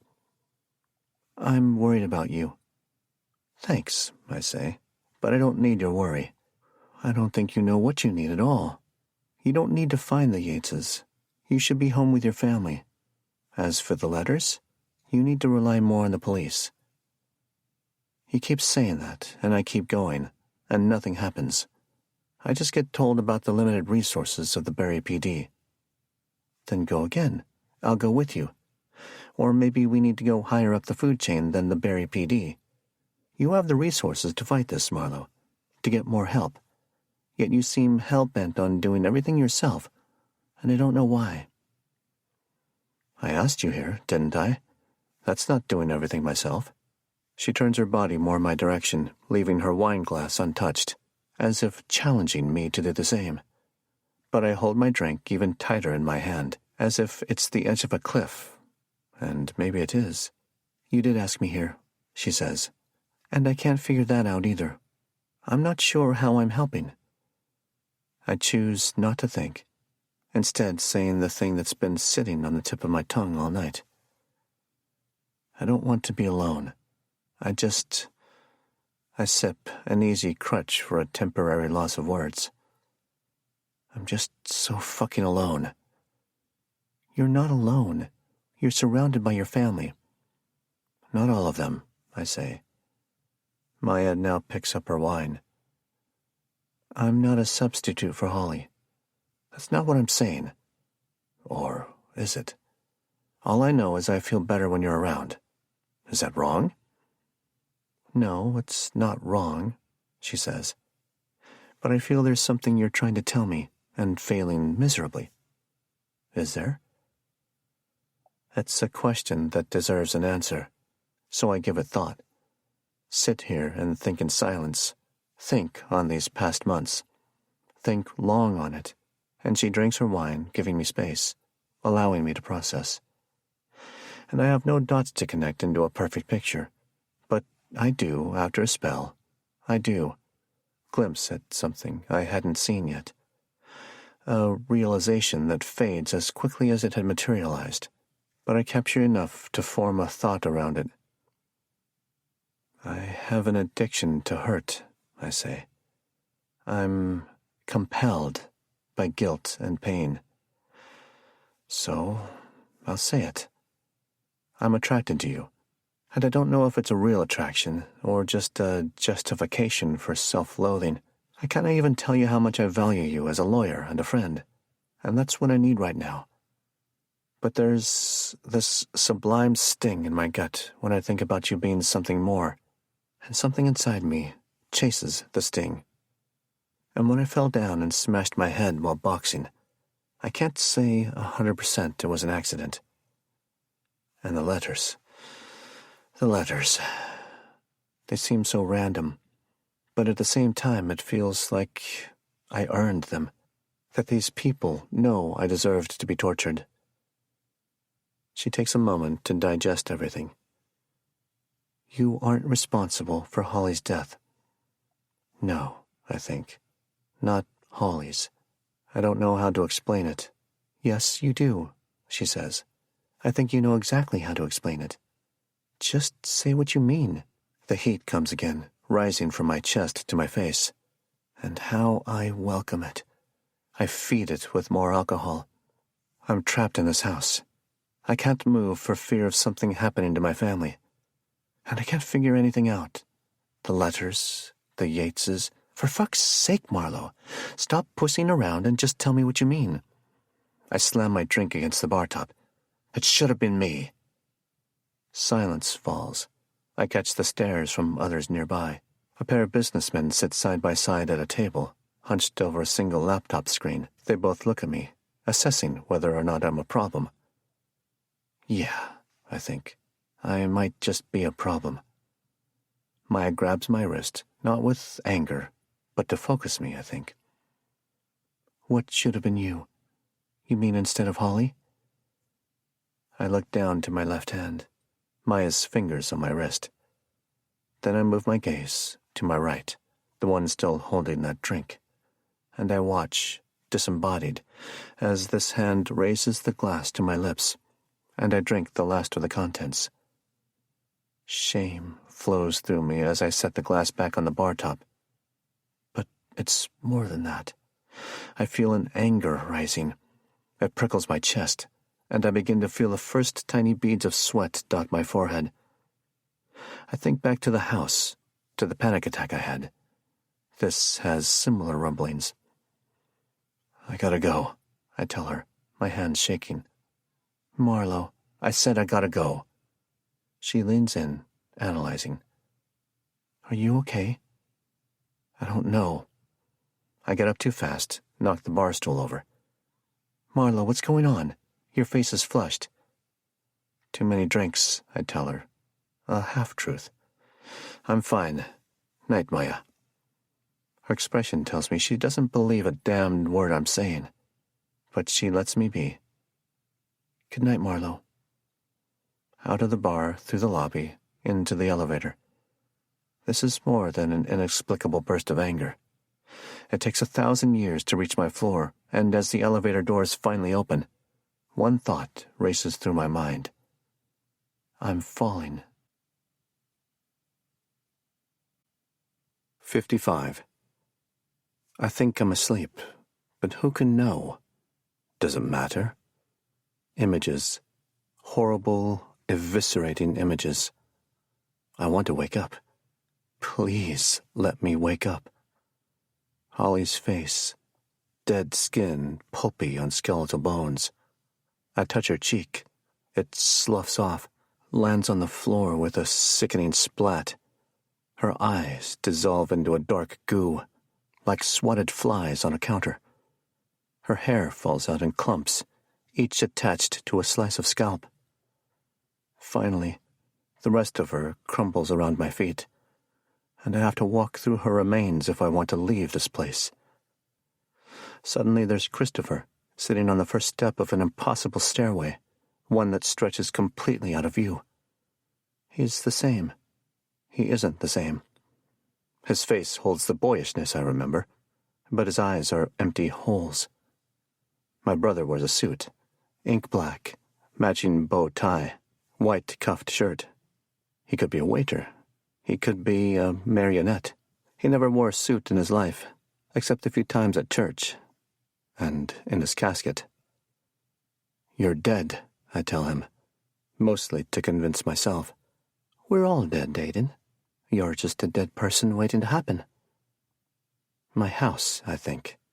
This is my house. This is my staircase. I look to his left, and a boy sits cross-legged in the foyer, hands in his lap, watching us. He's completely unfamiliar to me, but I know without pause this is Max McKay, Rose's son. He gives me a little nod, a wry smile, as if he knows everything will be all right. Or it will be horrible, and he's okay with that. "I don't understand," I say. I look down. Christopher's feet are on the floor, his legs wide open. Between his knees are my children. My beautiful children. They weren't there before, but they are now. Side by side, nestled together, eyes closed. I think they're sleeping. I want to tell them to run away because my brother turned into something unsavory. But they look so peaceful. They sit in silent comfort with their uncle. This uncle, hardly much older than them. "You took me," my brother says, "and now I take you."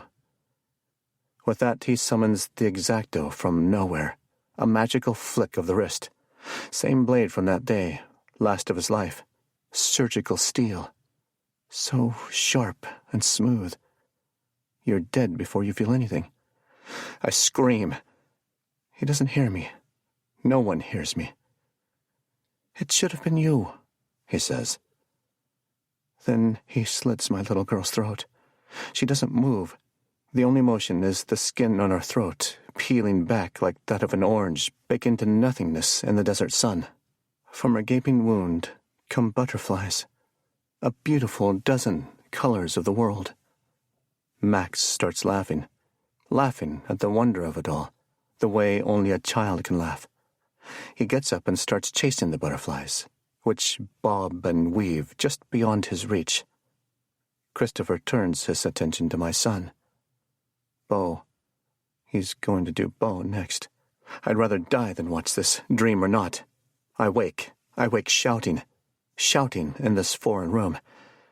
Where am I? Glazed in sweat, boxers clinging. Hotel room. I keep repeating this, because somewhere it's the truth. But I'm not in my bed.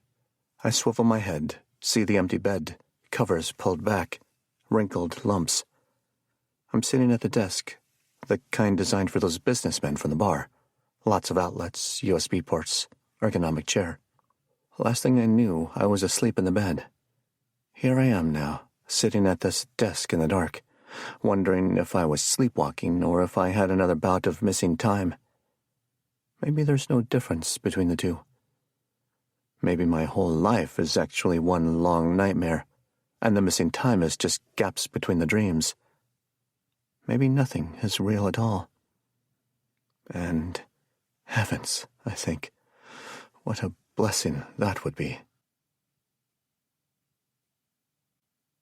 Part 3, 56, Bury, New Hampshire, Day 35. 4 days. 4 full days since Milwaukee, since I soaked in the sadness of Colin Pearson. 4 days since I ignored the instructions to wire $10,000 to some bank account. 4 days since Da and the kids had a nice little adventure at the Oak Street Inn, where, I'm told, the innkeepers cooked up a signature batch of mac and cheese that was the best the twins ever had. I came home wary of what was surely waiting for me. More notes, angry demands that I hadn't obeyed, that I had left town. But there is nothing.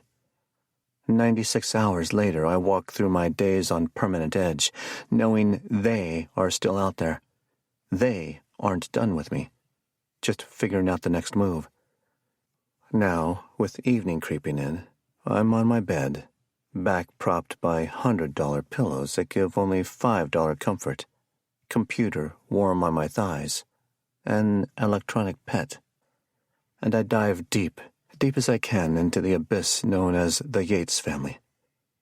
Despite my skepticism, the Yateses are a part of what's happening to me, and in my current state of mind, I might just be an antenna, open to receiving strange transmissions. Logan is my first subject of research, and what a menacing figure he cuts as his image splashes across the screen. Business Week, New York Times, Washington Post, even The Atlantic ran a profile on him, headlined, "What Happened to Logan Yates?" I read every article, and the flavors are mostly the same. Private equity magnate, dreaded competitor, shatterer of companies.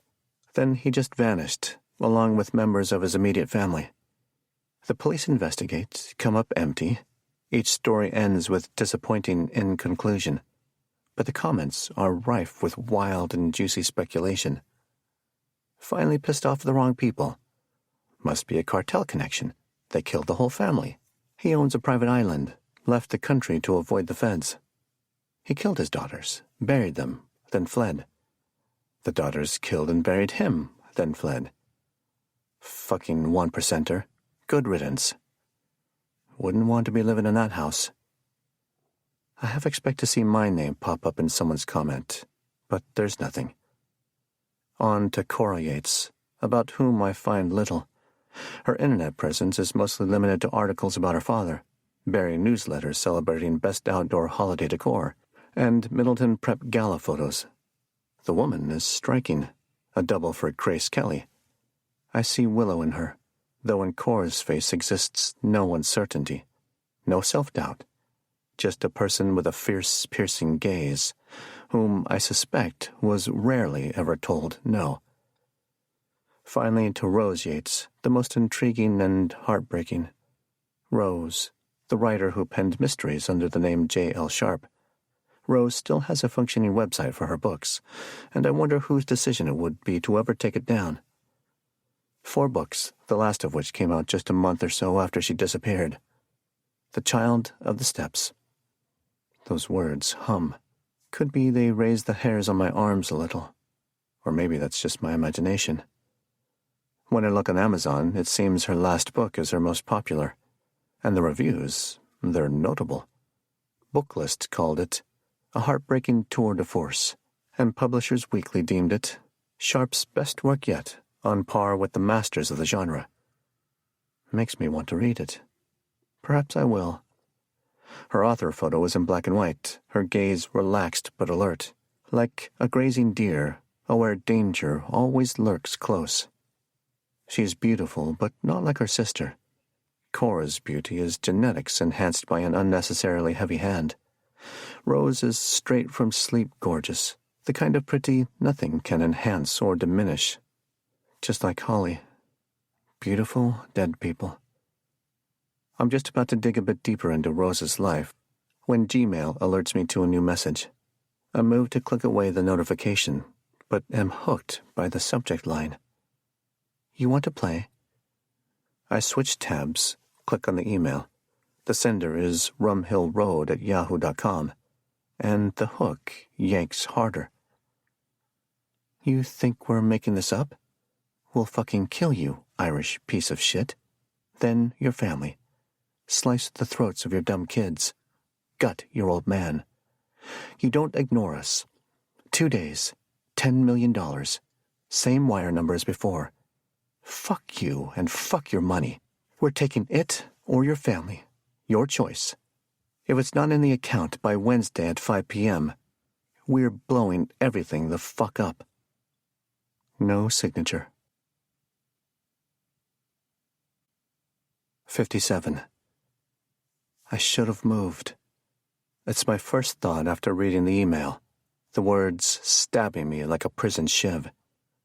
Despite the threat against moving away, what are the chances they would have followed me? But I wanted to stay. Deep down, I wanted this threat on some masochistic level. And now? Now it's too late to move. Too late to do anything but follow their instructions. No, I correct myself. It's not that we should have moved away from Barry. We should have never come here at all. And whatever happens, I'm to blame. I'm to blame. I scan the words again, looking for clues. It's the first time they sent an email. And the writing style. No playfulness, no casual tone. Just straight-up brutality. I tried to clear my mind, but that's as easy as shooing a swarm of wasps from their sun-baked nest. There are too many things inside my brain, too many loose ends of information leading nowhere, too many gut instincts, and no facts. And then Holly's voice, deep inside, tickling me, telling me the words she once said when I was trying to understand what to do with my life. The words are truer now than ever. Figure your shit out, Marlowe. I almost choke at the thought. I haven't been further from an accomplishment in my life. She doesn't say anything else, but that doesn't mean I have to stop talking to her. What is it about the Yates family I need to understand? I can almost picture her sitting in front of me, listening but not leading me in any direction, letting me figure my shit out on my own. It's this place, this house. Has to be. Like I'm supposed to figure out all the secrets here. The word secrets feels hot, glows orange. What secrets?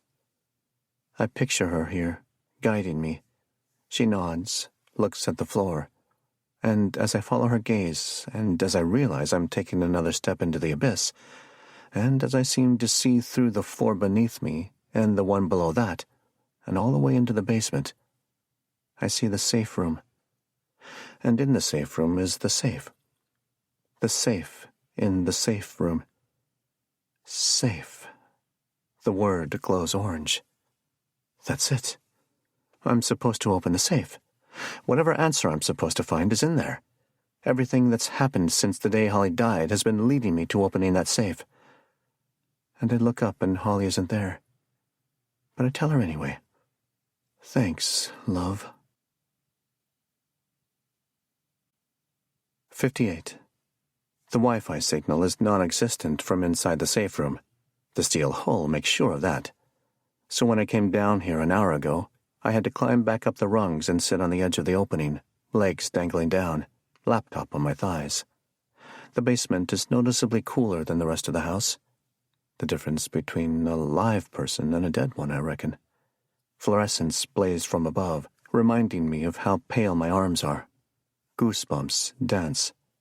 My back is cramped from sitting like this for so long, hunched over my laptop screen. I continue my online hunt for clues, wanting to be as near the safe as possible while I search. That this place might guide me, tell me what keywords to type. That the spirit of Logan Yates wants me to open a safe, because there's something he wants me to see. I search and search until my skin chills to the point of unpleasantness. I search until I grow tired, my eyes weakening, as I drown in an LED glaze. Out of the shadows, a voice. Dad? I look over. Bo stands beyond an arm's distance, hands by his sides. PJs cling to his bony frame, long sleeves on a hot summer night. Darling, I say. In my life, I don't believe I've ever called him that. What are you doing? Discovering. He nods. Weight shifts to his back foot. Are you okay? He asks. Of course I am. Why wouldn't I be? Because you've been acting weird. Weird is all around, I tell my boy. We swim in it every day. Like that, what you just said. That's weird. He's right. It is weird. Tell you what, I say. Go get me a drink, would you? Just ask Grandpa what I'd like. He'll know. His expression changes to a scowl, professionally fast. I know what you like. Anything we have. Hey now. I don't want to get you a drink. I don't like it when you drink. Bo crosses his arms, tight knots. That's no way to speak to me. Yes, it is. Bo. That look when he crosses the line, which he often does. A look of confidence quietly pressured by the weight of fear, that he knows he'll do as I say if I say it with enough conviction. But not now. Now I think there's no fear. I don't think he cares at all. You should be in bed, I say. First day of school is tomorrow. I can't sleep. Doesn't matter. You can't be roaming the house. I'm not roaming. I'm here, and I want to know what you're doing. A long breath escapes me. I'm researching. Researching what? The folks who used to live here. Why? Because. That's not an answer. Bo, sometimes I don't understand you. He absorbs this with curiosity. Okay. I feel like you're different. We're all different. I blink tears away. Why are you researching them? He asks. So I tell him. Hell, why not? Because some bit of my brain believes that if I find out enough about them, I could maybe figure out the combination to the safe. The safe? Aye. He points to my legs, which still dangle over the opening of the submarine hull. The safe down there? Aye. What other safe would there be? But his eyes betray him, growing wide with concern. And this time it's not just his weight shifting. He takes a full step back. Did you close it again? What do you mean? Did you close it again? There's a trace of panic there in that face. Trace of fear. Bo, it's closed. I'm trying to get it open. I want to see what's inside. But it's already open, he says. What? The boy's lying. A simmer of anger, just a simmer, heats me enough to melt the goosebumps. Don't tell tales, Bo. I don't understand, he says. What's that now? I set the laptop to the side, full attention on my boy. I say, what's that now? Dad, what's wrong with you? Now I stand, but it doesn't feel like standing. It feels like looming. Bo takes another step back. I take one toward him. Bo, I think I've had enough of your... Then he shouts in this vacant basement of garish light and chilled concrete. It's already open, Bo says. You had that guy here. He pauses, looks up, remembering. 5 days ago, that locksmith, he opened it. Don't you remember? And there's a truth, one I pluck from my mind, for it sits there, right in the front and center, easy for the taking. No. I don't tell my son this truth, because I'm scared. No, I don't remember that at all. 59. I do a hasty inventory of my mind, and am horrified to discover such low stockpiles. 5 days ago, Bo said. 5 days ago was... Damn, it's all so empty. 4 days ago I was in Milwaukee, and thankfully I remember that. But 5 days ago? That day. Think. I got a letter because it drove me to confront Peter Ainsworth. That night, I remember, came home from Ainsworth's house, borderline drunk, yelled at the kids, which set off a panic attack, drank more, then confessed to Da the truth about Christopher. Yeah, I remember that night. But that day, I scan and scan, pockets of emptiness. Gap. What's going on with you? Bo asks. The truth is hard, but it won't do to lie to him. The stress. It's been playing tricks on my mind. Sometimes I have these chunks of lost time. It's okay. I'll be okay. As expressionless as ever. That doesn't sound okay. Just don't tell your sister, okay? If she asks, I'll tell her. But no need to freak her out. So only I get to freak out? We all carry a burden. I close my eyes, give one final push at recollection. Fail. What was in it? In what? The safe, Bo. What was in the safe? You said it was empty. Empty. Hell, why can't I remember any of this? I turn from Bo and scamper down the ladder. Can I come? Fine, I tell him. He's down here with me in no time. The safe's door is closed, but when I pull on the handle, it opens with ease. It was definitely locked the first time I was down here, the night I found Mags. So Bo is telling the truth. I paid someone to open it, and just didn't recall anything. I tell myself to remember to check the security video from 5 days ago to see the locksmith arriving. And then, another surprise.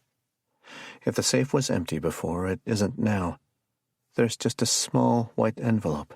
And funny how the sight of an envelope wreaks such havoc on my nerves. What is it? Bo asks, trying to peer around my body. Hang on. Maybe the safe wasn't empty when it was first opened. Could it be I just overlooked this small envelope? Doubtful.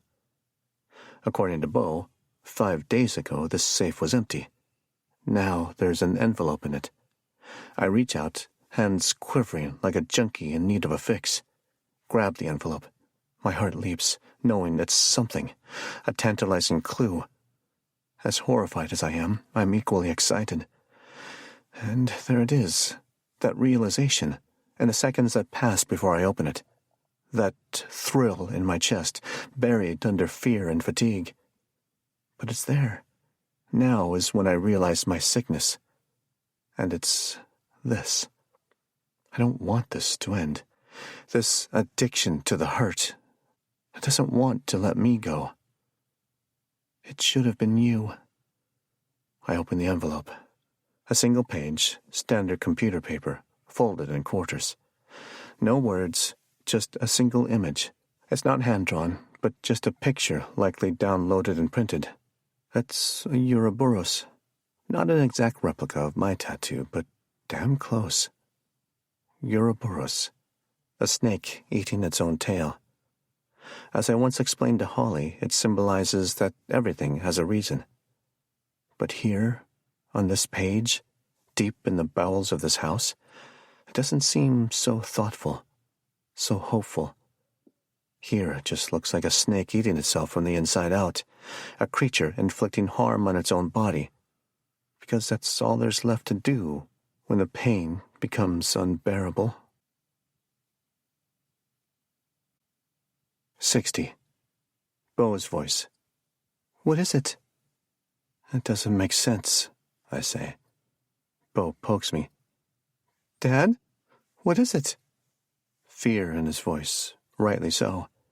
More horrifying than the intimacy of the image is the fact that this piece of paper is inside my house. Then Bo starts to cry, an event as rare as desert rain. The tears come fast, followed by heaving sobs. I drop the letter to the floor and grab him, hold him tight against me, and he pushes back, not hard, but enough to tell me my embrace isn't what he needs. But I hold on a few seconds longer, unwilling to relinquish my role. Then I let him go. I let go. Let go. After a time, he seems to exhaust himself and sits on the cold floor, wraps his bony arms around bonier knees. And I lower myself to him, put a hand on his back, give a slow rub, which he accepts. I miss her so much, he says. Aye, so do I. He wipes his nose, looks up, eyes streaked red. For a while, I kept expecting her to show up in our room in the morning, wake us up, that it was all a dream and she was alive. And it hurt every day, because the mornings would come and she wasn't there. Gaze lowered to the floor. And then one day, I stopped expecting it. Just woke up and knew she wouldn't be there. And that's so much worse. I'd directly take on all of his suffering if I could, but all I can do is sit with him. Bo. You're not okay, he says, keeping his gaze away. What? You're not okay. You're scaring us. I'm not trying to. Along with tears comes anger. Bo stands and makes a kind of eye contact that gives me pause. We have all this money, and we're scared. His voice isn't a shout, but it's within shouting distance of it. Every night I have to tell Maggie we're safe, and I don't believe it. Hold on a minute, Bo. You don't know what you're doing, he says, and despite the utter truth of the words, my anger wells. I'm trying to figure things out. It's not working. My boy, he's leaning forward, arms back, head forward, an aggressive stance. Rare that I ever see myself in him. But now I do, the angry bits at least, and I can't do a thing about it for either of us. I'm doing my best, I say, grinding my teeth. Your best sucks then. Hey, watch it. You don't talk to me like, you're drinking too much, forgetting things. Grandpa is worried too. We're scared, but you won't listen to us. Bo, stop it. I am listening to you. I was just going to... And then he drops it, the biggest bomb in his arsenal. Kind of surprised it hasn't happened sooner, but that objective reasoning does nothing to shield me from its terrible, blinding force. It should have been you. It's his voice now, but it was mine in my head, saying those same words just moments ago. This ghostly link. It's eerie and beautiful, ethereal, but above all, enraging, because my boy wishes me dead. Say that again. He doesn't back away. Rather, he inches a fraction closer. It should have been you instead of her. Tell me you don't mean that. He doesn't even offer the courtesy of a blink. I do. Maggie does too.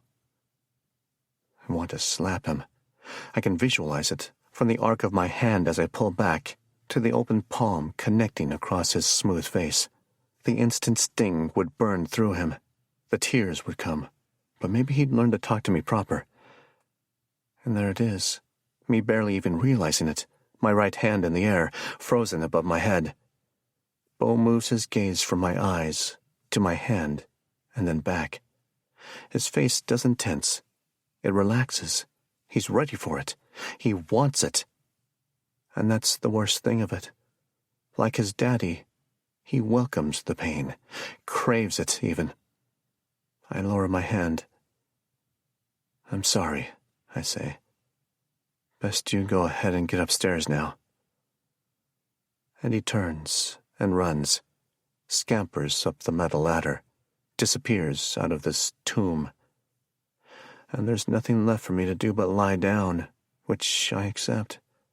Lie on this cot, which may as well be a casket. Breathe in this stale air. Stare up at the curved steel roof above. See beyond it, into the everywhere, where all the other colors exist, hues of a rainbow. And perhaps there was a thunderstorm leaving that rainbow behind, the sky dark on one side of a cornfield, light on the other, and in the middle, the rainbow ways. And I'm so close, I can touch it. And when I do, it feels like taffy. And isn't that something? And the moment I touch it, everything ends. The end. I think that's what I want more than anything. And I close my eyes and fantasize about it. And Holly tells me that's okay, that the end is not so bad after all. Maybe I fall asleep. Maybe I don't. 61. Bury, New Hampshire, day 36. I wake, back in my own room, hearing rain. So subtle I think it's a remnant of a dream of dark skies and rainbows and taffy that leads to death. But a quick glance at the 6-foot pane near the bed tells me the rain is quite real, and it comes down with intention. I think back to my month in this town and realize this is the first time I've seen it rain. Morning. I sit up, swing my legs over the bed, feel the rush of reality swoop through me, nearly toppling me back to the mattress. But I brace myself against it, lean into it, then finally stand firm. Get a robe, go downstairs, fetch a coffee. In the back porch, I sit and sip, replaying the moments of last night. And it can't be clear how much really happened. Beau telling me he wished I were dead, finding that piece of paper in the safe, being told the safe was opened 5 days prior, with no memory of it. That's right. I told myself to check the security video. I grab my mobile and launch the app, select the camera over the garage door. That'll show me any locksmith vehicle from 5 days ago. But it's blank. There's no footage because the camera's turned off. It hasn't been deleted from the app, but it's been switched off. I scan the motion sensors log, finding that the last recording was 5 days ago. 5 days, right in the dead center of the gap time in my mind. My heart races faster than I can attribute to caffeine. When I check the other cameras, they're all off as well. What the hell? On impulse, I scroll through my contacts, find Doe and Brace.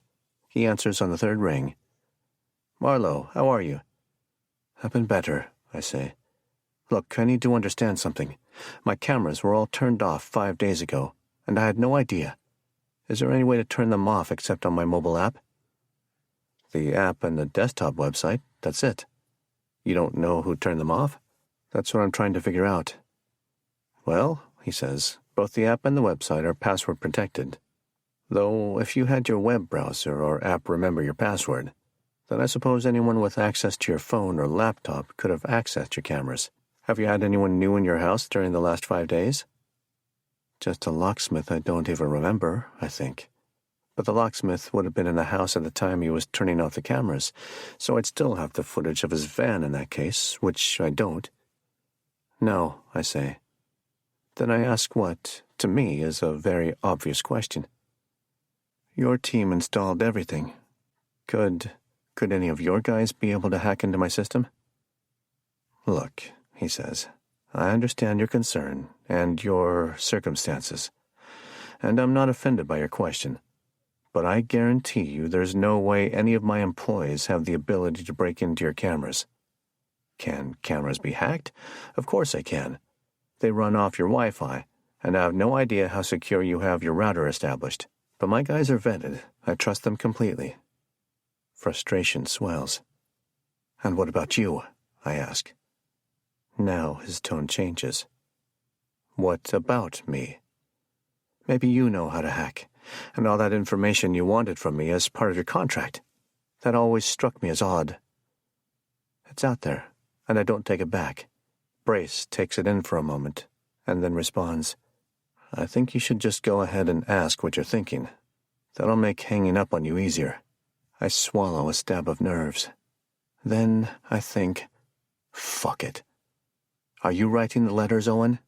The call disconnects, which, of course, is not a denial. 62. I turn the cameras back on, one by one, and they respond accordingly.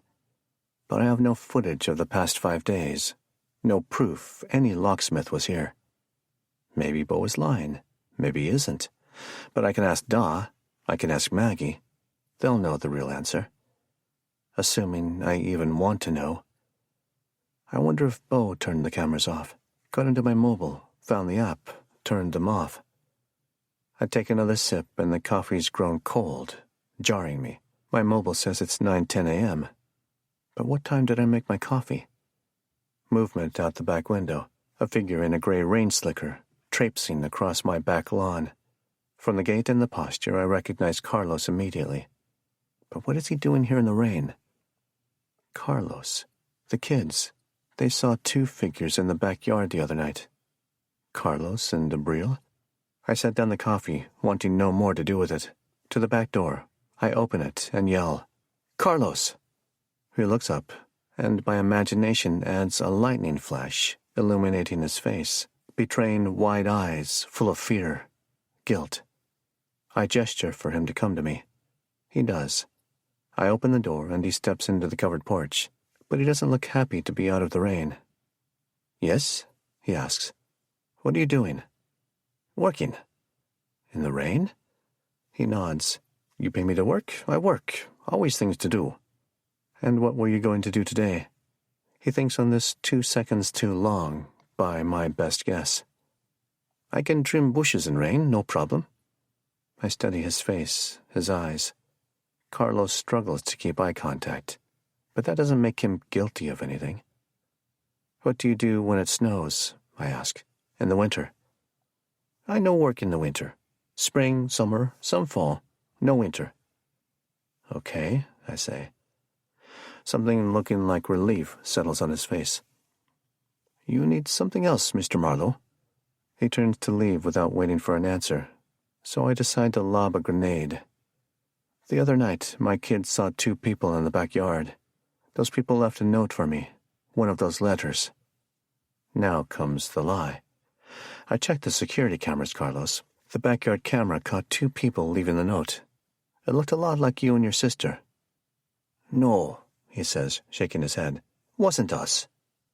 It was, Carlos. No, not us. Must be someone else.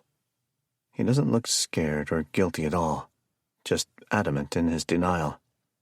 Maybe I'm wrong. I'm accusing this man of something he didn't do based on 0 evidence. But then he says this. No camera at the garage door. How you see anything? Everything turns on that statement. I edge a few inches closer to him. I didn't say the note was left at the garage door. His eyes widen. The guilt I didn't see before suddenly lights ablaze. I never say. How did you know that, Carlos? He takes a step back, and now the man's half outside the porch door, into the pouring rain. I expect more protesting. Maybe he slips fully into Spanish and ends the conversation that way. But he doesn't. He spills it. We don't have choice. Please, Mr. Marlowe. We don't have choice. His hands entwine in an honest-to-God plead. We don't want to be sent home. Not here. Legally. I'm sorry. Both of us, very sorry. And here it is. After an excruciating month, a confession. One of the guilty parties right here in front of me. I lean in. Who told you to do this? A firm headshake. I don't tell you that. Yes, Carlos, you have to. No, I can't. I feel myself puffing up. I don't want to hurt him, but he needs to think I will. All those notes, I say. You know how sick that is. He tenses even more. I see it in his neck. Sweat peppers his forehead. I'm sorry. You went into my house. Twice. You locked my daughter in the basement, and then you left that picture in the safe. Worry spreads across his face. What? No, I didn't do that. I don't know what. You did. You scared my children. I didn't mean to. You didn't care at all, I say. You're worried about being here illegally? What the fuck do you think I'm going to do? I'm going to call the police, that's what. You won't even be deported. You, your sister, you'll go to prison. This man is about to throw up. No. We didn't do all those things. Not the family. No police. No police. Then tell me who made you do this. No. Carlos, you have no choice. No, I can't. Who are you scared of? And how do they know so much about... I don't finish my sentence, because with rapid speed, Carlos smashes my jaw with his right fist. I've been in lots of fights and lost on more than one occasion. In a scrap, your worst enemy is lack of anticipation. Often it just takes one punch to start and end a fight. And if you let the other guy hit first, it could be over for you. He connects square into my jawbone, and my body tells me it has no choice but to collapse right to the floor. That's the second punch, my head against the ground. By the time I can even think to orient myself, Carlos is gone, back out into the backyard in the torrential rain. He's gone, probably forever. It doesn't matter, I think, finding the concrete of the patio floor suddenly comforting. Blood leaks into my mouth, warm and salty. Fire sears the left side of my face. Carlos is gone, probably taking his sister with him. But it's something. After all this time, one piece of this mystery is revealed. I smile, imagining my bloody mouth looking just like a clown's. 63. A few years ago, I had a physical. Didn't want to, but Holly insisted. Told me I was a parent, and parents have to make sure all their pieces are working, because they have a responsibility to others besides themselves. So I went to this doctor, and he asked me a slew of interesting questions, the kind I couldn't imagine an Irish doc asking. He asked me, "Do you feel safe at home?"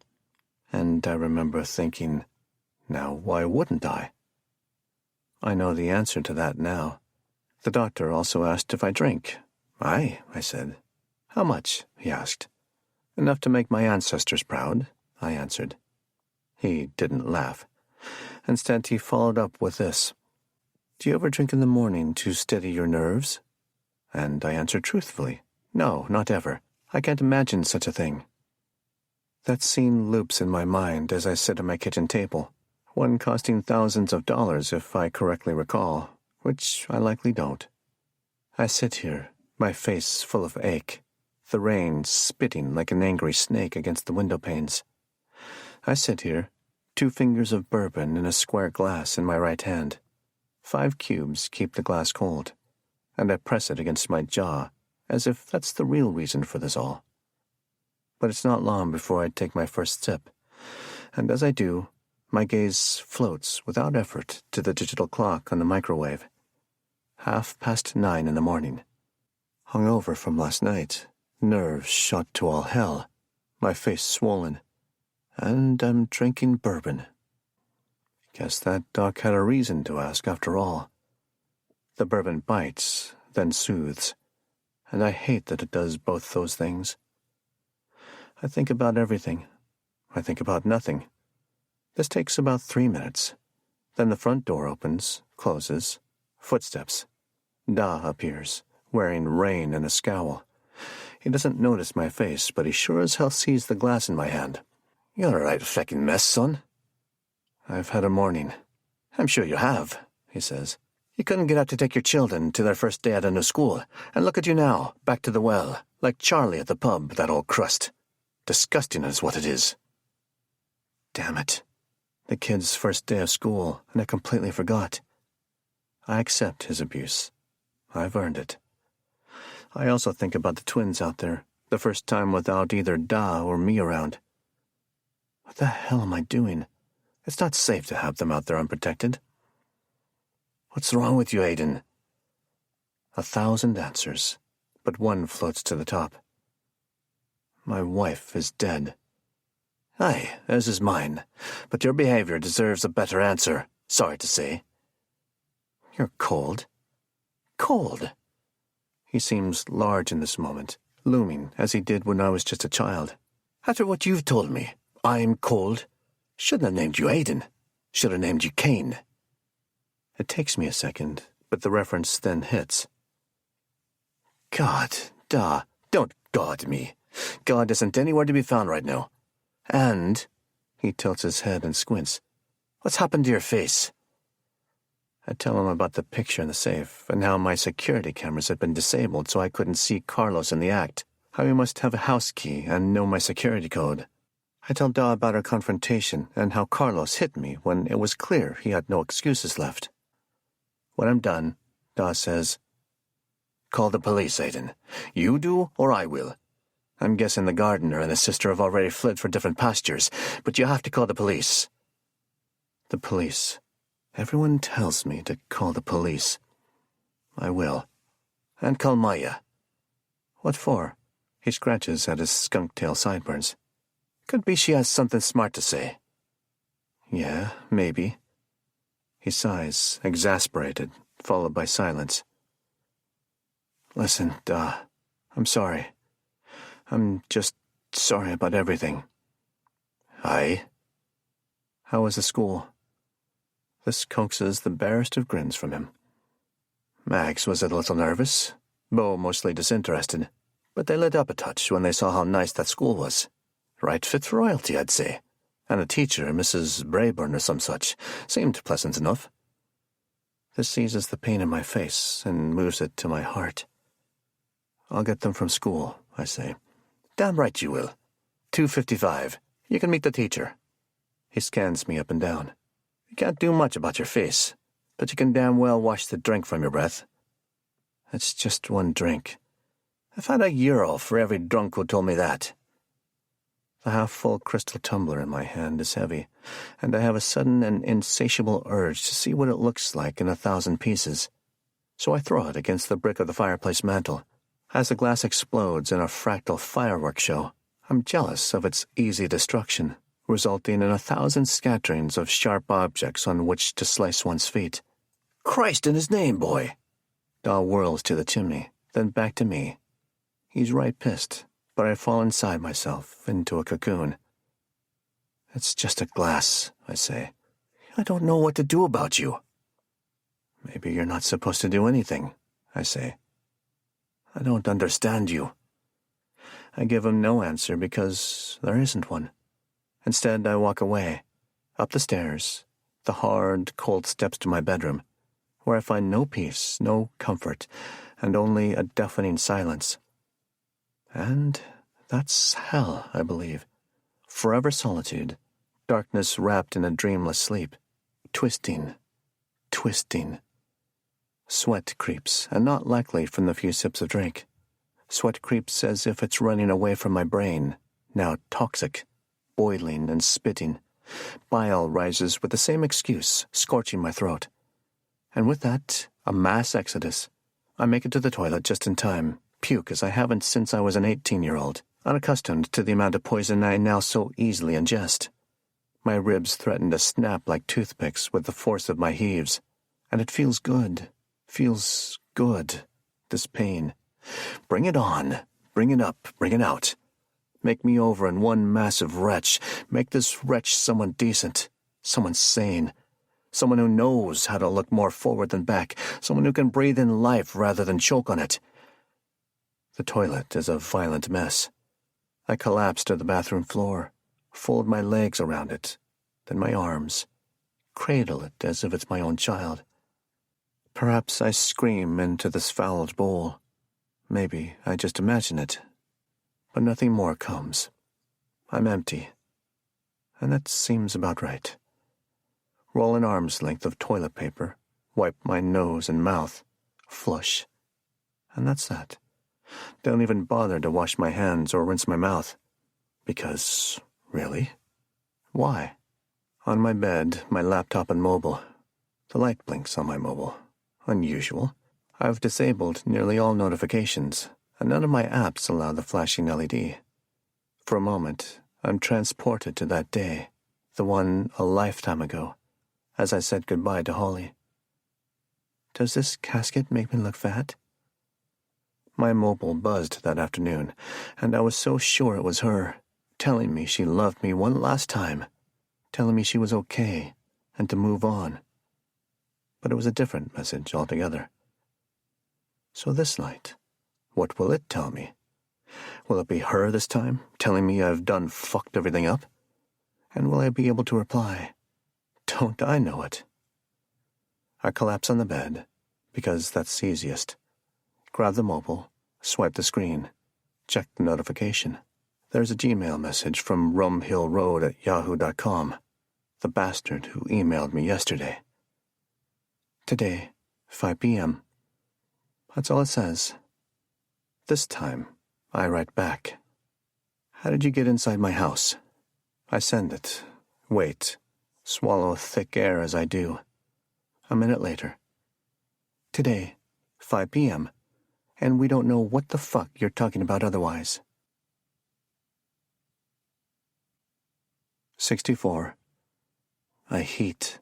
Blood pumps through me fiercely, forcing to break right through my skin. The sweet tang of vomit lingers in my mouth, tempting my stomach to produce more. All this anger, it pushes me to my limits. I think I need it, as if were rage not an option. I wouldn't know how to exist, but it's an option, and it's here now. Throwing a whiskey glass against a mantel? That's easy, effortless, painless. I need more. I stand and walk to the full-length mirror in the corner. In the glass, I see the real me, the sweating, huffing, drained, crazy drunk that I am. And I think, you disgust me, you. You fucking disgust me. And the reflection? He laughs in agreement, tells me I disgust him too, and isn't it nice to have something in common?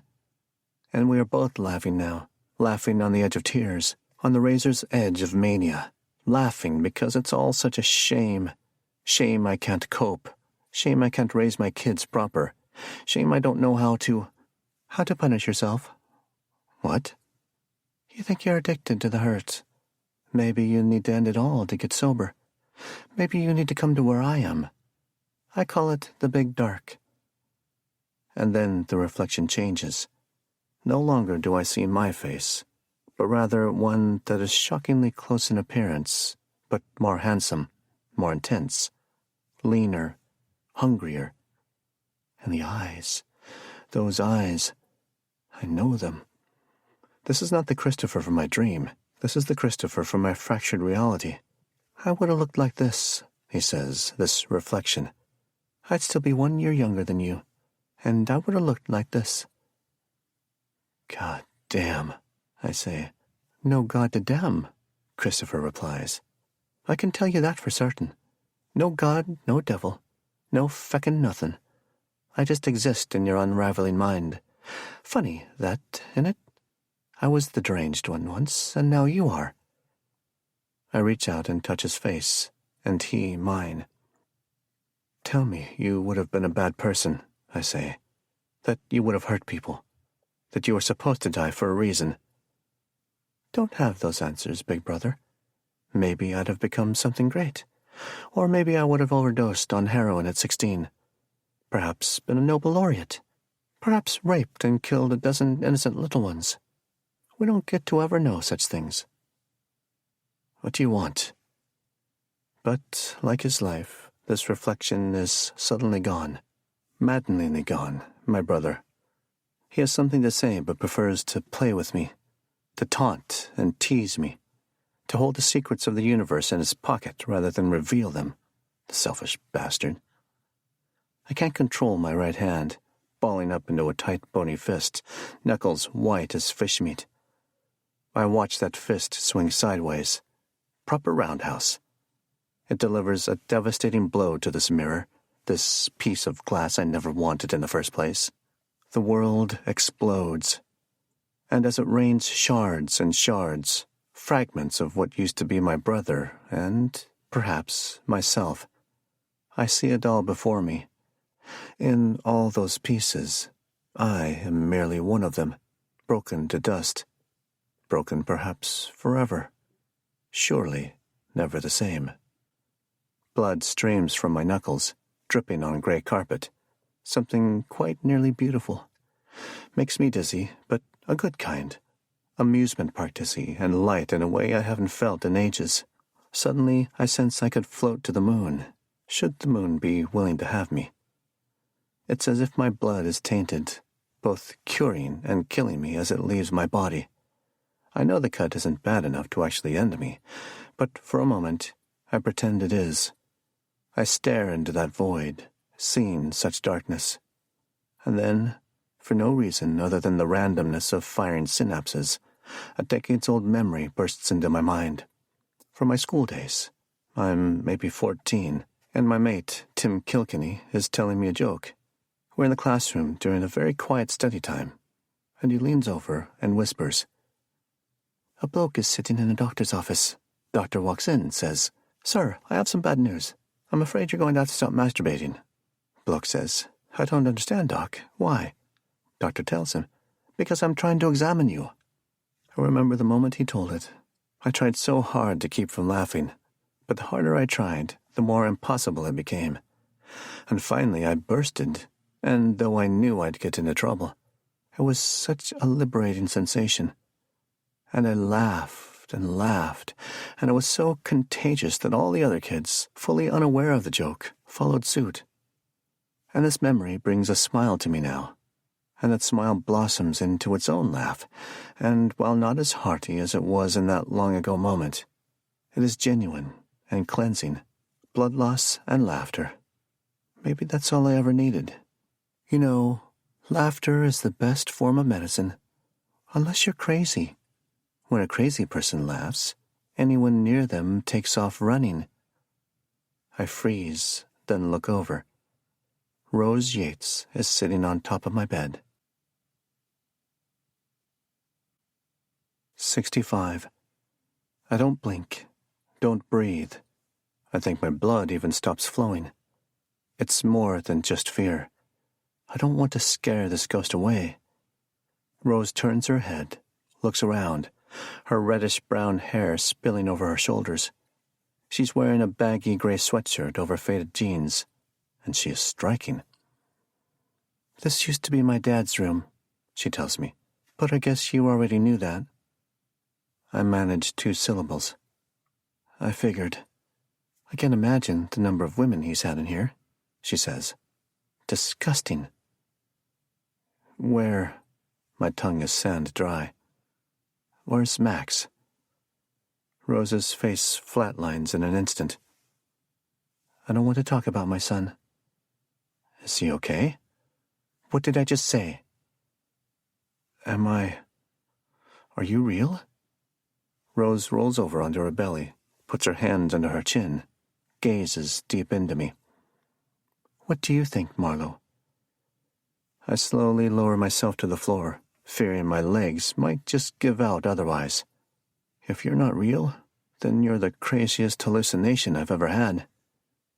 Have you hallucinated before? No. Well, I don't know, actually. She points at my hand. You're bleeding. Yeah. Does that concern you? Hell of a question. I'm more concerned about not being concerned. As you should be.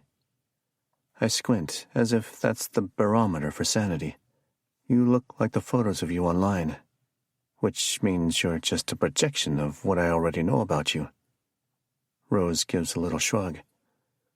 Or it means I look the same way now as I did in those photos, and that I came back, walked inside your house, came up here, found you fighting a mirror, climbed on the bed, and watched to see who would win. I don't think either of you did. That razor's edge of being just sane enough to realize you're not. Tell me something I haven't already read about you, I say. What do you want to know? What happened to you? To your family? She smiles, and it's genuine and delicious. We were all hacked up by home invaders and buried beneath the pond in the back, which would make me a ghost. Really? In one swift motion, she sits up on her knees. Or maybe we were being threatened by drug kingpins, and we had to run for our lives. Okay, I get it. She holds up a hand, silencing me.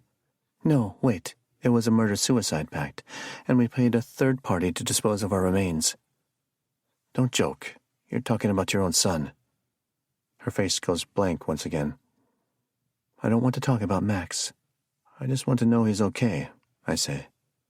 No, you want to save him. You've got this whole weird hero complex going on, which is sweet in its own way, but you've got enough problems of your own. The notes, I say. She nods. Yeah, Marlowe, the notes. I point at her, blood dripping. Which officially means you're not real, 'cause otherwise, how would you know about the notes? A grin so easy. Maybe I'm the one writing them. This brings a whole wave of bumps along each vertebra. That means you gave the notes to Carlos and Abril. Aren't they sweet? Well, Abril's a little much, but Carlos, he's a doll. He hit me. Rose winks. You had it coming. And I think I could touch her. That's all it would take. I could touch her to find out if she's real. But even if I felt her skin, would I believe it? I don't think I could handle feeling a hallucination. Maybe it's like the rainbow in the cornfield after the thunderstorm, feeling like taffy. The end of everything. Why are you here? I ask her. Now, there's a smart question. I knew you were smart, Marlowe. She scans her gaze along the blood-stained carpet, the shards of glass. All evidence to the contrary. She takes a sip of her wine. Wait, since when was she holding a glass of wine? But she is now. red wine matching my blood. I'm here to tell you what you won't admit to yourself. Which is? Which is, you're fucked. I smile because it seems funny. In what way? In all ways. Your train has left the station, horses out of the barn, etc. You remember that moment at Holly's funeral, the instant you found out you won the lottery? She waves a dismissive hand. Of course you remember. Who would forget that? Yeah, I remember every detail. So you remember the sound, right? In that moment, that cracking sound. You thought it sounded like a tree limb breaking, I say. But not exactly like that. It was louder, more personal somehow. Exactly. She takes a slow slip, relishes the liquid in her mouth for a moment before swallowing. Then her gaze drills me hard. That was you snapping. Funny it makes a sound, isn't it? An actual sound. What? That's the moment you crossed the threshold, Marlowe. Really, you didn't have much of a chance after Holly died. But winning the lottery? That was too much for your brain to absorb. No, I tell her. I was okay then. I mean, I was still okay. Could a crazy person have moved his whole family? Bought a house and moved? Exactly, she says. Think about it. You chose Barry because you buried your wife? Does that sound sane? It had meaning. And you're seeing faces in your garage door windows? And losing entire chunks of time? And sitting here talking to someone who doesn't exist? It seems silly to argue. Maybe I've gotten worse over time. She wags a finger, nail unpainted. No, it was bad from the start. That's not true. Rose looks so disappointed. And the notes, Marlowe. Do you really think someone is out to get you? This has the effect of swallowing a fist-sized piece of ice. What do you mean? She cocks her head. What do you think I mean? Someone is out to get me, I say. Rose sets her glass down on the side table, gets off the bed, and sits on the floor across from me. Lord, she's imaginary, but I can smell her. It's Holly's perfume. I know it is. You want someone hunting you because you need the agony of it all. You've said it yourself. Addicted to the hurt.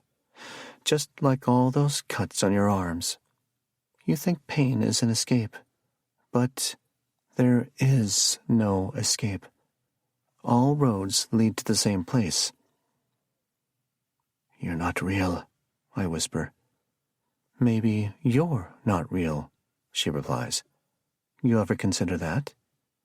Maybe I'm still here in my home, the place where I grew up, and suddenly, sitting on the floor across from me, covered in blood, is this man, this ghost, and he's here to haunt me, and I have no idea why. You are not real. Then she scooches a few inches forward, gives a smile as soft as puppy love, leans forward. Her smell is overpowering. The perfume, it makes me dizzy enough to close my eyes, nearly lose my balance. And in this darkness, I'm with Holly, and she's telling me she misses me, and she wants me to join her if only I could. But not that way, not like that, because of the kids. And I tell her I'd die for her. Just tell me to do it, and I will. And she believes me, so she says nothing. And then her lips are on mine, so faint, a desert wind, warm and enveloping. It lasts only a moment, and I don't want to open my eyes and find out it's not her. But I do open them, because at my core, I'm weak, and Rose's face is only 2 inches away, and I'm struck by her loveliness. She smiles, so gentle I almost believe it. Check your laptop, Marlowe. See what you've been doing. What? But she doesn't answer. Rose stands, no effort taken, grabs her wine glass, almost floats toward the bedroom door, As she leaves, she gives me one last look, and now her eyes are blue, a dying glacier. And I don't know why that is. Maybe that's the real color of ghosts. And now she's gone. And like that, my bleeding seems to start again, more purposeful than before. In a daze, I manage to sleepwalk to my bathroom, find some gauze pads and tape, wrap up my hand in a clumsy way. I make great effort to avoid the mirror. I fear, should I see myself, my eyes would be blue too. 66. I am a mess. I am wondrous. I sit cross-legged in my bedroom, aware of my wounds. Hash marks of life they'll be, just like all the others. Everything self-inflicted, you self-centered son of a bitch. You still have a chance, I feel myself say. You're at the brink, but you can come back. One breath, another. Easy in, easy out. Slow my heart, still my mind. Check your laptop, Marlowe. Such a strange thing for my conjuring of her to say. Check your laptop. And so I do. 67. I left the screen, scanned my fingerprint. The wallpaper picture is of Holly, me, and the twins last year at the Baltimore Aquarium. It hurts every time I see it, but it'd kill me to change it. I don't know what I'm looking for, but I suspect I actually do. That if I don't overthink it, it'll come to me. Something deep in my brain wants me to look in here. I let out a long exhale as I launch my email, poke around the contents a bit, read the emails from rumhillroad@yahoo.com another couple of times, but I don't find anything new or unusual. So I launch my file explorer. No idea what I'm supposed to look for. Click on a few folders, check my recent downloads. Nothing out of the ordinary. I launch my word processing app, then stare at the blank screen as if it will inspire an idea of what to look for. Nothing comes, but how easily I got lost in that white screen. Stare at it long enough, and it begins to stretch and stretch, deep into the distance. Suppose I've never really considered how hypnotic all those same colored pixels are, and how comforting. I type a few words, just gibberish really, then delete them. I gaze on a bit longer, feeling something coming, and when it does, my fingers obey what my brain tells them to type. Christopher Robin is saying his prayers. I lean back, look at the words, knowing them but not knowing why they just came to me. If my subconscious is trying to give me a clue, it's being a bit too coy. I decide to save the document thinking that I might come back to it later, and it may trigger something. I click Save As, and the program opens my last use folder and suggests the document name, Christopher Robin is saying his prayers, .docx. That's good enough, I decide. And then there's this last used folder, a folder named Scrap, which sits within my documents directory. I don't ever recall naming a folder that, so I launch my file explorer and navigate to it. Scrap. The contents are few. 3 files, all word processing documents, all with similar names. A jolt of electricity rushes through me as I stare at their innocuous similar names. Berry1.docx, Berry2.docx, Berry3.docx, Ouroboros.docx. 68. That moment of stepping on a nail. You see it, sharpened tip pointing up, as if someone left it on the floor just for you. You see it clearly, even imagine all the specks of rust, the things that will soon poison your blood. You see it as you walk around barefoot, spy it right as your foot is in midair, your momentum unstoppable. See it, and know with sublime clarity there's no way it's not piercing into your flesh. That moment between the knowing and the pain. It lasts a split second. It lasts a lifetime. I open Berry1.docx, knowing with icy fear what's going to be inside, And it's going to hurt like a motherfucker. Mr. Marlowe, welcome to Barry. Welcome to Rum Hill Road. Welcome to your new house. We love your home. We've been watching it a long time. 69. I don't remember coming downstairs, but here I am. I suppose I can be forgiven this small lapse, considering. A vague sense of daw on the couch, reading. "Come to clear your mess, then?" he asks. I sleepwalk past him. The glass shards sit where I left them by the fireplace, 1,000 fairies sleeping. I come into the kitchen, not sure why. I could pour another drink, I suppose, because what's the point of stopping now? But I don't, not yet. Daw walks in, wearing that look. "Look, Gaydon, this is an incredible amount of stress for you. Maybe you should be seeing someone." He looks as old as I feel. "See someone?" "Aye, you know, a doctor." "A psychiatrist, then?" He nods. "Along those lines, yeah. That's what Ma said after Christopher died. And I went, you remember?" My voice is dead. He looks at the floor halfway between us. "Aye." "I saw the man maybe 4, 5 times, and you said it was a waste of money." "I did, yes." "But not now?" "We all evolve," Da says. "And yes, I think now is a good time for you to seek help." How good sleep would feel right now. Real sleep, not the manufactured kind I've had for the past 2 decades. The sleep of a 6-year-old boy, long and uncomplicated. Dreams restricted to the horrors of whatever a small child could conjure. Scary dragons and some such. What I would give for 2 milligrams of youthful ignorance as a nighttime medication. "I wrote them," I say. "What's that?" "I wrote them." "Wrote who?" "The letters," I say, still not quite believing it. "I wrote the letters." It takes a moment, but I see the realization creep up his body and finally take hold in his eyes. "I don't know what you're telling me." I put a hand on his shoulder, such an odd gesture from me to him. "I just found them, right now, on my laptop. The first 3 letters, at least, and a printout of an Ouroboros. There they were, on my hard drive." He peers intensely at me, an MRI machine scanning my brain for anomalies.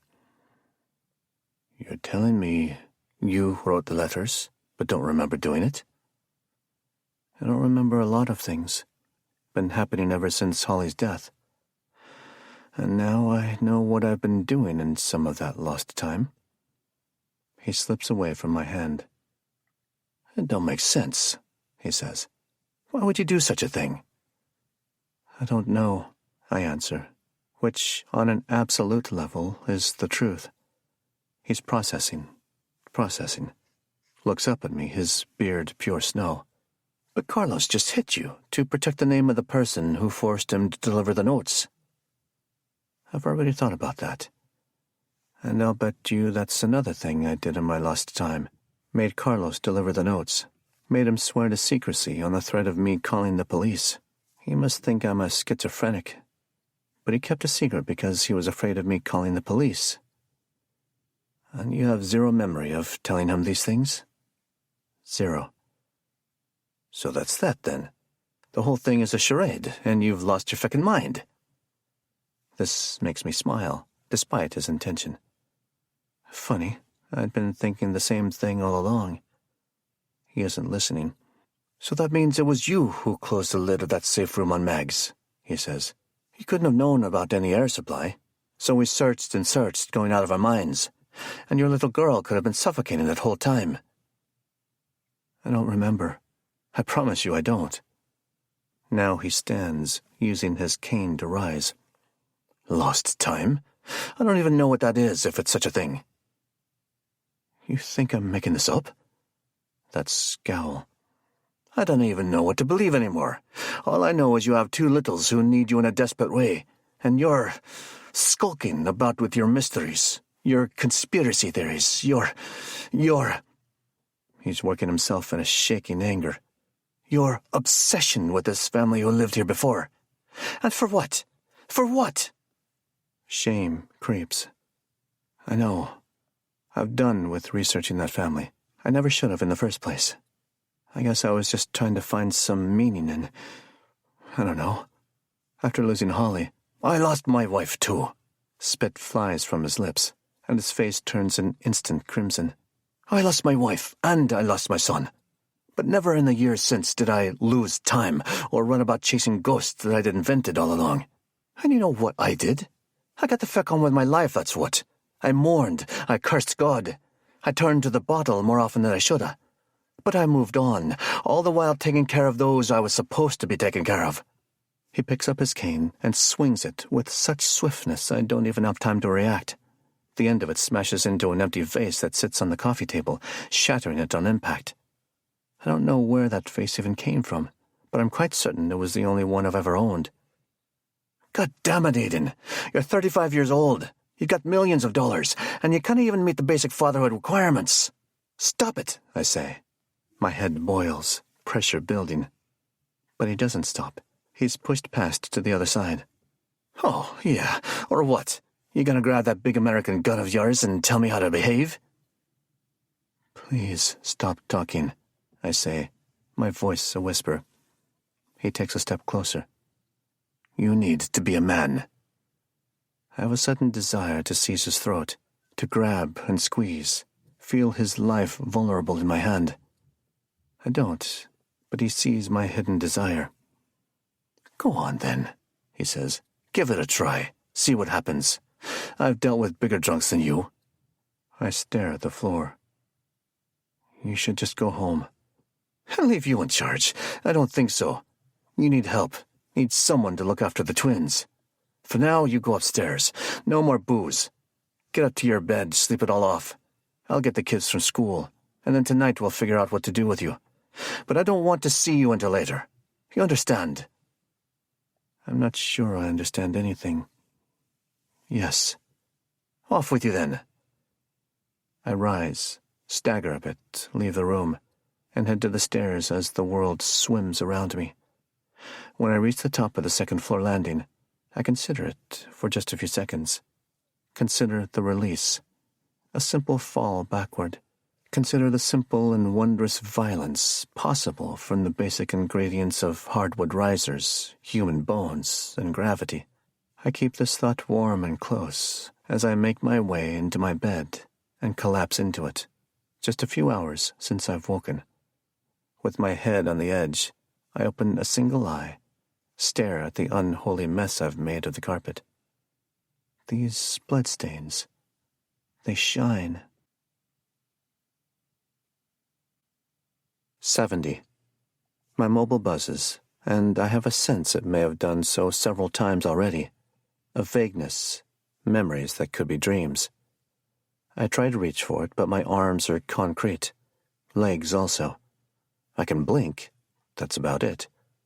I see the mobile, shimmering on the nightstand as it vibrates. Yet I can't move. Maybe I'm still asleep, but the afternoon haze streaming through my curtains tells me I'm not. It's laughing at me, saying I'm paralyzed, that I stressed my body to such a degree it's simply given up, leaving only my brain and lungs functioning. Then my muscles finally listen to my brain, and they explode into motion all at once.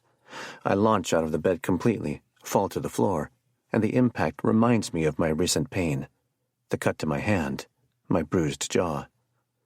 I crawl back, find several missed calls from Maya. I dial her. I've been trying to reach you, she says, instead of hello. I've been sleeping, I say.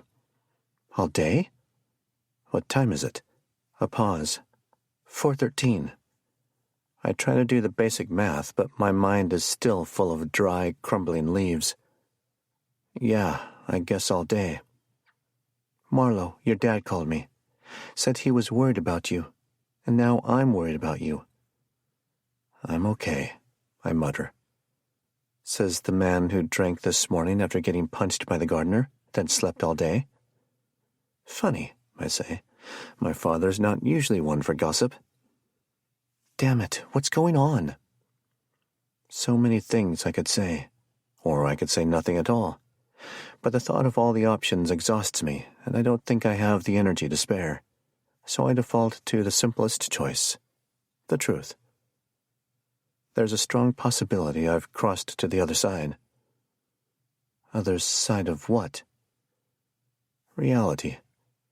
But I think I'm back now. This morning was pretty wild.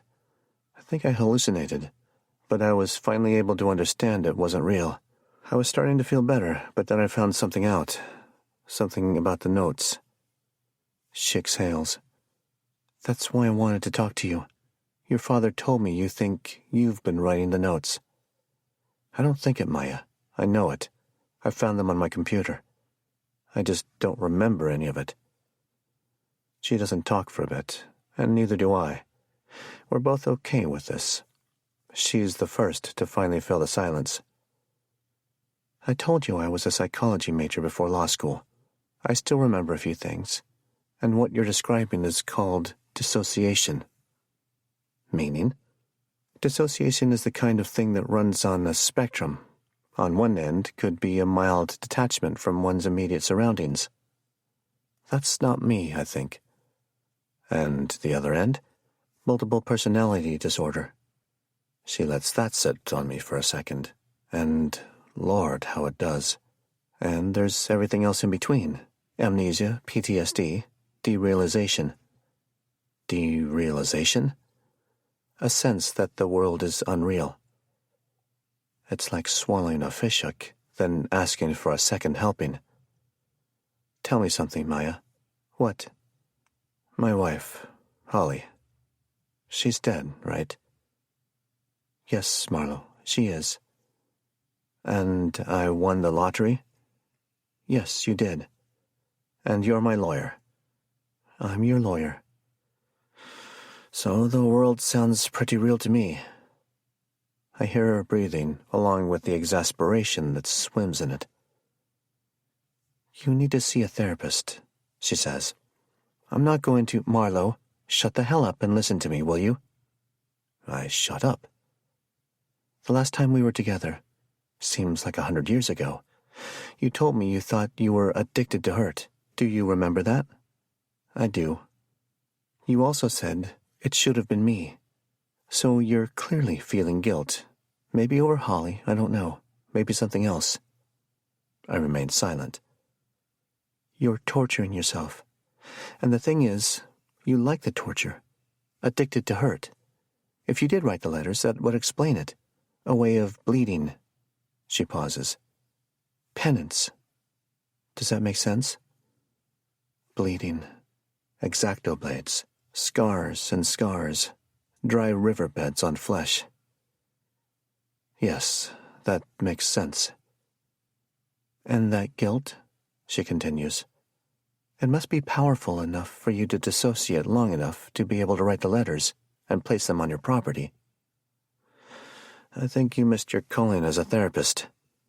A chuckle from her, but one that's on life support.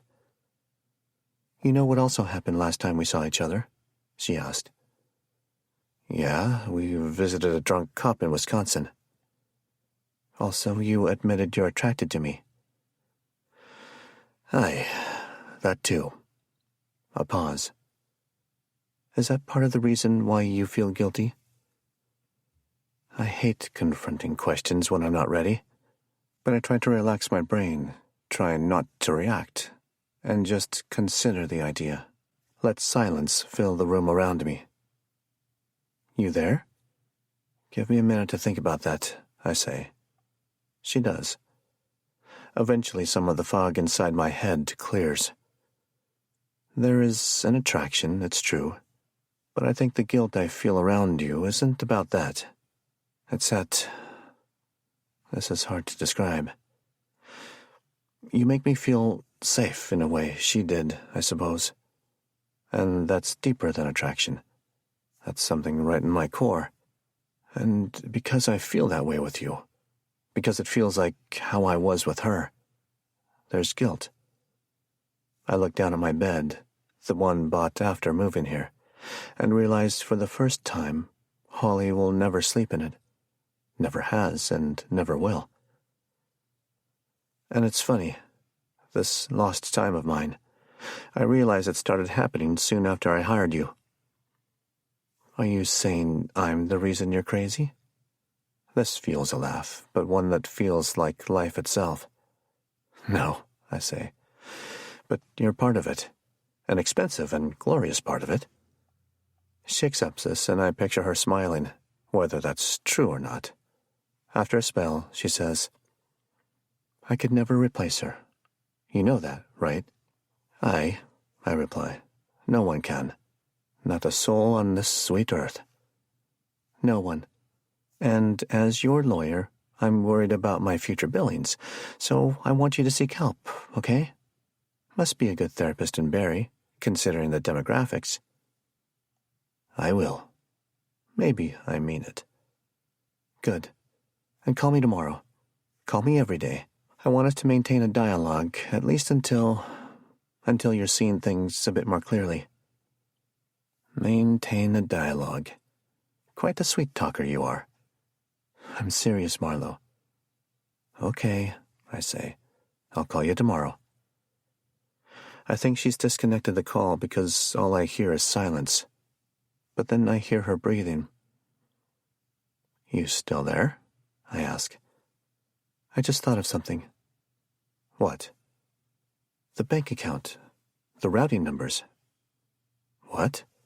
From the letter demanding money, she says. What about them? Her words speed up. I checked them. Remember I had you read them to me? I checked them just to see if they would lead to anything. They're numbers for a bank account in the Cayman Islands, but I couldn't get any more information than that. But what does... I stop myself, my brain trying to keep up. Processing. Then I know what she's about to say. The bank account.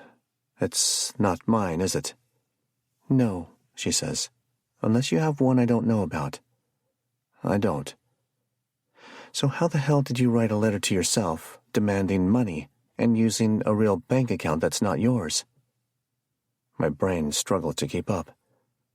I don't know. And how did you send yourself emails? That gnawing in my gut, that bile in my throat.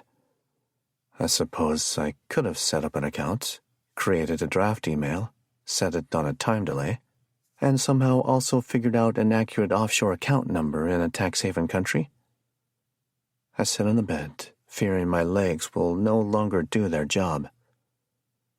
What are you saying? I ask, knowing exactly what she's saying. Maybe you wrote some of the letters yourself. Tick, tick, tick. But what if you didn't write all of them? 71. Dusk.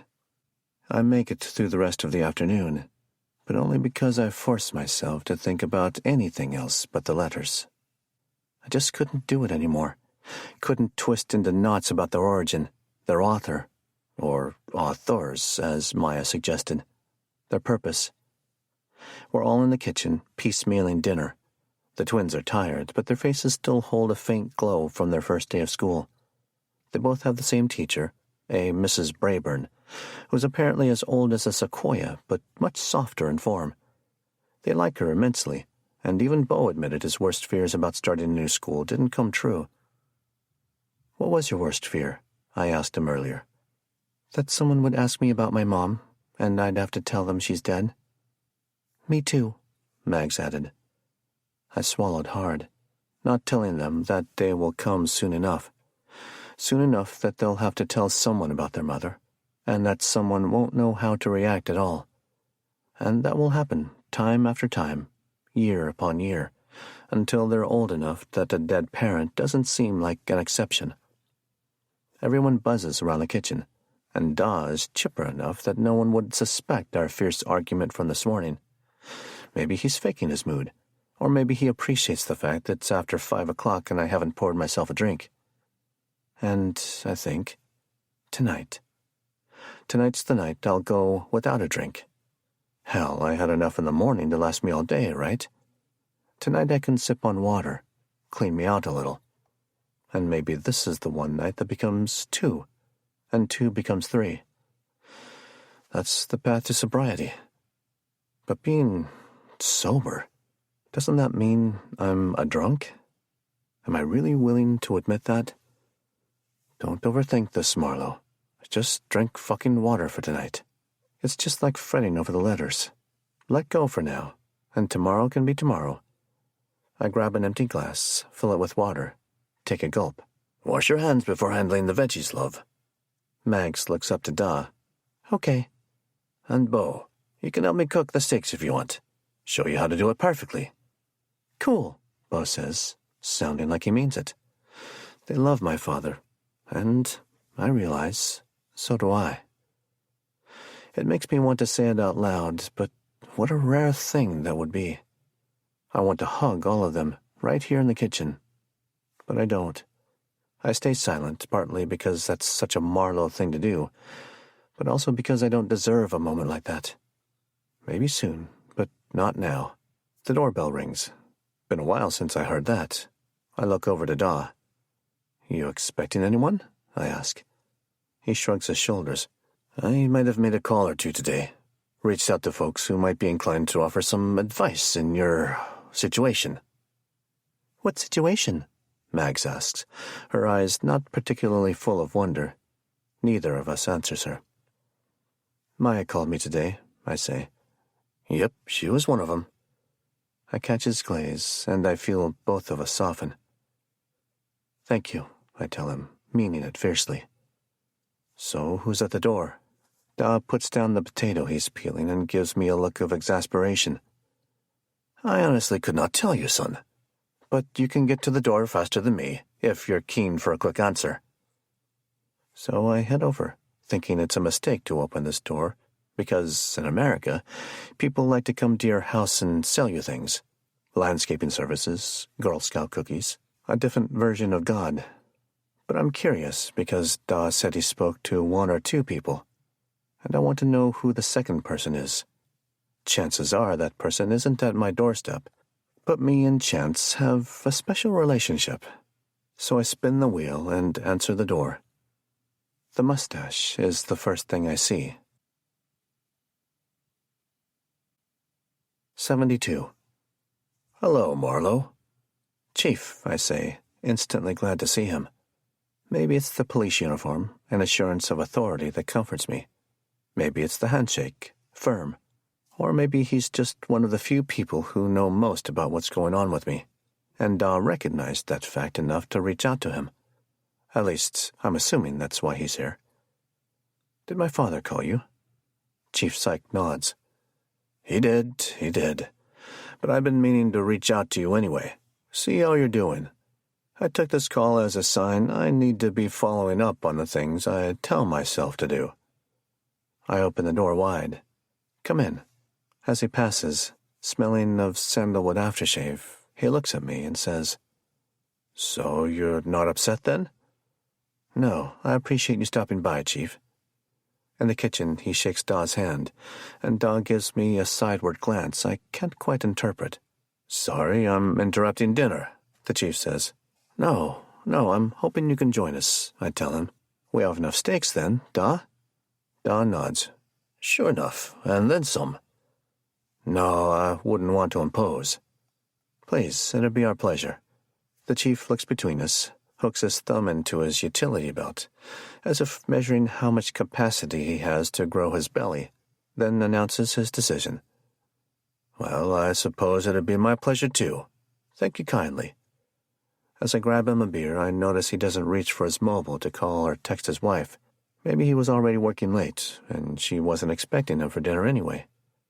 The Chief and I take our drinks onto the back porch for a few moments, as Da and the twins remain in the kitchen.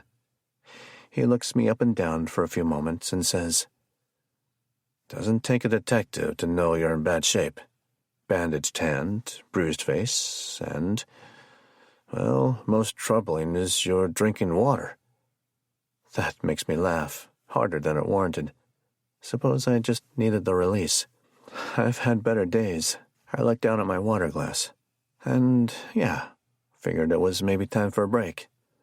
Yeah, breaks are good. Reset your system and whatnot. He immediately sips his beer after saying this. Your father filled me in on the details. What did he tell you? The chief relays the conversation he had with Daw. So this Carlos fella, that explains your face. What happened to your hand? I punched a mirror, I say. It cut my hand, but I shattered it into a million pieces, so I'm considering it a win on my part. His expression doesn't change. And why would you want to punch a mirror? I tell him the truth, because I didn't like the way the guy in it was looking at me. Another sip. Yeah?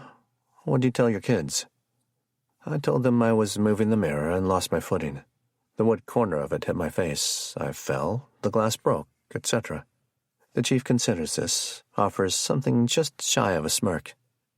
God bless the minds of children. They can be so damn smart, but on the other hand, they'll believe just about anything. I don't like feeling accomplished for lying to my kids. Like I said, I've had a day. Bet you have, he says. And many just like them ever since you moved here. I'm feeling a growing ache for a drink.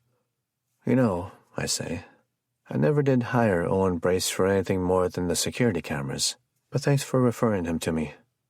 Well, this is almost embarrassing, but I got it into my head at one point that he was the one writing the letters.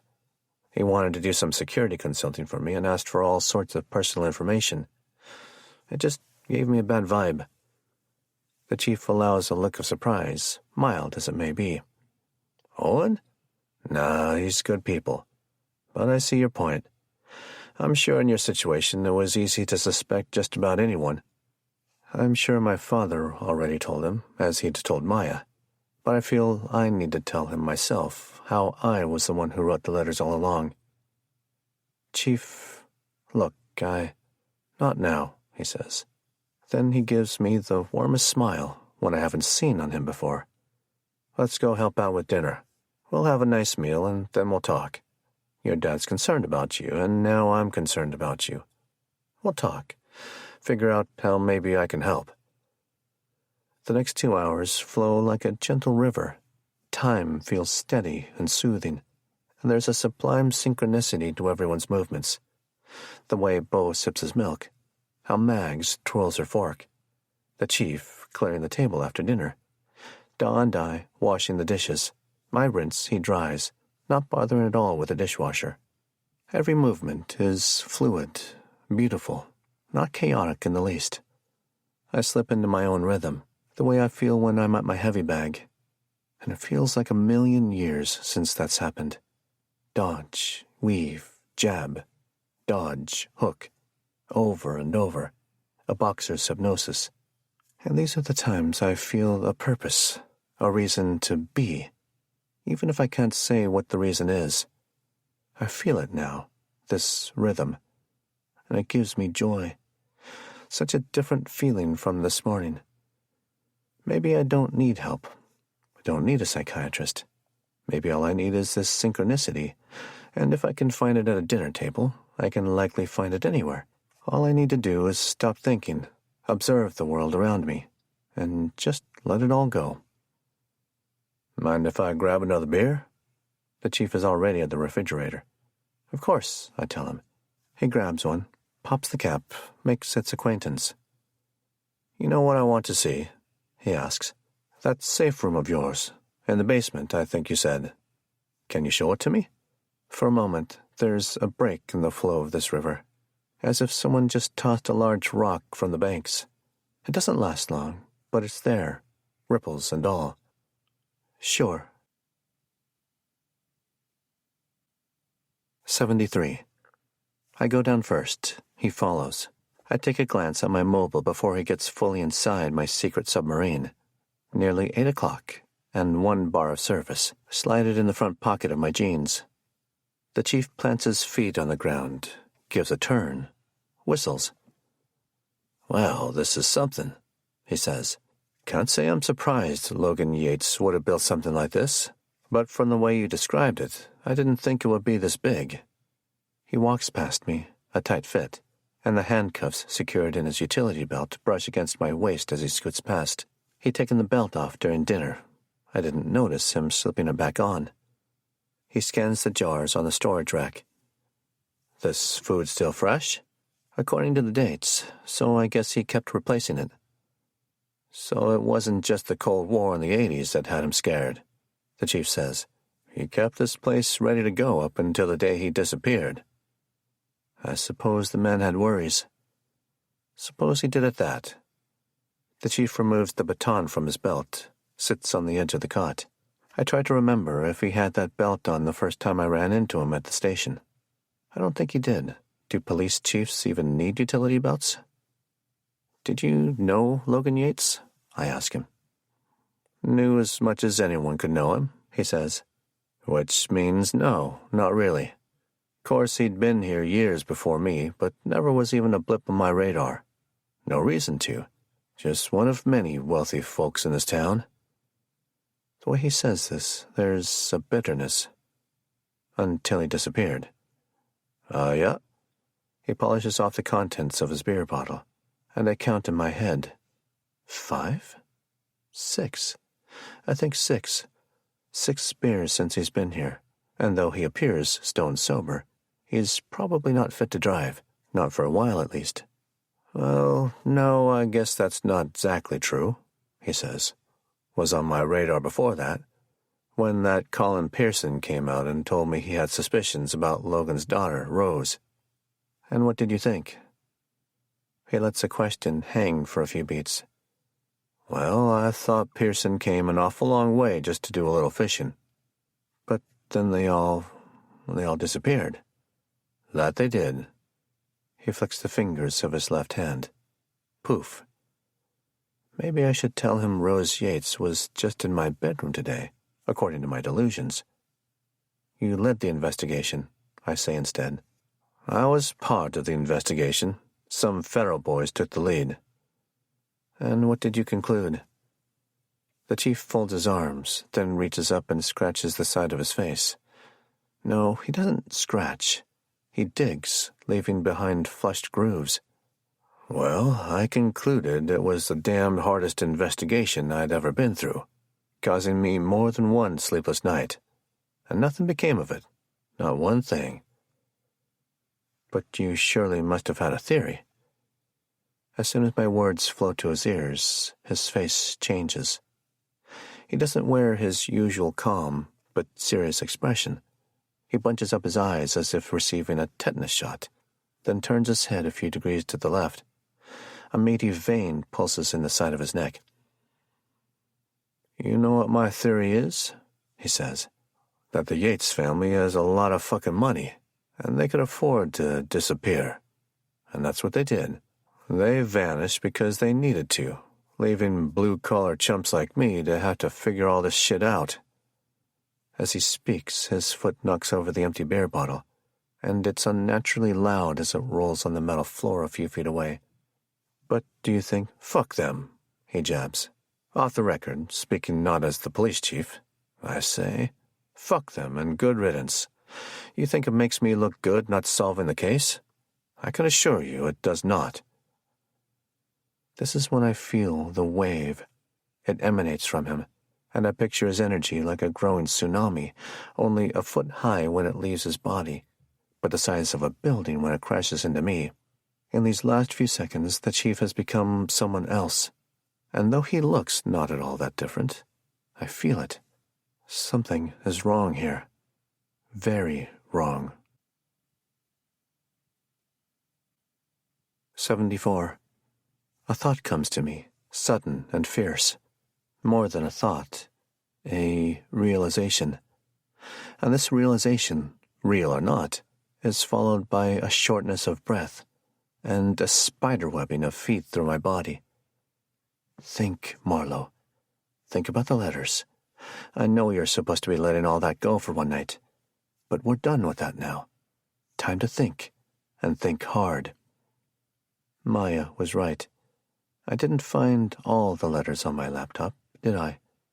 No, just some of them. The first three and the picture of the Ouroboros. A name flashes in my brain. Carlos. Carlos hit me because he was afraid of the person who told him to deliver the notes.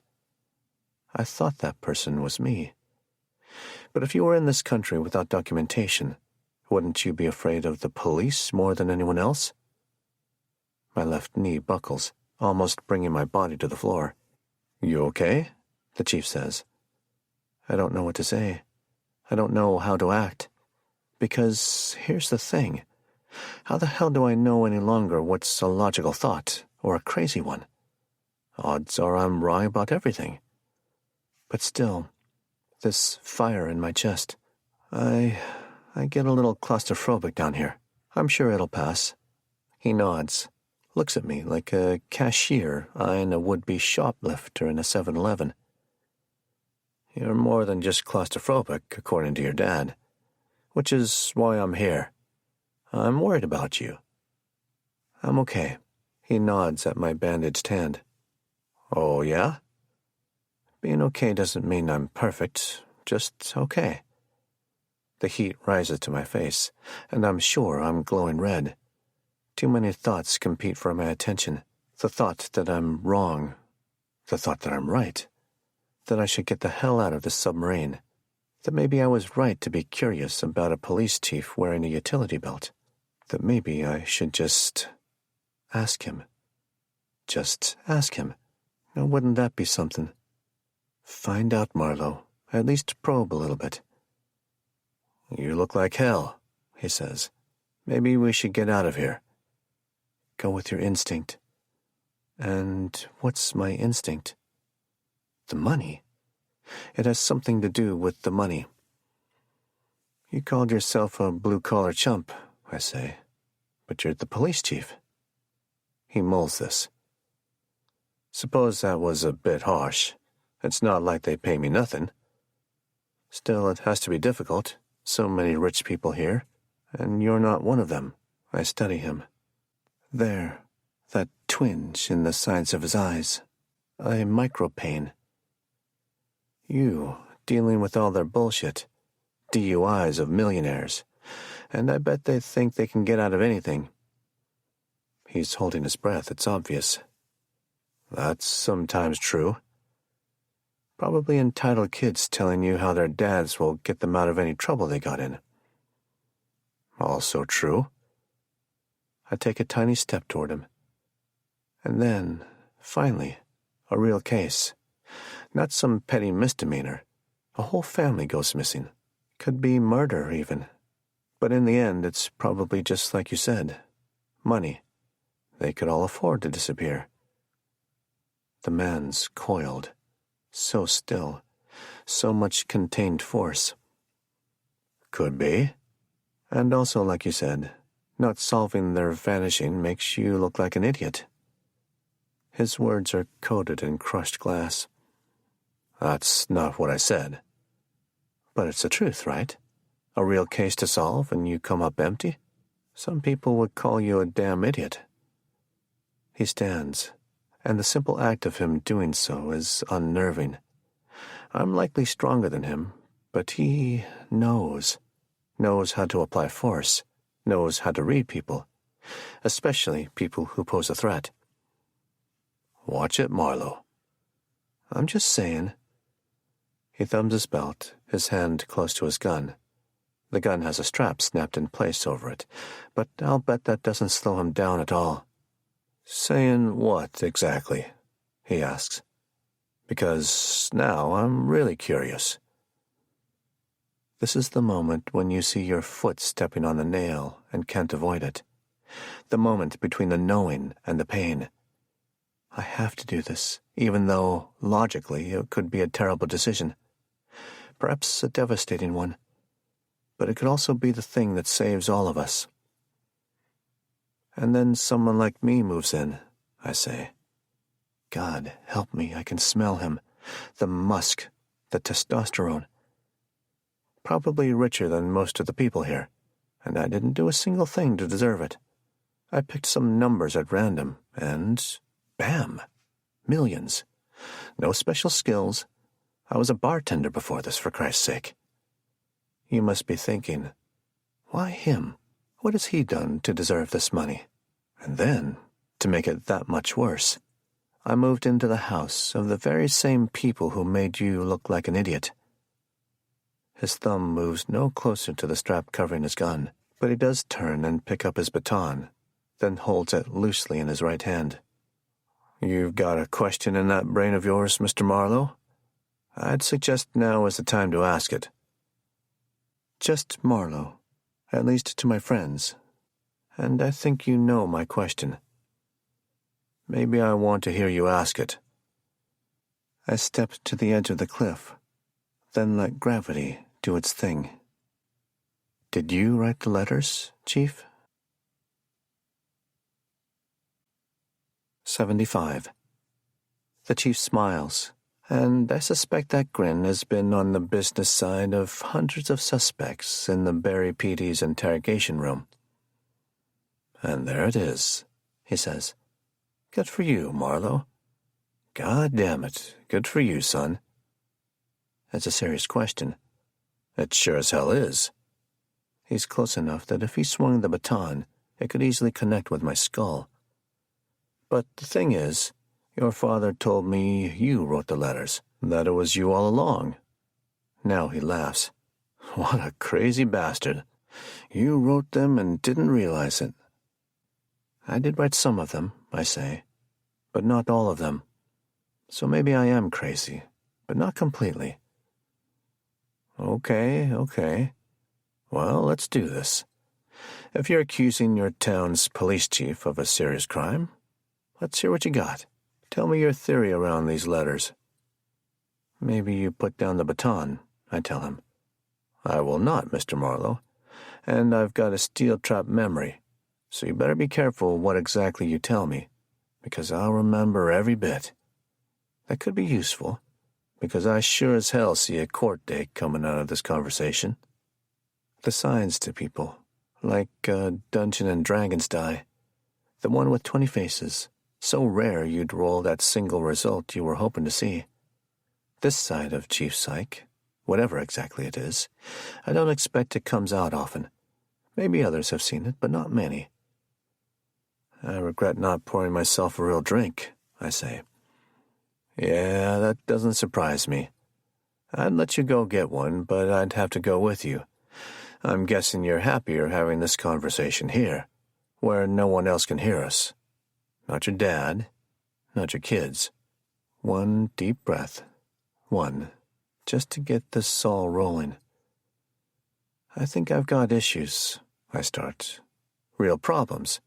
Ever since Holly died. Since I won the money. I think maybe something broke in me. And the result is I lose time. I don't remember what it is I do in that lost time. It's just gone.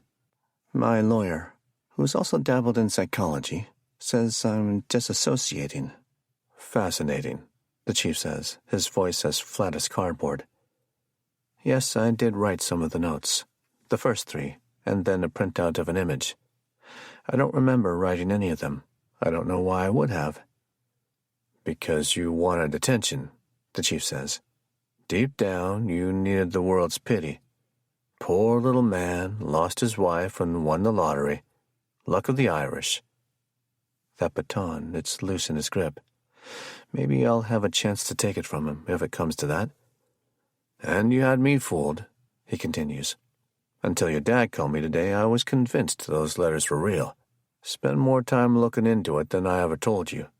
It just didn't make any sense. Hell, thought maybe it had to do with the Yateses, but that didn't pencil out either. All I knew for sure was someone was out to get you. He chuckles. And all this time, that person was you. Self-sabotage of the highest order. As sweat builds and tension thickens, my mind slows, as does time. All my days in Barry play in sequence, and things begin to click into place. Things I never saw before. Things I couldn't see because I'd blocked them out. It was a party, I say, when you were here for the party. Oh, yeah? Well, then, tell me about that. It's so clear. It's so clear. The woman, I don't remember her name. She said you could find anything on the internet. Maybe that, I don't know, got you thinking. Thinking about what exactly? About me. About my family. You knew more than anyone else because you knew about my letters. You knew I was scared, vulnerable. You were indeed vulnerable. I catch faint vapors of stale beer from either his breath or the bottle on the floor. And then what? Then I see it almost as clearly as watching it on my security cameras. You follow my daughter into the basement. His mustache gives a mighty twitch. And why might I have done that? I don't know, I answer. Maybe you saw an opportunity. Now he slaps the baton gently into his other palm, over and over. But he doesn't say a word. Fuck it, I decide. I'm all in. I take a step closer to the chief, trying not to show the fear I feel. Tell me you didn't write the other letters, I say. The ones with the capital W's, which didn't appear in the others. You capitalized we, and I hadn't. There's enough to shift in his facial expression for me to know I landed some kind of punch. Tell me you didn't write the only letters, and both emails, that demanded money. Specific amounts of money, with wire instructions. I don't have to tell you shit. No, you don't. But I think you want to, Chief. Yeah? And why's that? Because you want my money. What are you going to do? Leave here and go write more threatening notes? I've already ignored the demands. How are you going to get my money if I keep ignoring you? It feels like we've used all the air down here, even though the hatch is open. I've never suffered from claustrophobia, but it claws at me now. So you think I'm just going to stand here and confess to what you want to hear? A 30-year-old sentence reads in my head, back from my days as a lad in Dublin, when church was a constant. The words coming from Father Doherty's own voice. Confession is the path to absolution. The chief takes us in, offers something close to a smirk. Sit down, he says. He takes a step to the side, though there isn't much room. Here on the cot. I don't think I want to. Maybe not, the chief says, but you will. I assess, inasmuch as I even can anymore. I decide the choice of whether to sit down or not isn't the hill I want to die on. That hill is likely in the near distance. I sit, he remains standing. Then, with the casual elegance of a stage actor who's rehearsed to perfection, the chief unsheathes his service pistol and gently holds it against my head. I flinch at first, pull back. Now, he says. Come on, son. You need to feel it. Feel the closeness. Feel the cool of it all. Odd thing is, it's not that hard to lean my head forward, toward death, until my forehead rests against the tip of the gun. And he's right. The gun is cool, feeling almost welcome against my feverish skin. I lean in, because, at this point, there's nowhere else to go. You want me to tell you stories, is that it, Mr. Marlowe? I told you, I say. It's just Marlowe. The gun digs in a little deeper. The silence lingers, not unwelcome. It's just that I'm tired, Marlowe, he says. I've been tired for a while. You're on the job long enough that it carries with you, eats at you, nibbles the life out of you. It's common among cops, but I figured I'd keep going, because, hell, in Barry, it's not that stressful to keep the peace. I can make it to retirement, no problem. A full pension is a mighty incentive. I look up, catch his eyes over the barrel. But something happened. He nods. Something always happens. In this case, the Yates family happened. These rich fucks disappearing. Not being able to figure that out took a toll, I don't mind telling you. Suddenly, I feel calm, as if I'm finally listening to the advice I'd been giving myself all along. Let go. Lots of unsolved cases out there, I say. It's not like this is the only one. It's the only one for me, he says. If it means anything, I think they're okay, I say. The gun presses harder. I don't give a shit if they're okay, he says. I just want to be able to explain what happened to them, and I can't. I study this man, and there's more to what he's telling me. He's not just tired. He's not just frustrated he couldn't solve the mystery of the Yateses. I look at him and see Christopher on that day decades ago, bloody knife in hand the moment I caught him with that rabbit. He was a boy who wanted to make an excuse for what he was doing, shield me from who he really was. And now, decades later, Chief Psych is trying to do the same thing. You can tell me the truth, I say. That would make things easy now, wouldn't it? I don't know if he's talking to me or to himself. He stands there, a man looking quite more lost than found.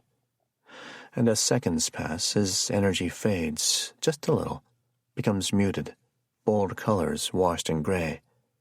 Then he removes the gun from my head and sits down on the cot. He told me he was tired, and now I see it, a river run dry. Yeah, well, fuck it all, he says. Then the chief looks up at me. So, you want the truth? Yes, I do. You know we're in this deep, right? Meaning what exactly? He takes a deep breath, like it's his last. You're a broken man, Marlowe, and so am I. Which means just about anything could happen in the next few minutes. There's risk here. To me, to you, to your family. He takes a few beats. You understand me? Of course I do. Death surrounds us, I say. He nods, grinning. Well, ain't that the fucking truth? 76. His gun might be holstered, but the strap covering it is open, easy to snatch. I'm sitting less than 2 feet from him, and the weapon is close to me, but closer to him. Tell me about your wife, he says, his gaze straight ahead. Why? Because I want to understand how much you loved her. I don't even have to think long on this request. I loved her so much, I'm not going to tell you a goddamned thing about her. You don't deserve to know her. He nods, and I think I hear him swallow back a heaping of sorrow. Yeah, Marlowe, you get it. Get what? Get the reason for being. Or maybe for not being anymore. I don't follow, I say. Death eats at all of us, just some faster than others. Your wife? Death gobbled her up fast, like a saltine, mindless binging. Jesus. It's true, he says. Others it takes its time with, savoring. What does this have to do with I'm dying, Marlowe? There's little emotion in these words, the most devastating words a person can say. Found out around the time you moved here, then was told it was terminal on the day of your party. Can't say I haven't at times thought you brought bad luck with you to bury. I want to be surprised, but I'm not. In fact, I can't believe I hadn't picked up on it before. How are you dying? I ask. Pancreatic cancer. He says this slowly, giving attention to every syllable, naming his enemy with respect. Though around the house, I call it Big Daddy Longshot. Truth is, I don't even have hope for a long shot. Doc told me that straight up, so I'm not treating it. I'm just waiting, I say. He rubs his knee. Waiting is a funny word, Marlowe. It implies time needed before an action. No, I'm not waiting. I'm actively dying. The air is getting thinner in here. How long? Not likely going to be handing out candy at Halloween this year. I want to tell him I'm sorry, but I don't.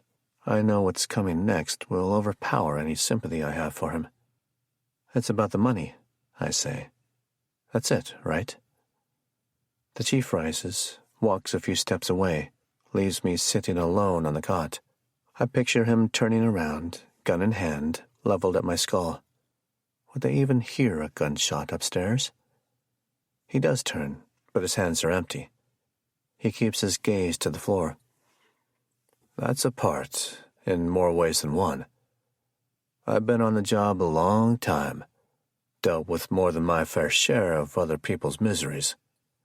But in my years, made a moderate salary, have a pension to look forward to, all stuff I signed up for and never complained about. At least not for the most part, even when I came here, a place where the average citizen is worth at least 10 times what I am. Some of them more, lots more. But that's the job, and I'm good at my job. He pauses.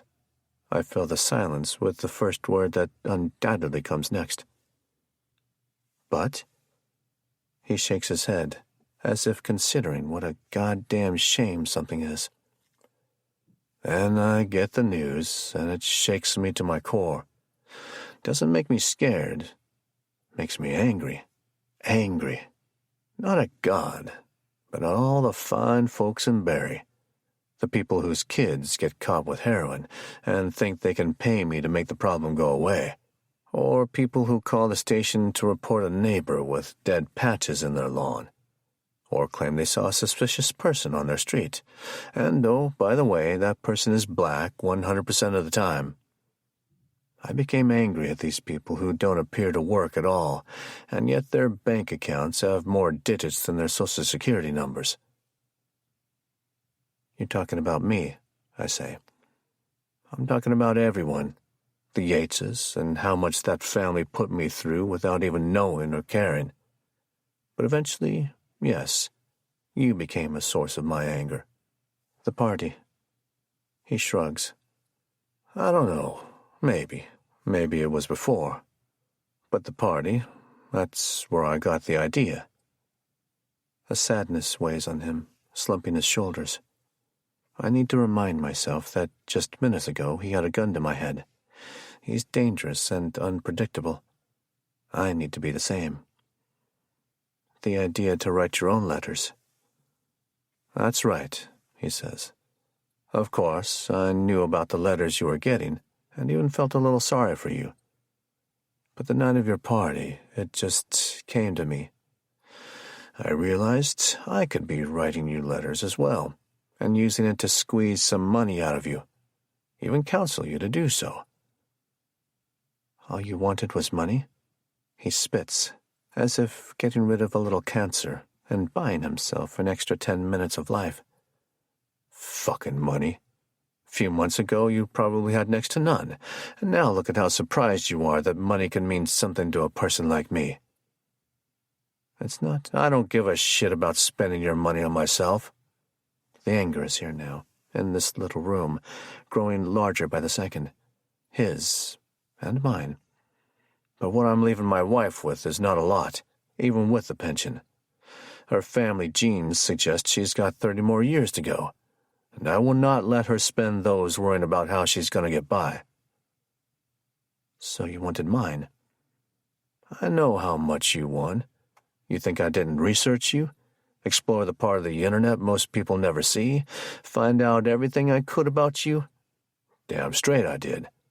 No reason you couldn't part with several $1 million and never miss it. I almost tell him he's out of his mind, that he could never hide millions of dollars, even if I'd agreed to pay him. But of course he could. He would have figured out exactly how to launder the money through a shell corporation, because he's likely been on the investigating end of such things over the years. I stand because I want to hurt him, not because he tried to steal my money, but because of what he put my family through. My kids. Because of the threat he still represents, I stand. Now he takes out his weapon, lets it hang by his side. Sit down, Marlowe. Don't call me Marlowe anymore. We're not anywhere close to being friends. Fine, Aiden. Sit. I don't want to sit. I'm not asking. His sincerity is apparent in his gaze, coming from eyes that now appear gray, the color of dried-out riverstone, untouched for millennia. I sit because I have no real plan. Not yet. "So what do you want?" I ask. "For you to give me $10 million. I laugh. "So what, then? I transfer $10 million to that account of yours and you'll go on your way? We'll see each other out and about on the street and give each other a little nod and wink?" He shifts his footing. "You won't be seeing much more of me." "And your wife? She won't wonder where $10 million fucking dollars came from?" "That side of the business is my concern only." I stare at him a moment longer and note how he looks made of wax, a dull sheen and a frozen expression.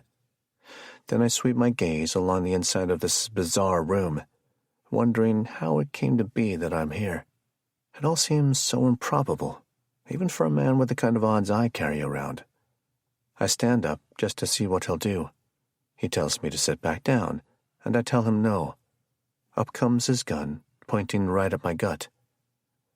"You going to really test me?" he asks. "I don't know. Maybe." The chief is granite hard to read, at least to the level of nuance I need. There's no question the energy I feel from him is negative, but I can't tell if it's malevolent or desperate, or just tired from his body attacking itself. "Bad idea," he says. I don't move an inch, and I try not to think about what getting shot in the gut would feel like. But I need to see what kind of a person really lives inside that skin. A lot of people do desperate things in the situation he's in, but that doesn't mean they lose all sense of morality. Maybe that's the chief. Maybe this is all a wild bluff, and he couldn't really bring himself to harm us. The other end of the spectrum is horrifying to contemplate. Maybe the chief is the adult that Christopher would have become, and I'm just a scared rabbit to him, waiting to be burned and sliced open. "I just need to ask you," I say. "What will you do if I don't give you the money?" He slumps a little, shoulders heavy, but the aim of the gun stays true. "Well, of course, I'd kill you down here. Too tricky to get you back upstairs.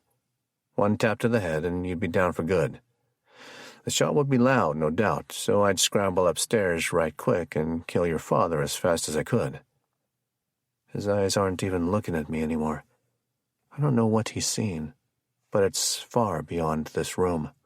"Your kiddos would be hysterical, and rightly so, seeing their dead granddad. But that wouldn't even compare to their fear when I rounded them up and gave them the choice of who got to watch the other die. I'd kill them both, of course, but one of them would be spared that final horrific sight. Just imagine. The last thing you see on this earth is your twin sibling's head exploding." He coughs, spits on the ground, a frothy glob. "Hell of a decision a kiddo that age has to make. My guess? Your girl would volunteer to watch me put a bullet through your son's eye socket. In my opinion, girls are tougher than boys. But, moreover, they're more compassionate. She'd do it because she loves her brother too much to make him watch such a thing. Of course, he'd probably black out as soon as his skull shattered, which would be for the best anyway. Then she wouldn't feel anything at all when it came her turn." I've never been collapsed by words before, but his take me to my knees, at which point I vomit, a singular, violent heave, bringing Dawes cooking up in seconds. "Christ almighty, you got my shoes," he says. I pant, looking into the mess on the floor as if I could read it like tea leaves, searching for answers. I absolutely believe every word the chief just said, which means, yes, he is Christopher. And a person like that doesn't just take the money and leave. They take the money, kill everyone, and then leave. I need to act. I'll likely die doing so, but I have to do something. "You believe me?" the chief asks. My throat is scorched. "Yes." "So you'll do as I ask?" Needing to say something, I reply, "I will." I look up. He beams, even as he moves the gun in the path of my head. "You know," he says, "gotta say, it would feel satisfying to shoot you here and now. Not worth risking 10 mil, but boy, oh boy, could I create a beautiful mess in here with you. Who knows, maybe you want me to do it, put you out of whatever delusional sense of misery you have. I figure my best chance is to attack in the next 30 seconds. Can't wait too long. I try to summon all my knowledge of fighting, of balance and stance, of destructive punch combinations, of pressure points and soft tissue vulnerabilities. Nothing comes. My mind dulls, not sharpens. When I most need the razor focus from adrenaline, I feel only heady resignation. I'm going to fail. I'm going to die. Holly, I'll try, but I'm not feeling good about this. But I swear I'll try, hard as I can. And then sudden movement behind the chief. I see legs, then a torso, coming down the ladder into our little room. Sykes' back is to this person, so he doesn't see. But I do. My God, it's Bo, and he has my shotgun. 77.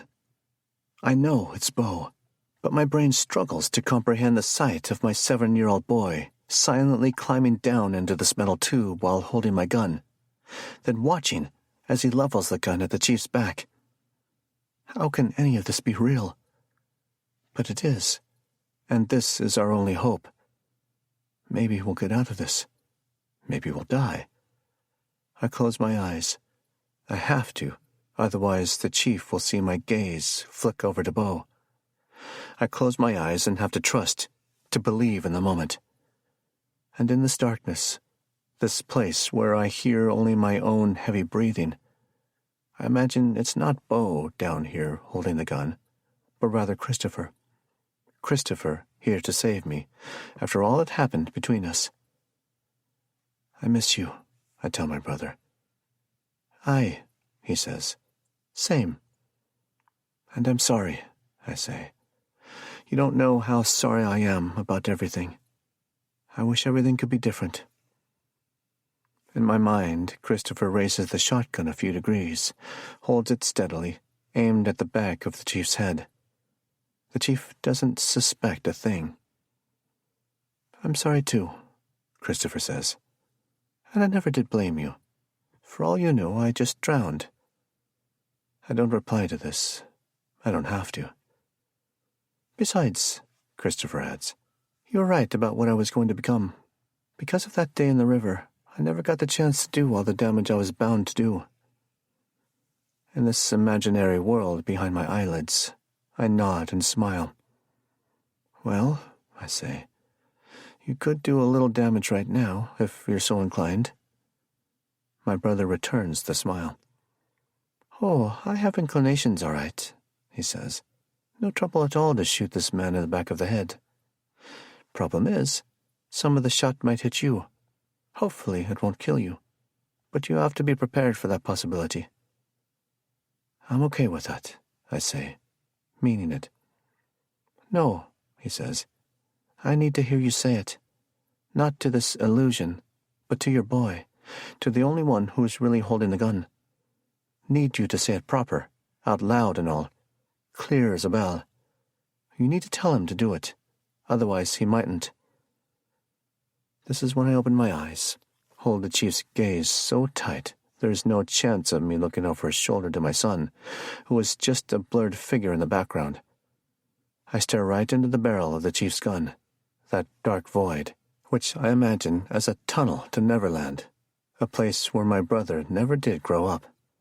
Go ahead, I say. My voice, it's so calm. Do it. Pull the trigger. Now.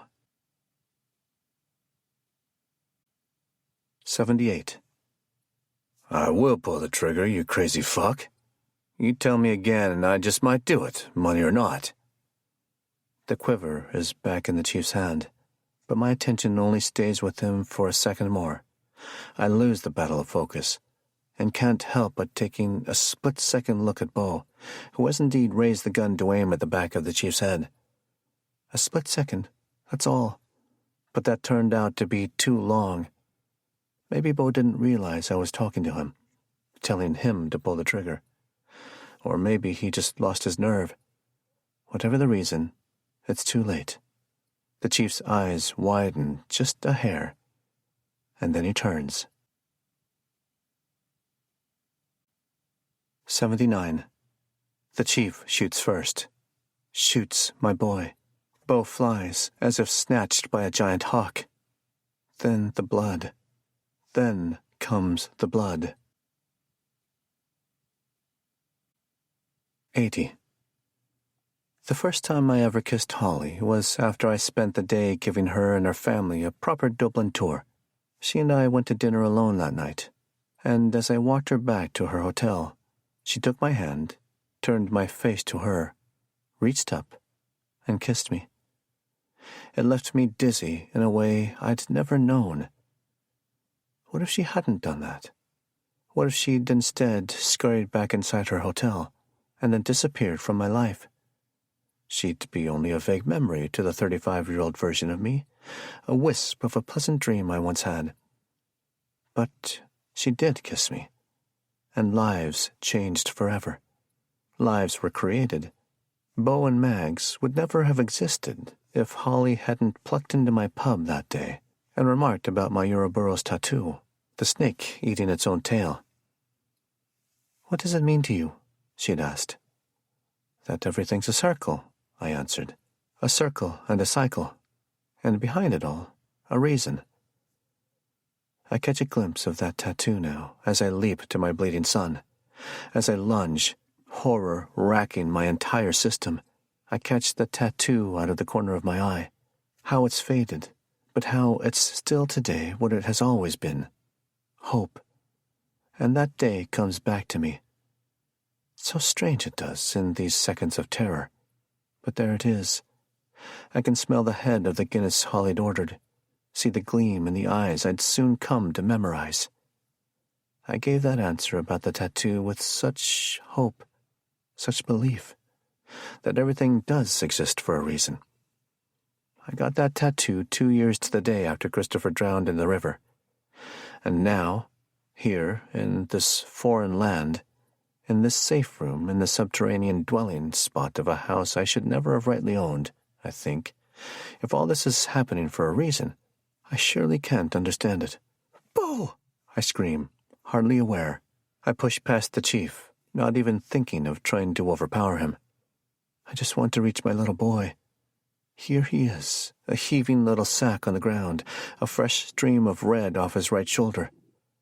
Of all the anger and all the fear, the confusion and the panic, something settles in my broken brain, a thought that's either right or wrong, but damn if I don't think it's right. He'll be okay, this thought tells me. He's shot in the shoulder. It's bad, yes, any wound is bad, but he's going to be okay. I know it. I promise you, Holly, he's going to be okay. I hold his face, my palms sweatier than his cheeks. He's breathing hard, on the edge of hyperventilating, but he doesn't scream. Could be he's going into shock, which would be worse than the wound itself. "I got you," I tell him. It's a whisper of a thing, but he seems to hear. I say it again, a third time. Finally he nods. "It hurts," he whispers back. My mind flashes without me asking it to, flashes back to the afternoon Bo found one of the letters. How I promised nothing bad would happen to him or Mags. How I told him not to question, but to simply trust what I was telling him. Now that promise is one of the many broken things in this house. "I know it does," I say. "I'm going to get you help." Bo gulps, his eyes wide. I read his expression as easy as a book. "How are you going to do that?" it says. I look over and there's the shotgun, just a couple of feet away. Maybe the chief is in his own kind of shock by what he's done, but he hasn't run up and taken the weapon away, so I make my move. I can't save Bo by holding on to his face and telling him stories of promise. I need to get rid of the threat. I grab for the shotgun and roll away from Bo as soon as my fingers seize onto it. I'm expecting a bullet at any moment, and I can only hope it hits somewhere benign enough I can still get a shot off. I swing around, my back on the ground and my knees bent, hold the gun between my legs, and level it at the chief. He's not even looking at me.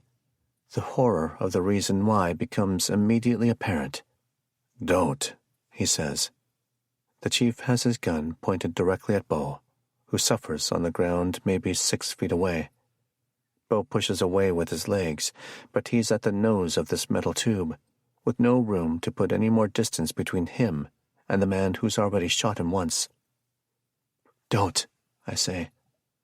"Lower your weapon. You know I'll do it." I swallow a breath full of razor wire, but I don't lower my gun. I try to calculate, but math was never my thing. If I pull the shotgun trigger, would there be enough time for him to take his own shot before hundreds of tiny shotgun pellets tore him apart? "Shoot him." I can't. "You can do it." "Yes, I can. But at what cost?" "What other choice do you have?" But I can't. I can't risk it. And by lowering my gun, I may be risking my whole family. But how do I take the chance of watching Bo's skull explode, knowing I could have prevented it? I can't. So I lower the barrel of my gun, slowly, until it's at an angle to the ground between the chief and me. "Smart man," he says. "You can take direction. A good sign. So let's focus on getting that money transferred." "He needs help, right now." The chief shakes his head. "I've seen worse gunshot wounds." "He's fucking 7 years old!" As my scream echoes in the safe room, I wonder how far sound is traveling up the open hatch above us. The gunshot, my yelling. Can Da hear us? Did Bo tell Da he was coming down here? Of course Bo didn't tell him. Da wouldn't have allowed him to sneak down here on his own, carrying a loaded weapon. Loaded. Hell, is it even loaded? I don't know. I suppose it doesn't even matter at this point. I don't risk taking a closer look to find out. Instead, I remain locked directly into the man pointing his gun at my boy. "We're going to figure out a way to get that money transferred," the chief says, his weapon still aimed at Bo. "And we're going to do it before your kid gets so much as a Band-Aid." There's no time to waste, and yet I can't help but ask the question. It comes out of me, pure curiosity and wonder. "How can you do this?" I want to know. I really want to know. But the chief saves me the precious seconds it would take to explain how a man dedicated to protecting his community became the threat itself. And I know the answer is more than his wife needing money. Of course it's more than that. And it's more than spending his career protecting citizens richer than him. "You don't understand who I am," he answers. 81. And the words, those words, they come to me like a scent from decades ago, a foul and unmistakable stench, a particular kind of decay. Those were the exact same words Christopher told me on the banks of the river Tolka, after I saw what he did to that rabbit, after I confronted him, and after he used the same blade he'd eviscerated that poor animal with to cut my arm, a scar that hasn't faded. You don't understand who I am. And so I realize there's the same decay in the chief's brain, one that's likely been there his whole life. Who knows what he's done over all his years? Perhaps this is the worst of it. But I suspect not. I think this man is who my brother may have become, had he had a chance. I always wondered that, always fretted that I took away a life that was precious. And now my answer is here, feet in front of me. There may be good things about the chief, as there were about Christopher, but they are far outweighed by his footprint of evil. I glance down. The metal floor gleams, caught by the overhead fluorescence, and glows in a way I hadn't noticed before. My brain inadvertently processes this place, its construction, against my will. I want to spend all my mental energy on what to do next, but my brain knows better, telling me I should think about the floor. The floor? What about the floor? Cold, hard, steel, impenetrable. So what? I'm not expecting a nuclear blast in the next minute. No, of course not. But do you know what buckshot does in a place like this? My brain asks itself these questions in the time it takes a bee to move from one flower to the next, even less time for the realization to come to me. And when it does, I almost laugh. I can feel it, a maniacal laugh, finely coated in craze.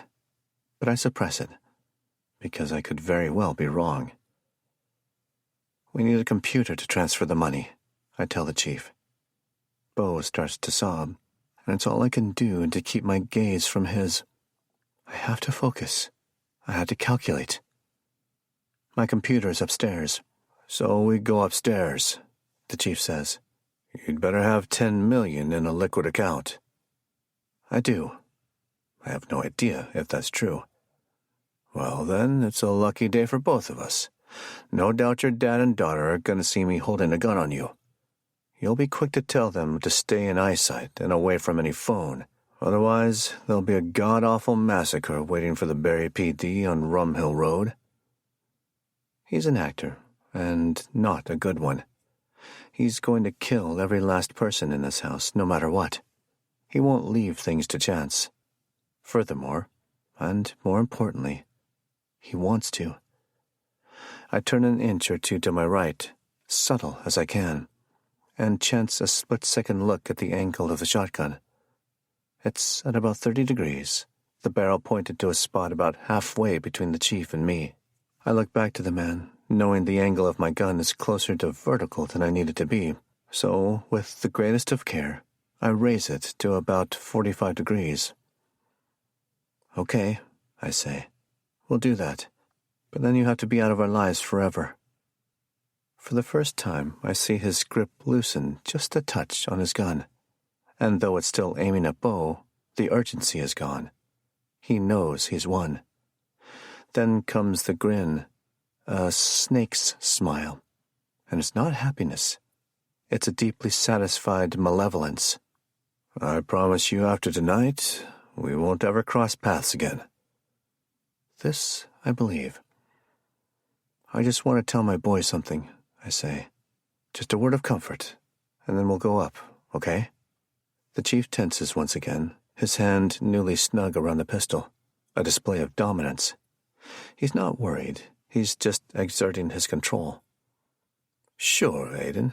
Give him comfort, but make it fucking fast. I turn my attention to my son, and I think, what a brave kid. Coming down here to protect his own da, protect his family. And what can I say that sums up everything I feel about him? This kid who stood in the church courtyard before his mother's funeral and considered the tree he was looking at had outlived her. He's so complicated, so flawed, so perfect. What can I tell him that conveys the love I have that is unique to him? There are no words to say such a thing. There's only advice. Cover your face, Bo. 82. Bo doesn't hesitate. It's as if he was expecting such an instruction. His hands immediately fly to his face, and he makes the additional wondrous decision to turn his body to the wall. The chief starts to turn to me, that fucking grin just on the edge of evaporation. But it's too late. It's too late. I pull the trigger of the shotgun, not knowing if it even has a shell in it. It does. And God almighty, the blast. The first thing I'm aware of is the kick sending the gun flying from my hand. A shotgun is never meant to be fired with only one hand on it. It makes me think what a terrible idea this was. That the math was fuzzy, the execution flawed. That there's no way the buckshot hit the correct angle on the steel floor and ricocheted into the chief's body. And, at first, I don't even look. I look at my son, who didn't scream. Bo, I'm okay." His voice is muffled, but I think it's because I'm half deaf. And then I look at the chief. He no longer holds a weapon on my boy. He no longer stands. And seeing him slumped on the floor, I soon realize he doesn't even have much of a face any longer. Shreds of skin, nose gone, eyes filled with blood, teeth exposed behind tattered lips. The man is down, a weird hiss coming from him, like the last steam expelling from an arriving train. Then comes a groan, and it may be his final one. I rush to my son. "You okay?" He nods, his eyes wide, then ventures a glimpse at the dying man. "Don't look at him. Don't look. Look at me." He does. "Put your arms around my neck. I'm taking you up." Bo reaches up and clings to me, and I can tell it pains him to do so. I still have to figure out how I'm going to climb the vertical metal rungs while holding him, but if it means getting Bo help, I'll make it happen. I lift him up, scoop my arms under his legs, kiss him on the cheek. "It'll be okay. You know that, right?" I look him in the face and can tell he's looking behind me. "I'm telling you, don't look. You don't want that in your head the rest of your life, son." Once again, he looks away. "I love you, Bo." He stares at me, and he seems poised to echo my words, but there's suddenly a struggle behind the eyes. They grow wide, and his breathing quickens. Then he starts gulping a fish caught in a net on the deck of a boat, gulping and struggling. I do believe he's going into shock. "Hang on, Bo. Hang on. We're getting you out of here." I carry him to the ladder, look up, still not knowing how to get him up. Then, music to my ears. "Aiden?" Daw's here. "Down here. I need help. Bo is hurt."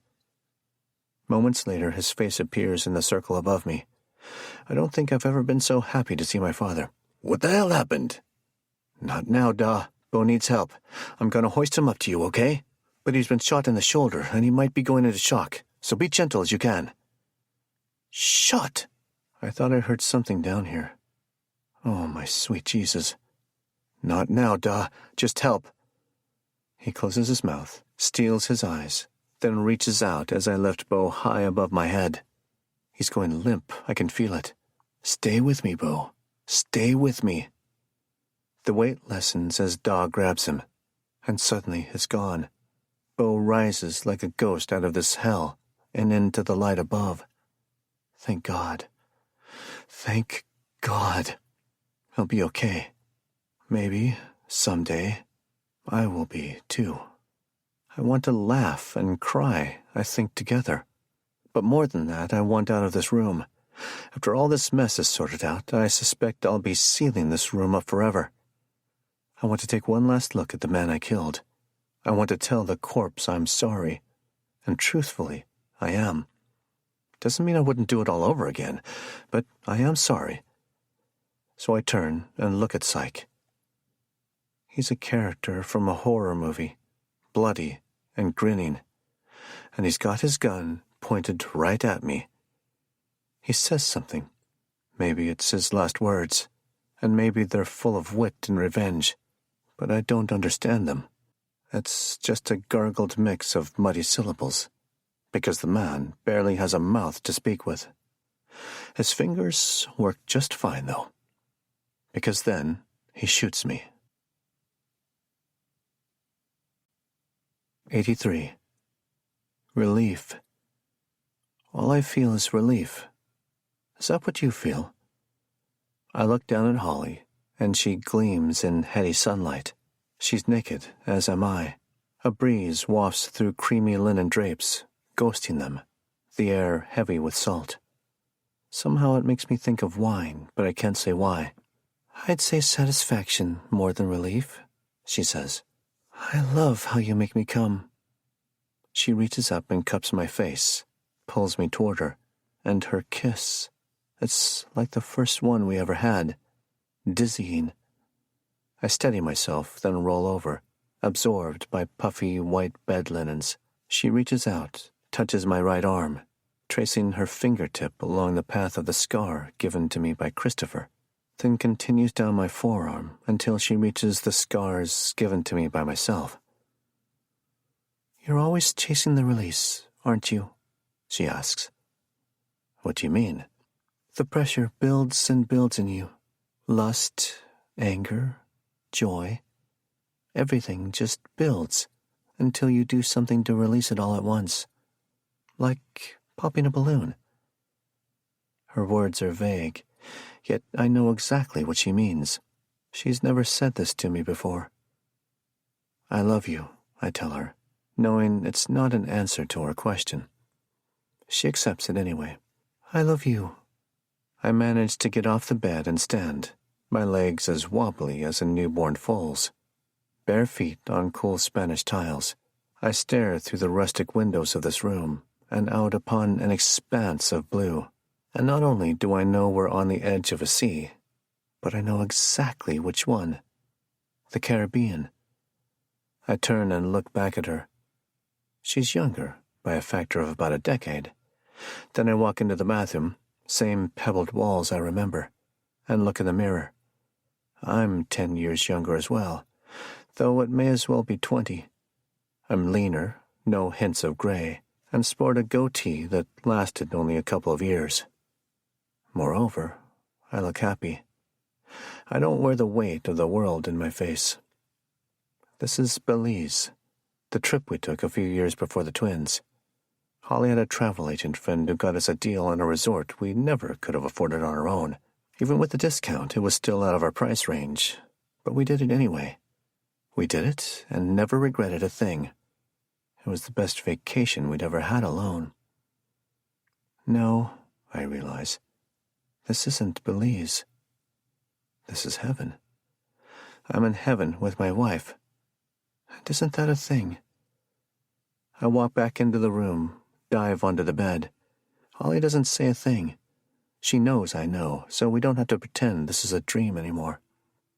It's just an overwhelming relief to be here, I say. She touches my arm, and I nearly cry. I know. I fucked up, I tell my wife. After you, I fucked up. Went soft in the head. Bo is hurt. She nods, neither blaming nor absolving me. He'll be okay. You know that. I know that. Then, I think, if I'm dead as well, why don't I know that? I have no sense of Bo or Mags, or what happened to Da. I just smell the sea air mixed with the smell of Holly's skin, and it's like the biggest shot of morphine a person could handle without passing out.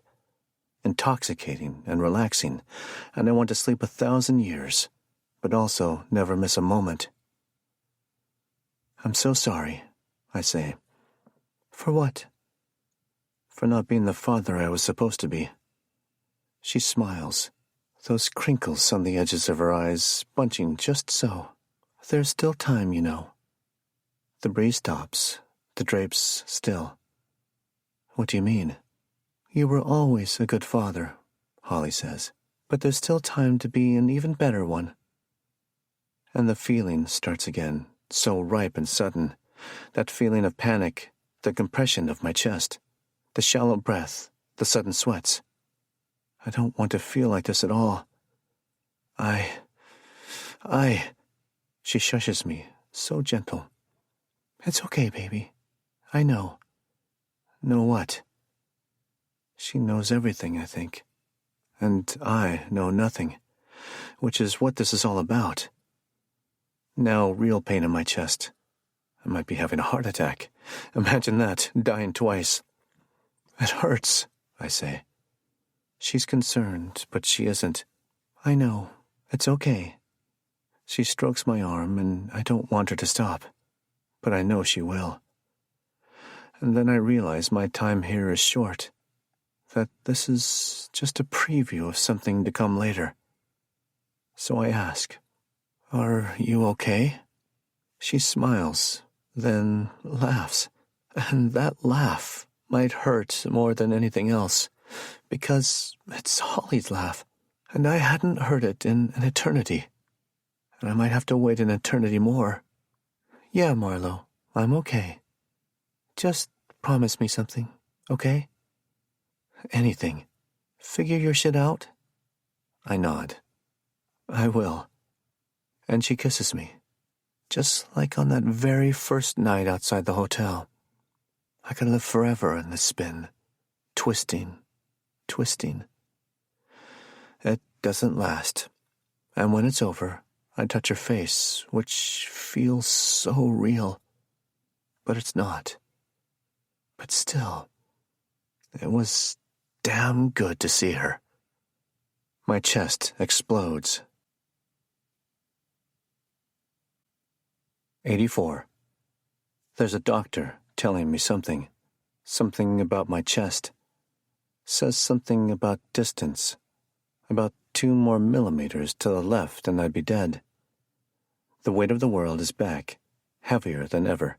Can't move a muscle. Want to sleep, but the pain gnaws fierce. He tells me I'm lucky. Machines beep. People in blue gowns, waltzing all around. Lucky. I'd laugh if I could. Doc, I'd say, I was just in the Caribbean with my wife. We were poor and ecstatic.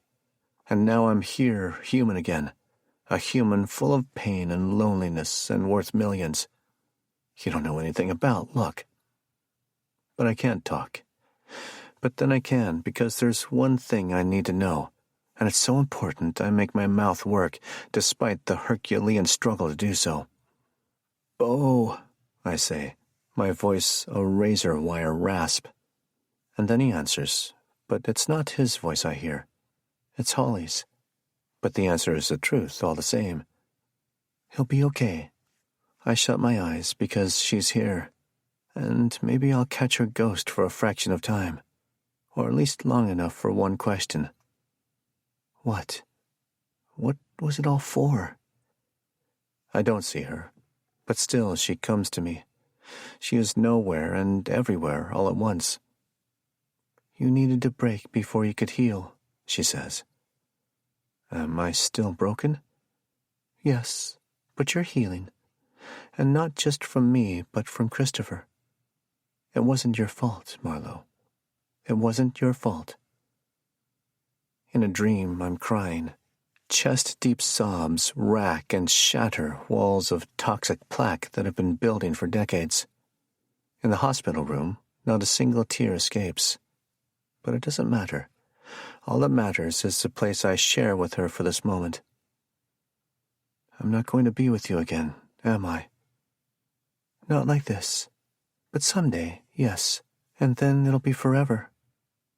I like that. Me too. And with that, she leaves, because I feel it all change inside my head. I smile. Smile because she always used to make fun of the way I'd leave a party quietly, without fanfare, not wanting people to realize I was gone. I never liked to formalize an exit, because that way I don't have to acknowledge a good thing ending. There's a name for such a thing. It's called an Irish goodbye. 85. Barrie, New Hampshire, day 97. There were 2 people in Barrie out to get me. One of them saw an opportunity in my wealth, viewing me as an unstable but worthy target. The other saw me as just the opposite, worthless. Neither of them thought I deserved all I had. The chief, one of these 2 villains, didn't know I had written the initial letters. How could he? But he knew I had millions and leapt into the fray to clean me out before the cancer did the same to him. That ended with a blood-soaked safe room, a dead police chief, and a tremendous collective headache for the New Hampshire State Police and FBI. It'll be several more months before it'll all be sorted out, but my team of lawyers assures me my name will be in the clear. After all, I was simply trying to protect my family in my own house. But this other villain, he's much more cunning, more insidious, and dangerously unpredictable. Where the chief wanted money, this other person wanted nothing to do with my material wealth. He wanted to shatter my soul, deeming me unworthy to possess one. Aidan Marlowe, at your service. I've been seeing a psychiatrist, and she's given me a fancy term for my actions: non-suicidal self-injury. It describes the cuts I've been giving myself since Christopher's death, my alcoholism, the writing of the notes, tormenting myself and my family, the obsessive and illogical pursuit of the missing Yates family, all the acts of harm I've thrown my own way, cognizant or not. Most likely I subconsciously chose to fall on the concrete floor of the garage, splitting my head open. Addicted to the hurt. The word my psychiatrist keeps circling back to is deserve. That I felt I didn't deserve to live after Christopher died. That Holly didn't deserve to pass at so early an age, and it should have been me. That I certainly didn't deserve to win the lottery, much less feel any degree of attraction to the lawyer I hired to sort my life out in the wake of winning. It was all too much. My brain just couldn't take it anymore, so it started losing time, and the villain in me took over. I decided I didn't deserve what I had, so I began to de-serve myself. Self-sabotage as self-medication. How about that? In addition to prescribing some temporary meds, my doctor said it would be good to journal, write everything down as a method of healing. So here, 2 months since the Chiefs shot both my boy and me, with both of us mostly healed but forever scarred, I open my laptop and launch an empty screen on my word processor. It looks like a snowstorm from which I'll never emerge. But I start, committed to pushing forward, typing those very first words, knowing all stories have to have an opening sentence before they can have a closing one. Thus the journal and journey begins. I thought I couldn't handle another minute in the funeral home, but this church is worse. 86. December 20th, 2018. Baltimore, Maryland. Day 1. I stepped through the courtyard of the church, all my senses tingling with unpleasant familiarity. I haven't been here in 7 months. It was 1,000 years ago. It was yesterday. There's the oak tree Bo stared at that day.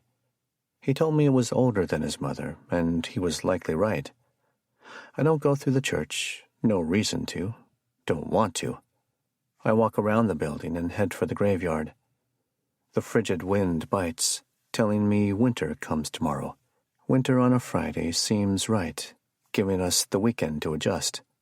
My feet leave the sidewalk and crunch along clipped and frosted grass, the shade of which has turned from the violent green of summer to an anemic yellow. Everything turns, everything fades. Some things never come back. Then, Holly's grave. The ground blends perfectly with the surroundings, the sutures of her burial seamless, as if she's been here forever. I look around, beautifully alone, then back to her. Hello, love. If Holly's energy still exists, then perhaps she's been with me the whole time, and my coming here was unnecessary. No reason to think her spirit would just be hanging around this place. But I suspect this visit is really for me, a step toward healing. Got some things I want to talk to you about, I say. The first being, I miss you fiercely. I pause, already pausing, barely yet begun, and listen. The only sound is that winter breeze, rippling over tips of tombstones and sweeping the dormant grass. Last time I was here, I heard the sound of a large tree limb snapping off a trunk, though now I know that was something inside of me breaking. I take a breath, watch the frosty exhale ghost away, then begin. I start with the easy stuff. I tell Holly how Bo and I are okay, no permanent damage, at least not physically. That I continue to see a psychiatrist, and I'm working on Bo to do the same, but won't force him. I explain how the kids will be starting school after winter break, back at the same place they were last year, here in Baltimore, the place where she died. and I asked them if that was too much, and they'd both said no, that it was a way to be close to their mother somehow, and that maybe I wouldn't understand. But I did. And coming back to Baltimore, the kids are back with their friends now, and that's a mighty solve. I tell her how Da went back to Ireland, but is returning for Christmas, arriving tomorrow. How we're renting a home for a year or two while I look to build something in the suburbs. Not a mansion, nothing like the beast on Rum Hill Road. Something simple and warm, with a regular-sized front door. How the kids asked for a full-size arcade room, and I told them no, that's not how simple works. I explained how I've been journaling, and that journal took on the size of a book. How I wrote everything down I'd remembered from the funeral until the day we left Barry, and I'd left that journal in the safe inside the safe room of my former house. Figured the next occupants of the house should know a little history of what happened, in case they start feeling strange energy or seeing ghosts. They have a right to know. And in a way, I'm carrying on the tradition, leaving a message for the new occupants of 734 Rum Hill Road. Finally, of the easy stuff, I tell my wife how I'm no longer losing time, and I quiz myself often just to be certain. It's a good thing, I say to Holly, because I've learned that time can end with the blink of an eye or the rupture of a blood vessel. So it's a damn waste to lose any of it while I'm alive. Now comes the harder stuff. I take a breath, look directly into where her eyes should be, then tell my wife about Maya, admitting I'd been attracted to another woman. I don't even know if it was a real attraction or something my brain needed at the time, but I can say I don't feel it as much now. But that doesn't matter. Point is, I've realized my emotions are not a zero-sum game, and whatever I spend on Maya doesn't take from my deep sum invested in you. And I'll always credit her with saving my life, maybe the lives of Da and the kids, too. She was the first one who realized I wasn't the only author of the letters. That gave me enough sense to fear the chief when he came over that night, along with the confidence to confront him in the safe room. Had I said nothing to bring everything to a head then and there, who knows what could have happened? What later violence could have unfolded when we were least prepared for it? Holly says nothing, of course. I don't try to convince myself she's okay with all of this. I do know she'd be more okay than I would be, were I in her position. Next, I tell Holly how I've been hurting myself. Have been for a long time. I think she knew this all along, but it's a relief to say it out loud. I admit I truly don't know who locked our little girl in the safe room that night, but that it could have been me, and there's no greater shame I could feel. And I don't skirt around my drinking, telling her I'm easing to a full stop. I can't go cold turkey. It's not safe, I say. But now I'm down to 2 a night or less. Some days not at all. I'll get there. I'll get there. Now I crouch, rest my wrists on my kneecaps, breathe in the musk of her earth. Tears well. One falls, soaking up the winter wind as it does, streaking the chill on my cheek. I don't want to hurt myself anymore. I stay like this for a moment, long as I can, in truth until my legs demand I either sit or stand. I sit, right next to Holly, her bedside, feel the cool through the seat of my jeans. I stroke the grass as if it were the back of her hand, the top of her forearm. She always liked that. There's one other thing I have to say. The hardest part. It's about Christopher. The day I started to heal. Time is unknowable as I talk about that heady summer day on the banks of the River Tolka, telling Holly the one thing I kept from her, the one thing I was going to say when we were alone at the funeral, the one thing interrupted by the buzzing in my pocket. That text message, the one I was sure would be from her, talking to me from the other world. But instead how I found a few pixels informing me I'd just won $30 million. Before taxes, the universe says. And how I broke in that moment. I remain on the ground, as close to her as I could be, and minutes have passed since I finished telling her what happened that day between my brother and me. The silence between us feels good, a thick comforter pulled over us on those winter nights we kept the thermostat low to save money. I don't feel relief about telling Holly the truth about Christopher, which surprises me. Rather, I have a sense of something else more meaningful than relief. Restoration. A delicate paintbrush dabbing a fresh coat over my scratched and scarred surface. I'll never be as good as new, and that's okay, because I haven't been good as new since the day before Christopher died, back when I didn't realize how guilt could make physical and mental pain feel so damn good. Like a fine steak and Guinness, both served fresh. I'll never be as good as new, but I'll be better than I was, and I have a whole lifetime ahead to keep improving, to become a better father to the twins, and a better friend to myself. Can't have one of those without the other. The best may not be yet to come, but, Lord willing, the worst is over. Did you finally figure your shit out, Marlo? I smile down at her, knowing the voice in my head is mine and not Holly's. But that doesn't mean I'm delusional.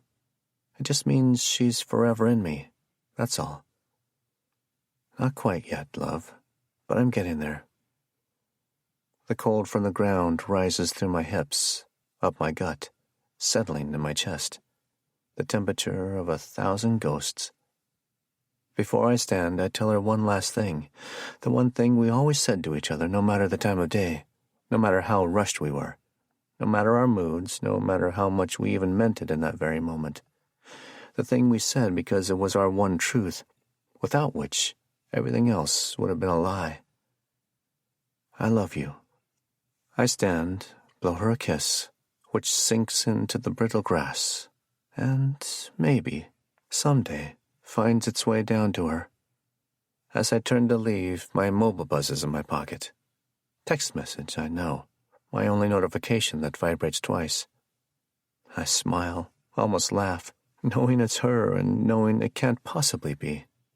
Last time this happened, I began my journey to being lost. This time, instead of seizing on the possibility, I do what I should have done all along. Let go. I remove the mobile from my front pocket, turn back to my wife, and place the device face down at the base of her tombstone. And so I leave her, knowing I'll be back, but not for a few days. Long enough for the battery to drain, and maybe for a rain or snowstorm to forever damage the sensitive electronics. Long enough for it to die. But it won't matter. All the unimportant things in this world are easily replaced. It's those precious ones that, once gone, are gone forever. I suppose that's what makes them precious.